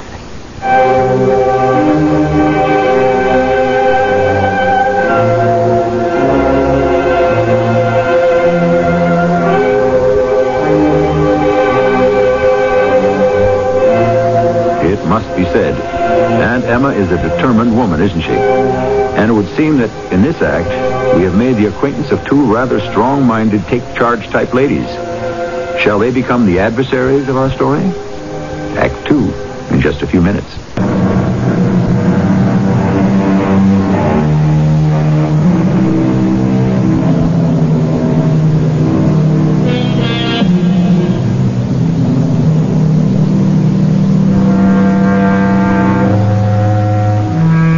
Sometimes there's no other way out. A man faces absolute ruin. His only chance to escape disgrace and prison is to commit murder. Despite what you may hear, many people do get away with murder. And so our Mr. Paul Bennett figured out a very simple plan. But the problem is murder is too complex a crime. Oh, no, don't. Go away. Paul. Go away. Paul, darling. Wake up. What is it? Wake up. What? Oh. It was a nightmare. Oh, what kind of a nightmare? I don't remember. I was sitting on the patio. I heard you cry out. I'd stretched out on the couch. I must have fallen asleep. Oh, Paul, don't let yourself go to pieces. If only that boy hadn't come along. I'm not sorry about Arnold McCall, but the boy. You can't change anything. I know. McCall, it's his fault. What do you say? You got into financial difficulties, And who got you into them? Who advised you to make those terrible investments, Arnold? No, it's not entirely true, Janet. Oh, it's true enough. He forced you to steal that money. But the boy... I keep reading article after article about him, how fine he was, how decent. Janet, what's the number of the police? Up here? Well, I guess you just dial the operator. No, in the city. Why? Wait, they've got a special number. It's on the front page of that paper. What number? Here it is. Yeah, it's 555-4433. Who are you calling? It's a special police number for the murders. Oh. Why?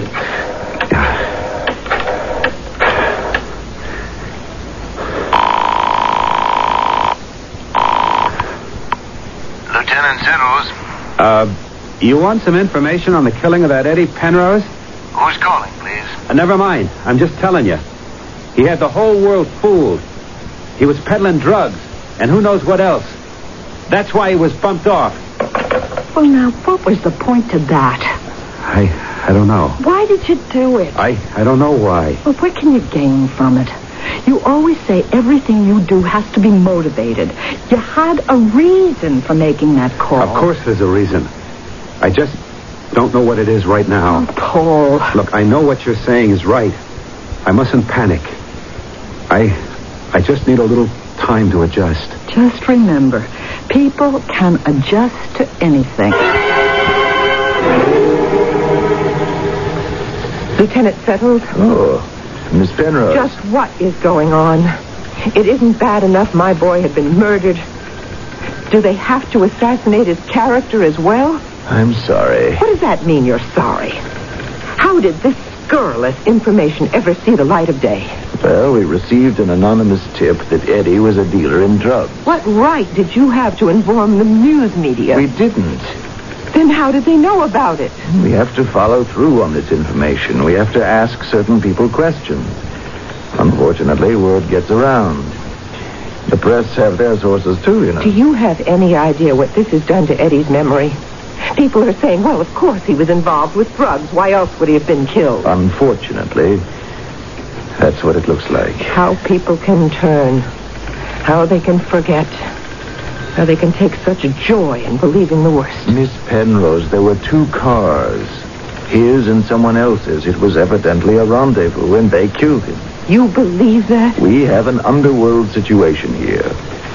Now, the killer, or killers, arranged to meet Eddie on the turnpike. They may have known about the wealth in Mr. McCall's home. On the way, they stop off to rob him, and they have to kill him.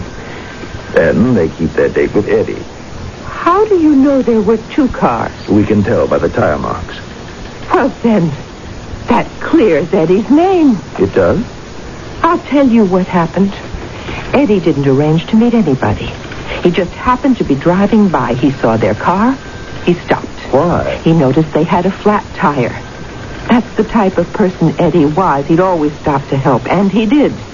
He changed the tire for them. Mm-hmm. How do you know that? Because just this morning, the morgue sent me all of Eddie's things. He was wearing a clean white shirt when he left the house. How did the whole front get to be covered with dirt? Well, how do you know it was from changing a tire? Oh, you know how dirty a tire is. You lift it and hold it against your body. I'll show you the shirt. You can even see the tread marks. And now what do you say? I don't know. Lieutenant, tell me something about that other car. You saw the tire treads in the dirt. Yes. Well, couldn't you trace the car from those? No. Do you mean they're just ordinary tires? No. They've been identified as very expensive tires imported from England. Plantagenets. Well, shouldn't that make it easy? No, even so, you find them on thousands of cars. I tell you, he was killed because he stopped to help somebody. His shirt proves it. Miss Penrose, we are doing the best we can. Well, it's not good enough.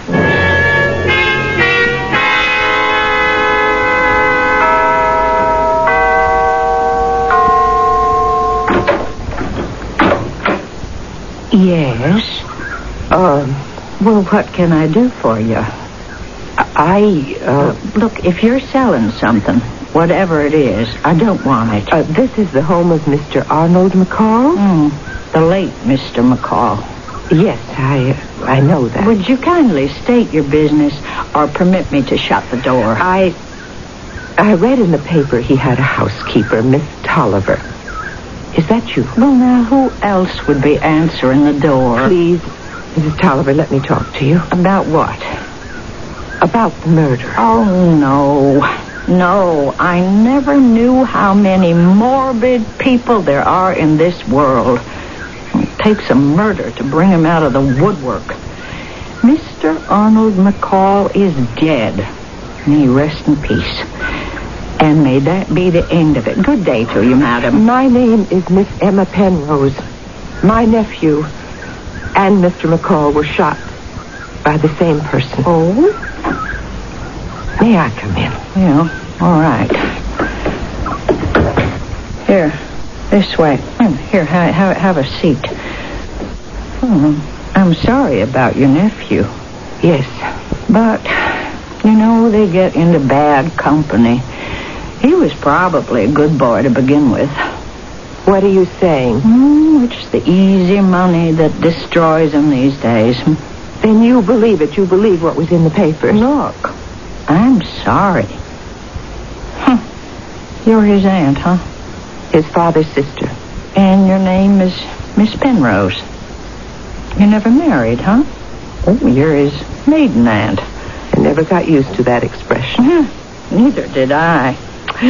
Oh, they talk about mother love. And I tell you, the love of an aunt is something special. Now, what's the difference if he was a saint or a sinner, huh? I mean, he was still your very own Eddie. Anyhow, now what can I do for you? I don't know. Well, why did you come here? It's going to sound crazy, but I have to find whoever it was that killed my nephew. Oh, that's a job for the cops. But they're not doing it. Well, what are you going to do? I don't know yet. I came here because maybe the police overlooked something. You know, it's like you see in a movie. This quiet, everyday kind of middle-aged lady walks into the place and finds the one clue that has eluded the cops. It's funny. It does sound funny, but please don't laugh. Oh, I'm sorry. Who's laughing? It's just the cops were here with cameras and dusting powders and Lord knows what all. Tell me, who do you think killed Mr. McCall? Oh, the cops already figured it. A burglar, or I don't know, a couple of them.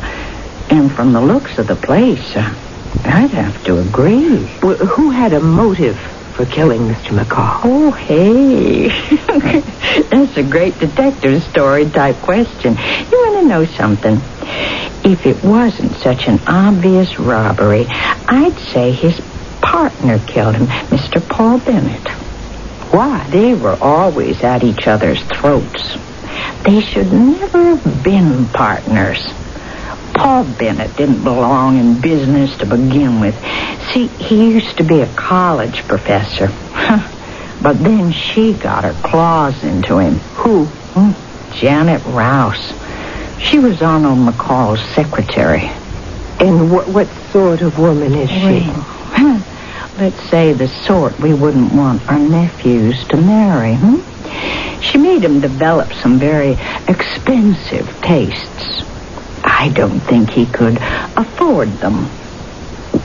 Why do you think he'd want to kill Mr. McCall? Oh, I would see Paul Bennett look at Mr. McCall with a certain look in his eyes, you know.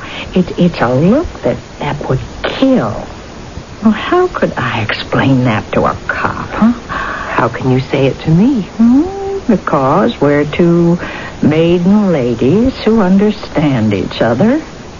So you think Mr. Paul Bennett killed Arnold McCall? Yeah. He'd be my candidate. But, of course, he didn't. Why not? Well, you know why not. The burglars did it. Then why did they have to kill my Eddie? I don't know. I'll tell you what happened. Paul Bennett came here that night. He knew Mr. McCall would be alone. He could have found out you were going to the movies, couldn't he? Oh, I guess so. He shoots Mr. McCall dead. Why? There's a reason. I don't know what it is. Maybe this Janet Rouse steamed him up to it. She could have. So he shoots and kills Mr. McCall, makes it look like a robbery. Is that impossible? Well, I didn't say it was. And the police are waiting for the loot to turn up to wherever that kind of stuff gets sold so they can catch the criminal. But it'll never happen. He was smart enough to get rid of it for good. So he'll get away with it. But why would he kill your nephew? How could he tell he would get a flat tire as soon as he got on the turnpike? How could he know Eddie would happen along and stop? Why couldn't it happen that way? Well, I don't know. The way you tell it. Sounds all right to me.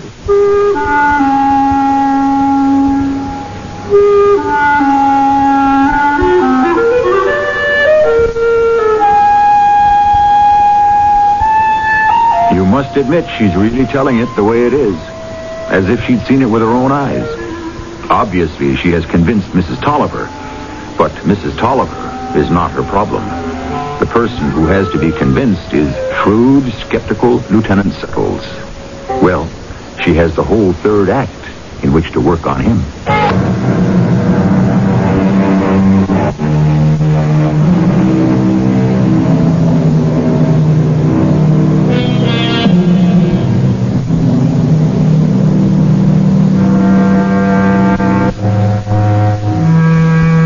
The word is deduction, and it's what most detective work is all about.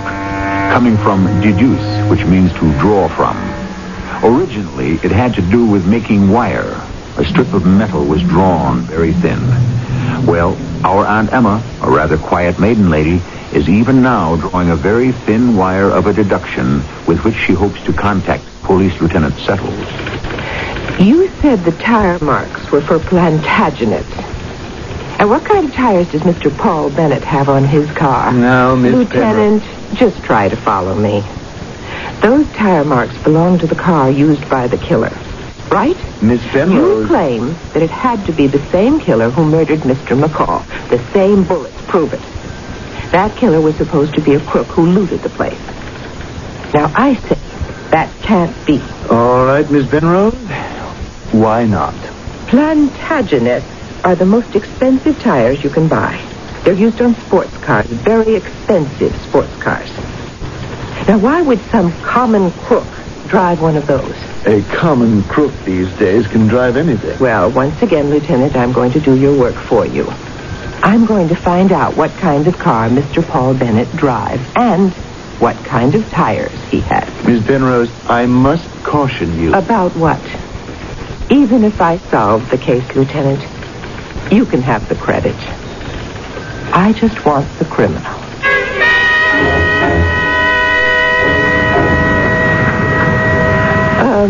This is the Blake Street parking garage, isn't it? That's what the sign says, lady. Oh, Mr. Bennett, Paul Bennett sent me here. He wants me to get an envelope from his car.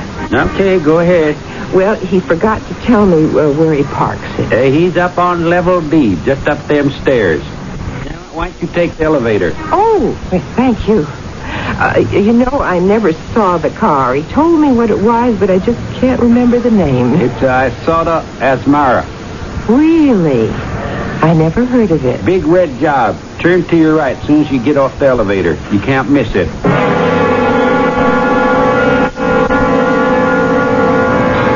You find it okay? Oh, yes.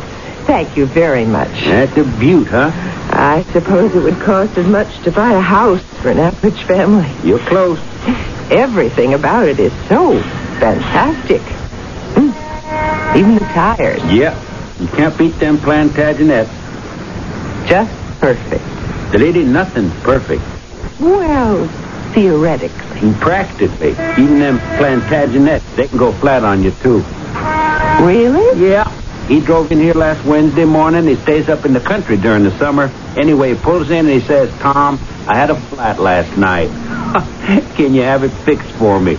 Sure, I says. Last Wednesday morning, you sure? Sure, I'm sure. Had to write it up in the book. Oh, you have a record. Every repair we make, the boss insists. Ah. Well, thank you so much. You've been very kind. Been nice talking to you.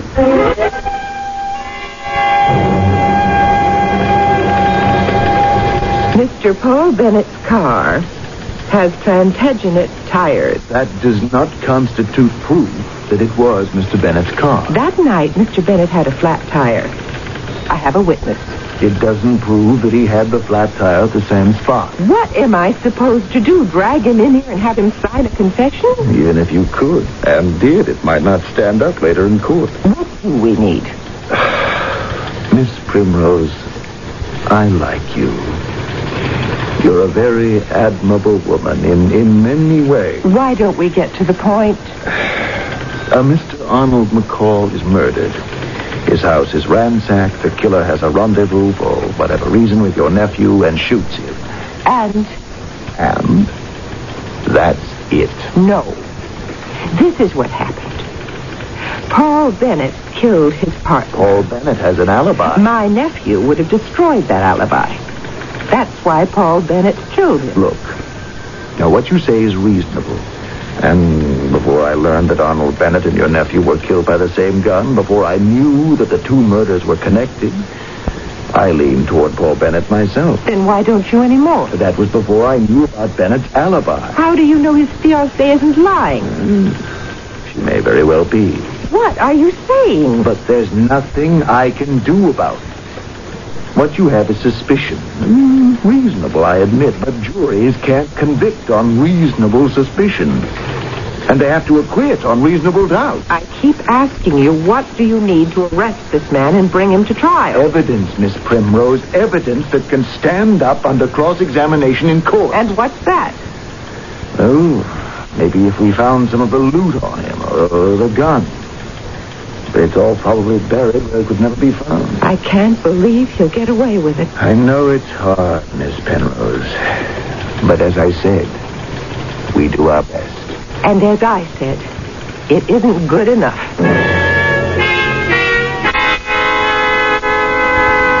Have you got all those figures, Janet? Yes.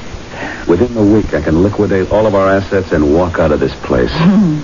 With enough money to last us for the rest of our lives. How do you feel? Oh, fine. Arnold McCall was a wretched, cantankerous... Of course. And that young man, what was his name? Eddie Penrose? Mm-hmm. He was just a young punk. Oh? You saw the stories in the papers. He was a drug pusher. Sure. Things go from bad to worse with those people. I'm sure. I probably did society a favor. What do you think? I think you're right. It's not worth talking about anymore.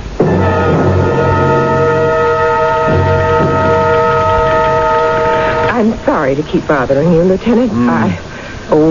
Why do I say that? I pay your salary. Miss Penrose, you brighten a drab day. Now, I want you to tell me certain things about Mr. Paul Bennett.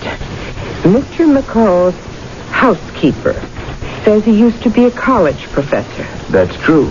What did he teach? Psychology. How could a teacher of psychology become a murderer? Easier than most folks, I'd say. He could find the justification for it without too much trouble. How long had he been in business with Mr. McCall? About 5 years. The name of the firm was McCall and Bennett. And what did they do? They devised programs, personnel counseling for large corporations. They did quite well. Had Mr. Bennett ever been in any sort of trouble with the law before? No, he didn't have a police record, if that's what you mean. But he had been arrested while at college. He'd gotten into a fight with someone in his fraternity. Half killed the fellow. Why? What do college boys fight about? Girls, probably. Anyhow, the police were called, charges were pressed, but the college authorities managed to hush it up. So, our Mr. Paul Bennett is capable of violence. Add that to everything else. But it still doesn't add up to a conviction.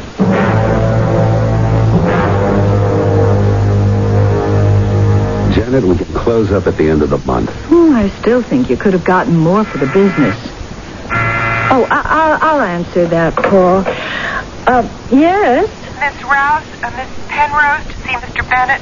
Miss who? Penrose. Penrose. Why is that name so familiar? Penrose. It was that boy's name. Just a minute, Louise. Listen, Paul, what are we going to do? What does she want here? Well, we better find out. Louise, would you ask the lady to come in? Janet. Paul, remember, we have absolutely no problem. Come in. Miss Penrose. I'm Mr. Bennett's secretary. This is Mr. Bennett. Now, won't you have a seat? Thank you. What may I do for you, Miss Penrose? I would like you to sign a confession stating that you killed Eddie Penrose. Well, what reason would he have for doing that? The best reason in the world. He's guilty. You can't prove that. Notice instinctive reaction, not a denial. Miss Penrose, I don't want to appear impolite, but I'm afraid I must ask you to leave. It would be better for you if you could ask your conscience to leave. Now, I know you killed him. He stopped to help you fix a flat. Your tire marks were on the ground there. But he isn't the only one with Plantagenet tires. Of course not. And the following morning, your garage man can testify that he fixed a flat tire for you. None of that is evidence. That's right, it's not. Evidence would be the gun, the loot. But they're probably gone forever. You can depend on that, Miss Penrose. So you will have to just confess. It's the only way. And you'll do it. Why should he? Because if he doesn't, he'll never know a moment's peace. Paul, you've done a terrible thing. You have killed 2 people. Now you have to find forgiveness. I'll forgive you if you come forward. Oh, I needed this. How refreshing. You poor, silly woman. You actually believe in conscience? You think it's going to bother me? It's already gone from my mind. Really? Lieutenant Settles. Mr. Bennett, your secretary said you were in. Excuse me. What is it? Oh, what are you doing here, Miss Penrose? I'll tell you, Lieutenant. She is engaging in harassment. You shouldn't do that, Miss Penrose. Mr. Bennett, I'm going to ask you to come with me. Why? Am I under arrest? Paul. Let's say that you're wanted as a material witness. Now, you're not compelled to answer any questions. What kind of questions? We've been following a certain line of inquiry in which there are several indications of your involvement, sir. A principal among these is the telephone company record of a toll call from your country home in Reddington to the special police number in town here. I don't know what you're talking about. Our log shows that at precisely 4 p.m. of the 14th, we received a call on our special line from someone who advised us that Eddie Penrose was involved with drugs. Well, what does that have to do with me? According to the phone company records, that call was placed to the special number on your telephone. Why did you place such a call, sir? Don't answer, Paul. You don't have to. He doesn't have to answer. I know why he did it. He did it so he could live with himself. He had to reduce Eddie Penrose to nothing so that he'd feel no guilt over his murder. That is why you did it, isn't it? He was a criminal. A hoodlum. You had to convince yourself. It was in all the papers. Who gave that story to the papers? Who was the only source of that story? The call was from your home, Mr. Bennett. Speak to some of Eddie's closest friends, the people who really knew him, whose lives were touched by him. No. I wasn't there when he helped you. But I can see his face. His bright, friendly face, his honest smile. I can hear his heartwarming laugh. Can you ever forget it? I couldn't help it. I couldn't. No, Paul, What could I do? He saw the mark. The brand. Yes, and I see it too. You can feel it burning. I didn't mean... Sometimes you just get in so deep. One thing leads to another, and you can't believe you're doing it. Excuse me, Mr. Bennett. Charlie, would you and Dick take Mr. Bennett and Miss Rouse here down to headquarters? Please. Can you forgive me, Miss Penrose? Yes. I forgive you. And I'm sure that Eddie forgives you, too.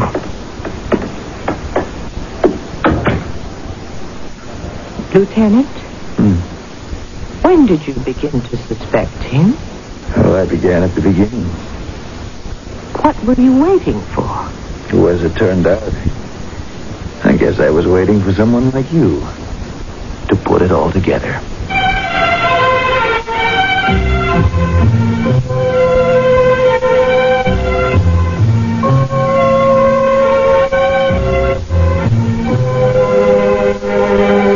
Yes, that sudden flash of insight that illuminates the darkest regions. Sometimes we simply cannot realize how difficult it is to get a conviction for murder. Circumstantial evidence is so hard to prove, yet circumstantial evidence is usually all the evidence there is. I shall return shortly.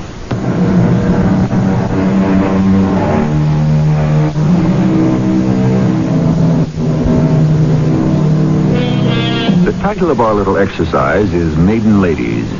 Maiden ladies receive a certain amount of attention in literature, quite possibly because so much of it, in the past at any rate, was written by maiden ladies. But to live alone is a challenge for anyone in our society, especially for a lady of maturity. But meeting this challenge has helped create a class of competent, fascinating ladies. They remain, perhaps, one of our greatest untapped social resource. Our cast included Terry Keane, Michael Tolan, Carol Teitel, and Russell Horton. The entire production was under the direction of Hyman Brown. This is E.G. Marshall inviting you to return to our Mystery Theater for another adventure in the macabre. Until next time, pleasant dreams.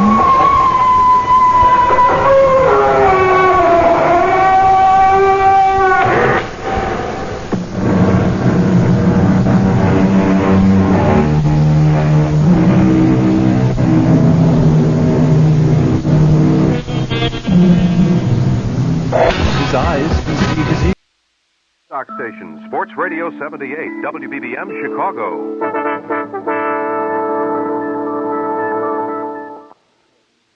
The CBS Radio Mystery Theater presents...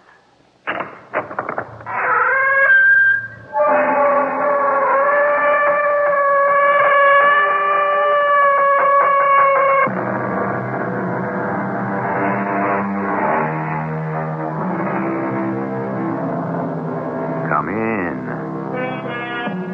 Welcome. I'm E.G. Marshall. As we wait for the napkin, the soup gets cold.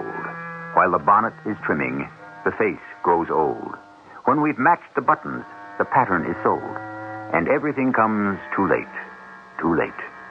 How completely the poet has captured it. So many times, isn't the most pertinent question of all, why are you waiting? I didn't kill her. You were here at the time she was murdered. No, I wasn't. Lieutenant, why would I kill her? You wanted to marry her. You discovered she was cheating. So why would I want to marry her?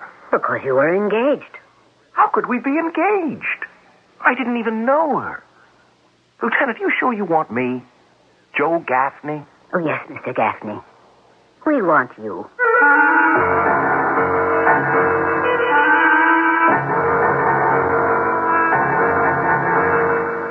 Our mystery drama, Pretty Polly, was written especially for the Mystery Theater by Sam Dan and stars Tony Roberts. I'll be back shortly with Act One. These are scenes from America's favorite motion picture. You're a fool, Red Butler. When you know I shall always love another man. Stop it. You hear me, Scarlett? Stop it. Don't, I shall faint. I want you to faint. You go. What shall I do? Frankly, my dear, I don't give a damn. Sunday at 8, 7 Central and Mountain. A CBS TV special movie presentation. Gone with the Wind.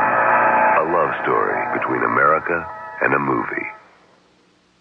Let your home share the newness of spring with a fresh coat of True Test paint from True Value hardware stores.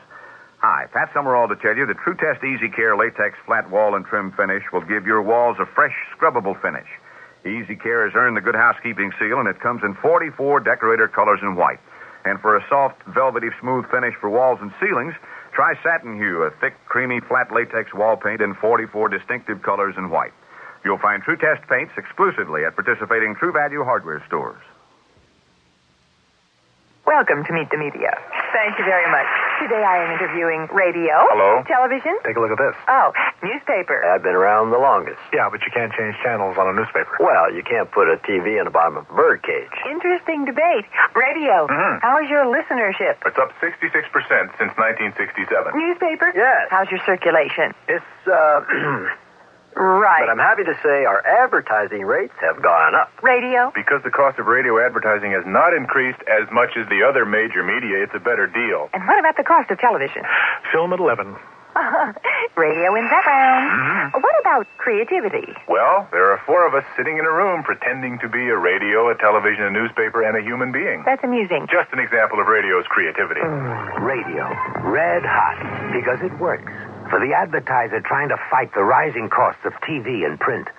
The Radio Advertising Bureau can send you more facts. This station can send you more customers.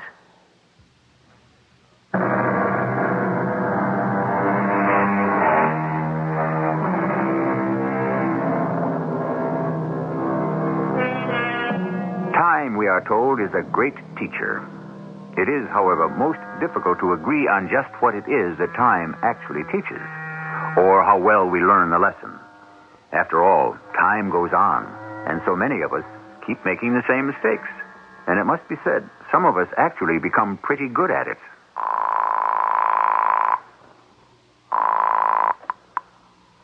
Mr. Stevenson's office? Yes. Is he in? This is Mr. Gaffney. Sorry, Mr. Gaffney, he's in a meeting. I have his morning quotations for him. He said for you to call at about 10:30. Thank you. You're not Miss Meadows. No, Mr. Gaffney, my name is Polly Simmons. Oh. I'm Mr. Stevenson's new secretary. What happened to Miss Meadows? I don't know. Oh. 10:30 you said to call him. Yes, Mr. Gaffney.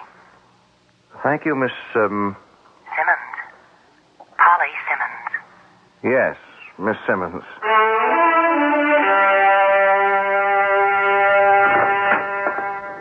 Joe? Joe? Huh? What? Joe, I've been trying to reach you for the past 15 minutes.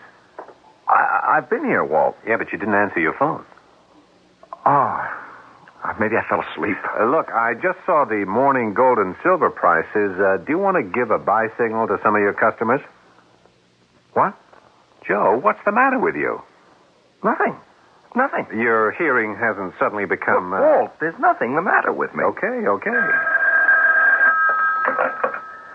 Gaffney. Mr. Gaffney, this is Polly Simmons, Mr. Stevenson's secretary. Yes, I know. Mr. Stevenson had to fly to Chicago on some urgent business, but he does want you to call him at the office first thing tomorrow morning. Yes, I'll do that. Thank you. Thank you very much, Miss... Simmons. You're quite welcome. Now, look, Joe, this could be just another swing of the seesaw. On the other hand, it could be the big move up. Now, what kind of position do we want to take? Joe? Yeah. Joe, are you listening to me? There's something going on here. It's something very personal. I just don't want to talk about it. Do you mind? Look, I don't mind if we can just get down to the day's work. Now, what do you think? About what? What have we been talking about? Taking a position in gold or silver? Either? Neither? Both? Oh, I want to think about that. I should imagine you'd been thinking about it all morning. I'll get back to you. When? I have to make some calls, talk to some people. Within the hour. Just remember, Joe, if it's going to take off and our people miss the boat, they'll make us walk the plank. That's kind of a mixed-up metaphor, isn't it? Just as long as you get the point.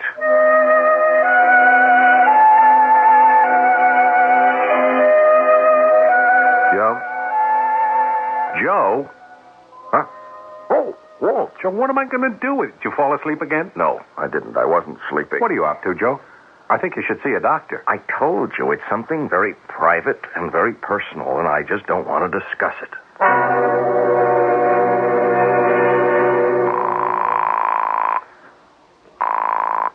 Mr. Stevenson's office? Good morning, Miss Simmons. Mr. Gaffney? I was about to call you. And Mr. Stevenson isn't back yet. He isn't. No. They decided to go to Colorado. They want to inspect their ski resort. Oh, that's nice. Yeah. I wish I could have gone along. Oh? Do you like to ski, Miss Simmons? Love it. Skiing in the winter and sailing in the summer. That's my idea of heaven. Yeah. When he checks in, I'll tell Mr. Stevenson you called. Thank you, Miss Simmons. Not at all.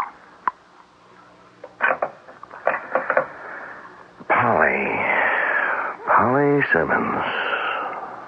I'm in love with you. I love you, Polly. Well, that's great. Huh? Who's Polly Simmons? I didn't hear you come in. Yeah, well, naturally, you've been in your usual days. All right, so it's love. Who is she? Oh, Walt, I was just talking to myself. Oh, yeah? This is what you came for, my market letter. Check it through before you send it out. I always do. I think it analyzes exactly what most of our clients should be doing at this particular stage in the market. Good. Now, tell me, who is Polly Simmons? That's none of your business.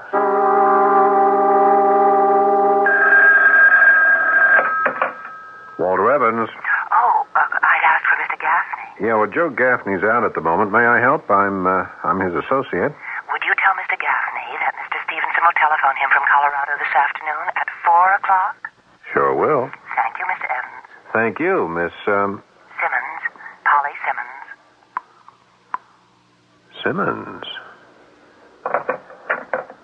Polly Simmons. Yes, Santa Claus, there is a Virginia. I mean a Polly. Now, what are you talking about? She's Ed Stevenson's secretary, eh? He's going to call you this afternoon. How long has this been going on? How long has what been going on? You and Polly. There's nothing going on. Oh, sure. Oh, she only came to work for him the other week. Yeah, how long does it take? Walt, lay off, will you? Sure. You going to marry her? Okay, but you sat there and you said, Polly Simmons, I love you, and you love a woman and don't marry her, you'll regret it for the rest of your life. Yeah, but it's my life, isn't it? Look, I want you to be happy. Why? Because I'm your friend? Because I'm an idealist? No, not at all. It so happens that when you're happy, you're one of the best analysts on the street, and I make an awful lot of money out of you. You want to have lunch, Walt? How come you're not having lunch with Polly Simmons? I don't even know Polly Simmons. Joe, you're talking to an old soldier. Look, I spoke to her on the phone yesterday for the first time, and I fell in love with her voice. If you laugh, I'll punch you in the mouth. No, who's laughing? And that's it. Don't tell me it can't happen. Anything can happen. People fall in love for the craziest reasons. That voice of hers. Yeah, now that you mention it, it does sound sexy. It's more than sexy. It's so warm. It's so alive. It's so vital. That's what I said, sexy. And that's the whole story. It's only the beginning. Ask her for a date. What if she's married? Her name is Miss Simmons. Well, she could be using her maiden name at work. Okay, so she's married. If you're in love, that won't stop you. Walt, this is no concern of yours. I just explained a minute ago it is. Well, all right, what if the voice is just... she doesn't have to look like her voice. She could be an old hag. You can always come up with a million reasons why not to do something. Don't knock it. That's how I made you rich. Yeah, but this is different. Do you or don't you want to go to lunch?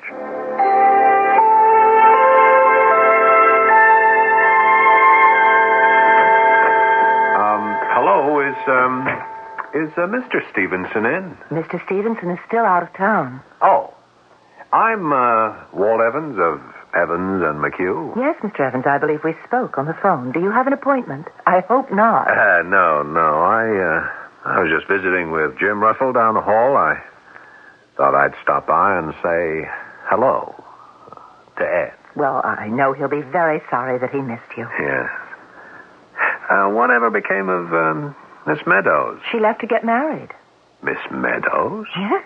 That's what I've been told. Miss Meadows, if she could get married, there's hope for everyone. Even for me? You mean you're not married? Miss Simmons? I'm afraid not. How is that possible? Oh, I suppose it's because no one ever asked me. I can assure you, Miss Simmons, if I weren't married, I'd ask you myself. And I should consider it. Very seriously.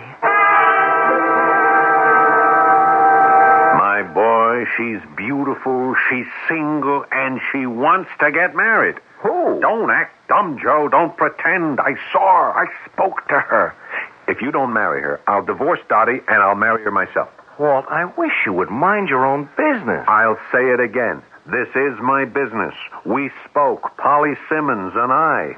Look, she's somewhere in between 25 and 30. She has long black hair. She has flashing black eyes. She has a complexion that makes you think of milk and honey. She's tall. She's slender, graceful. The gentle curves of her body seem to float within a dress. I never heard you talk like that. I have never seen anyone like Polly Simmons. And she's single. She looks like that and she's single? How's that possible? And she wants to get married. Well? Well, what? What are you waiting for? Ask her for a date. Okay. You had raised some entirely legitimate objections. She could be a dog. She could be married, and so on and so forth. These have all been put to rest. Your move. I don't know. Look, Joe, I went to a certain amount of trouble on your account. I didn't ask you to. What is a friend? Someone who doesn't wait to be asked. Walt, what'll I do if she turns me down? How could she turn you down? Look, I've never been very successful with women, Walt. Yeah, you know why? Because you're always so negative about yourself. You're constantly examining yourself for flaws, for shortcomings. The basic qualities that make you a terrific market analyst work against you in your personal life. Well, I can't help that, Walt. You listen to this voice on the phone, this glorious voice so filled with promise, and you treat it like a prospectus from a company that's out to sell stock. Where are the problems? I've just investigated for you. There are no problems. Yeah, maybe not with her, Walt, but there are with me. What problems are there with you? I'm not an exciting guy. Sure, she's got enough excitement for both of you. I can tell so much from her voice. She likes to go out a lot. She likes to have fun. Well, what's wrong with that? Well, I'm a quiet guy. Well, basically, that's what most girls want. I can tell, Walt. It wouldn't work out. I wouldn't even know how to ask her. Oh, what's there to know? Get her on the phone. Come on. Now? That's how they used to teach Indian babies how to swim. They threw them in the water. Pick up the phone. Okay, now, dial Ed Stevenson's number. Go on, go ahead. Walt, I don't know if I should. And when she answers, say, Polly, how about dinner this evening? But... Mr. Stevenson's office? Miss Simmons, this is Mr. Gaffney. Yes, Mr. Gaffney. It should be Polly. Come on, throw the baby in the water. I was wondering if Mr. Stevenson might be reached earlier. No, Mr. Gaffney, I'm sorry he can't be. Oh. Was there anything else? Now, Joe, now. No. No, I don't think so. Goodbye, Miss Simmons. What am I going to do with you, Joe? What am I going to do? You'd be surprised, but that will be the business of Act Two. Along about now, some of you vintage listeners are asking yourselves, what have we got here? One of those soft, sweet, tender little love stories? When is someone going to get killed? Patience, friends. Patience. If you use a long-lasting nasal spray, you ought to check the package. If it has a big 12 on it, you're getting the longest-lasting relief you can get. You're using Duration nasal spray. Duration is different because Duration has the longest-lasting nasal decongestant. So Duration gives you up to 12 hours of relief. That's up to 2 to 4 hours longer relief than most other long-lasting nasal sprays.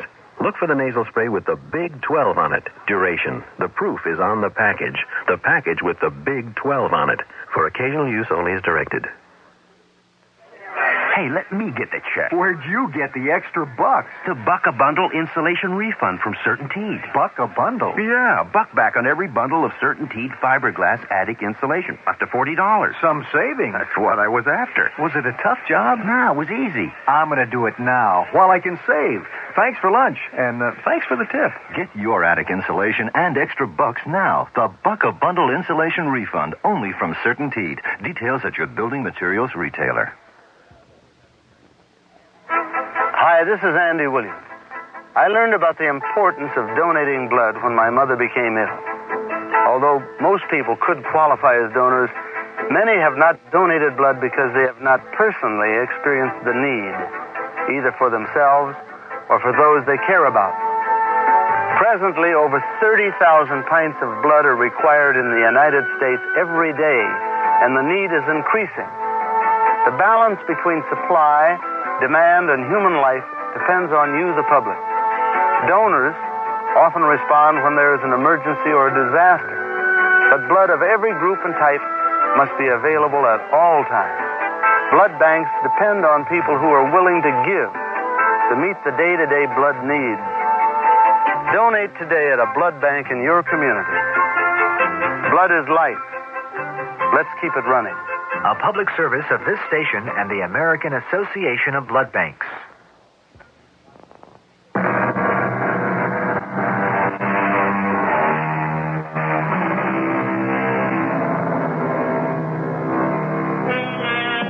They say that faint heart never won fair lady, to which we might add, there's many a fellow who wishes he hadn't been quite so courageous.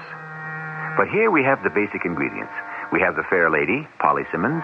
We have the faint heart, Joe Gaffney. And now we shall permit nature to take its course. You got to do it, Joe. Walt, why is it your affair? Affair. It should only be your affair. I don't interfere in your personal life. That's because you don't have to. I'm perfectly capable of making all the right moves myself. Will you please let me alone? It's a sin and a shame that someone as beautiful as Polly Simmons should just go to waste. I'm sure she has enough boyfriends. Yeah, as far as you're concerned. Why don't you mind your own business?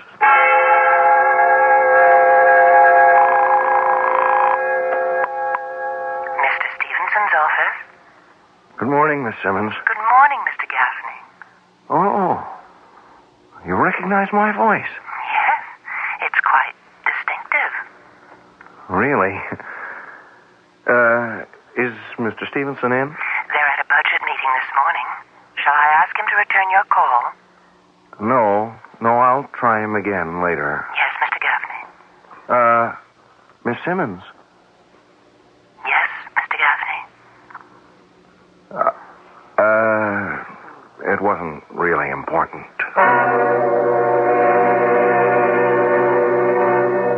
What do you want to see me about, Walt? What's the meaning of this? These 5 sheets of paper? That's this week's market letter. You mean this week's alleged market letter? Did you read through this after you wrote it? I don't know what you're talking about. This girl has not only got you talking to yourself, she has you writing to yourself. Listen, this week's Best Buy, Polly Simmons. What? The group that should outperform the market, Polly Simmons. Now, Joe. Oh, I should have checked it out. Joe, you have to resolve this thing. Oh, you find it hard to understand. I'm scared. Oh, come on. Please, Walt. Look, guys like you, big, confident, aggressive, you can't believe there are fellows like me. You must either get this girl or forget this girl. But, Walt... It's all in your own head now. You're going to pick up that phone, you're going to call her, and you're going to ask her for a date. Do you understand? Well, what if she turns me down? Okay, that'll be the end of it. Swift, clean, surgical. And if she says yes, well, that's the beginning. Pick up the phone, Joe. Your job depends on it. All right, I'll do it. Good. Well, go ahead. I can't do it with you hanging over my shoulder. Mr. Stevenson's office? Miss Simmons, this is Joe Gaffney. Yes, Mr. Gaffney. I was wondering... Yes? I was wondering if Mr. Stevenson. We're back yet. Oh. No, sir. Then I guess I'll just have to keep trying. Yes. You do that, Mr. Gaffney. Well? We have a date. Good. You see, you keep listening to your old Uncle Walt. So, tell me, what did she say, huh? What did you say? I just said, Miss Simmons, would you like to have dinner with me tonight? Miss Simmons, huh? Well, I don't know, maybe I said Polly, and she said, yes. So, who had this thing figured out from square one, eh? Now, you take her to a nice quiet place where you can talk, you understand, and you make sure you talk about her. Most women like that. Oh, look, Walt, do you mind if I get back to work now?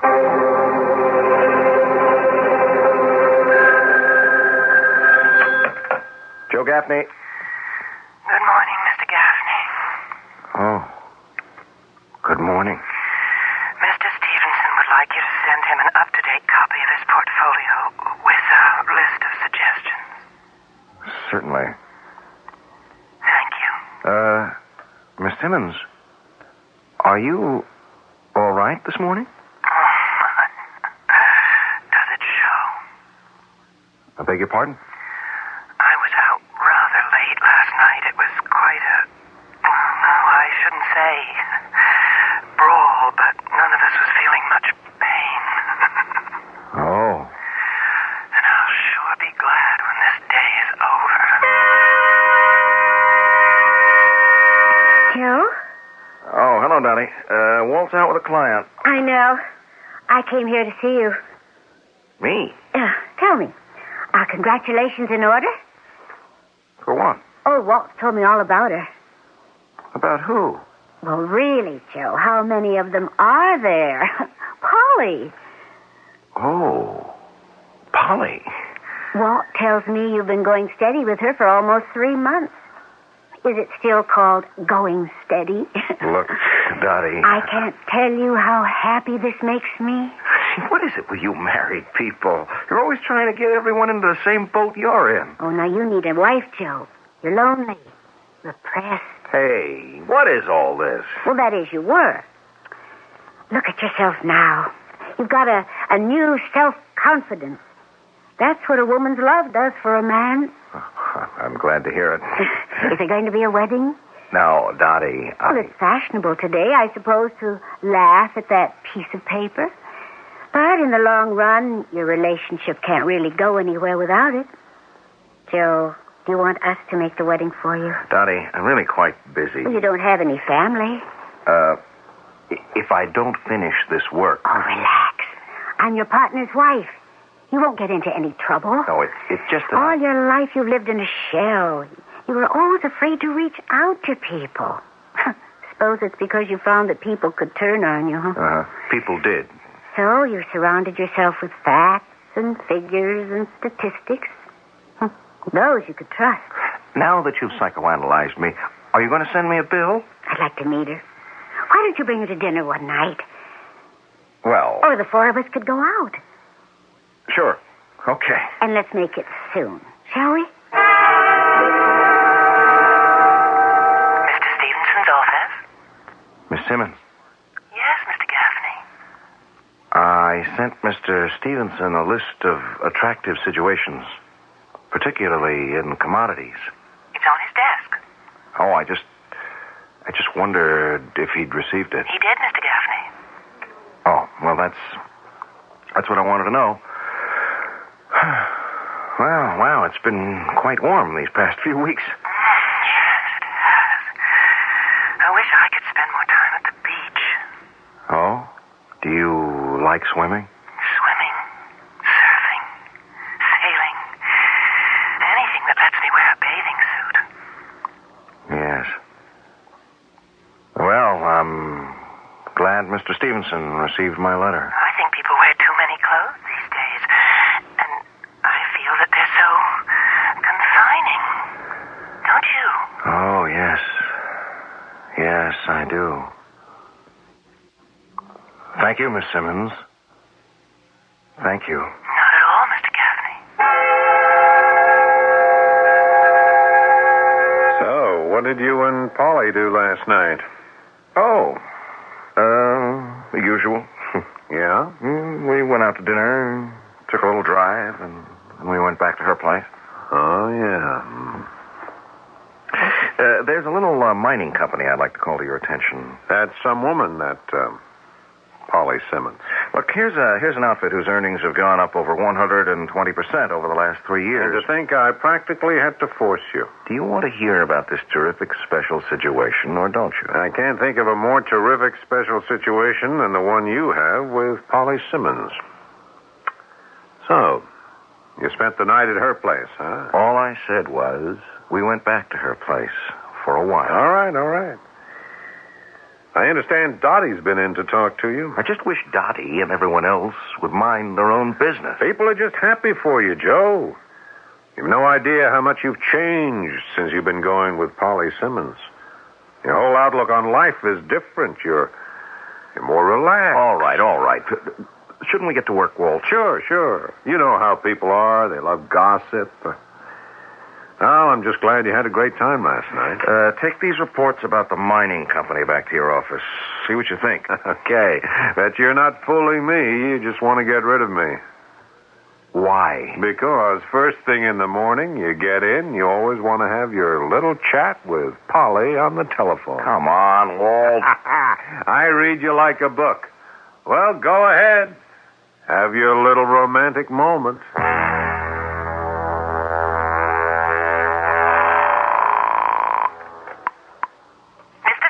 Office? Oh. This is Mr. Gaffney. Yes? Of Evans and McHugh. Yes, sir? Is Mr. Stevenson in? I'm afraid he can't talk to anyone right now. Oh.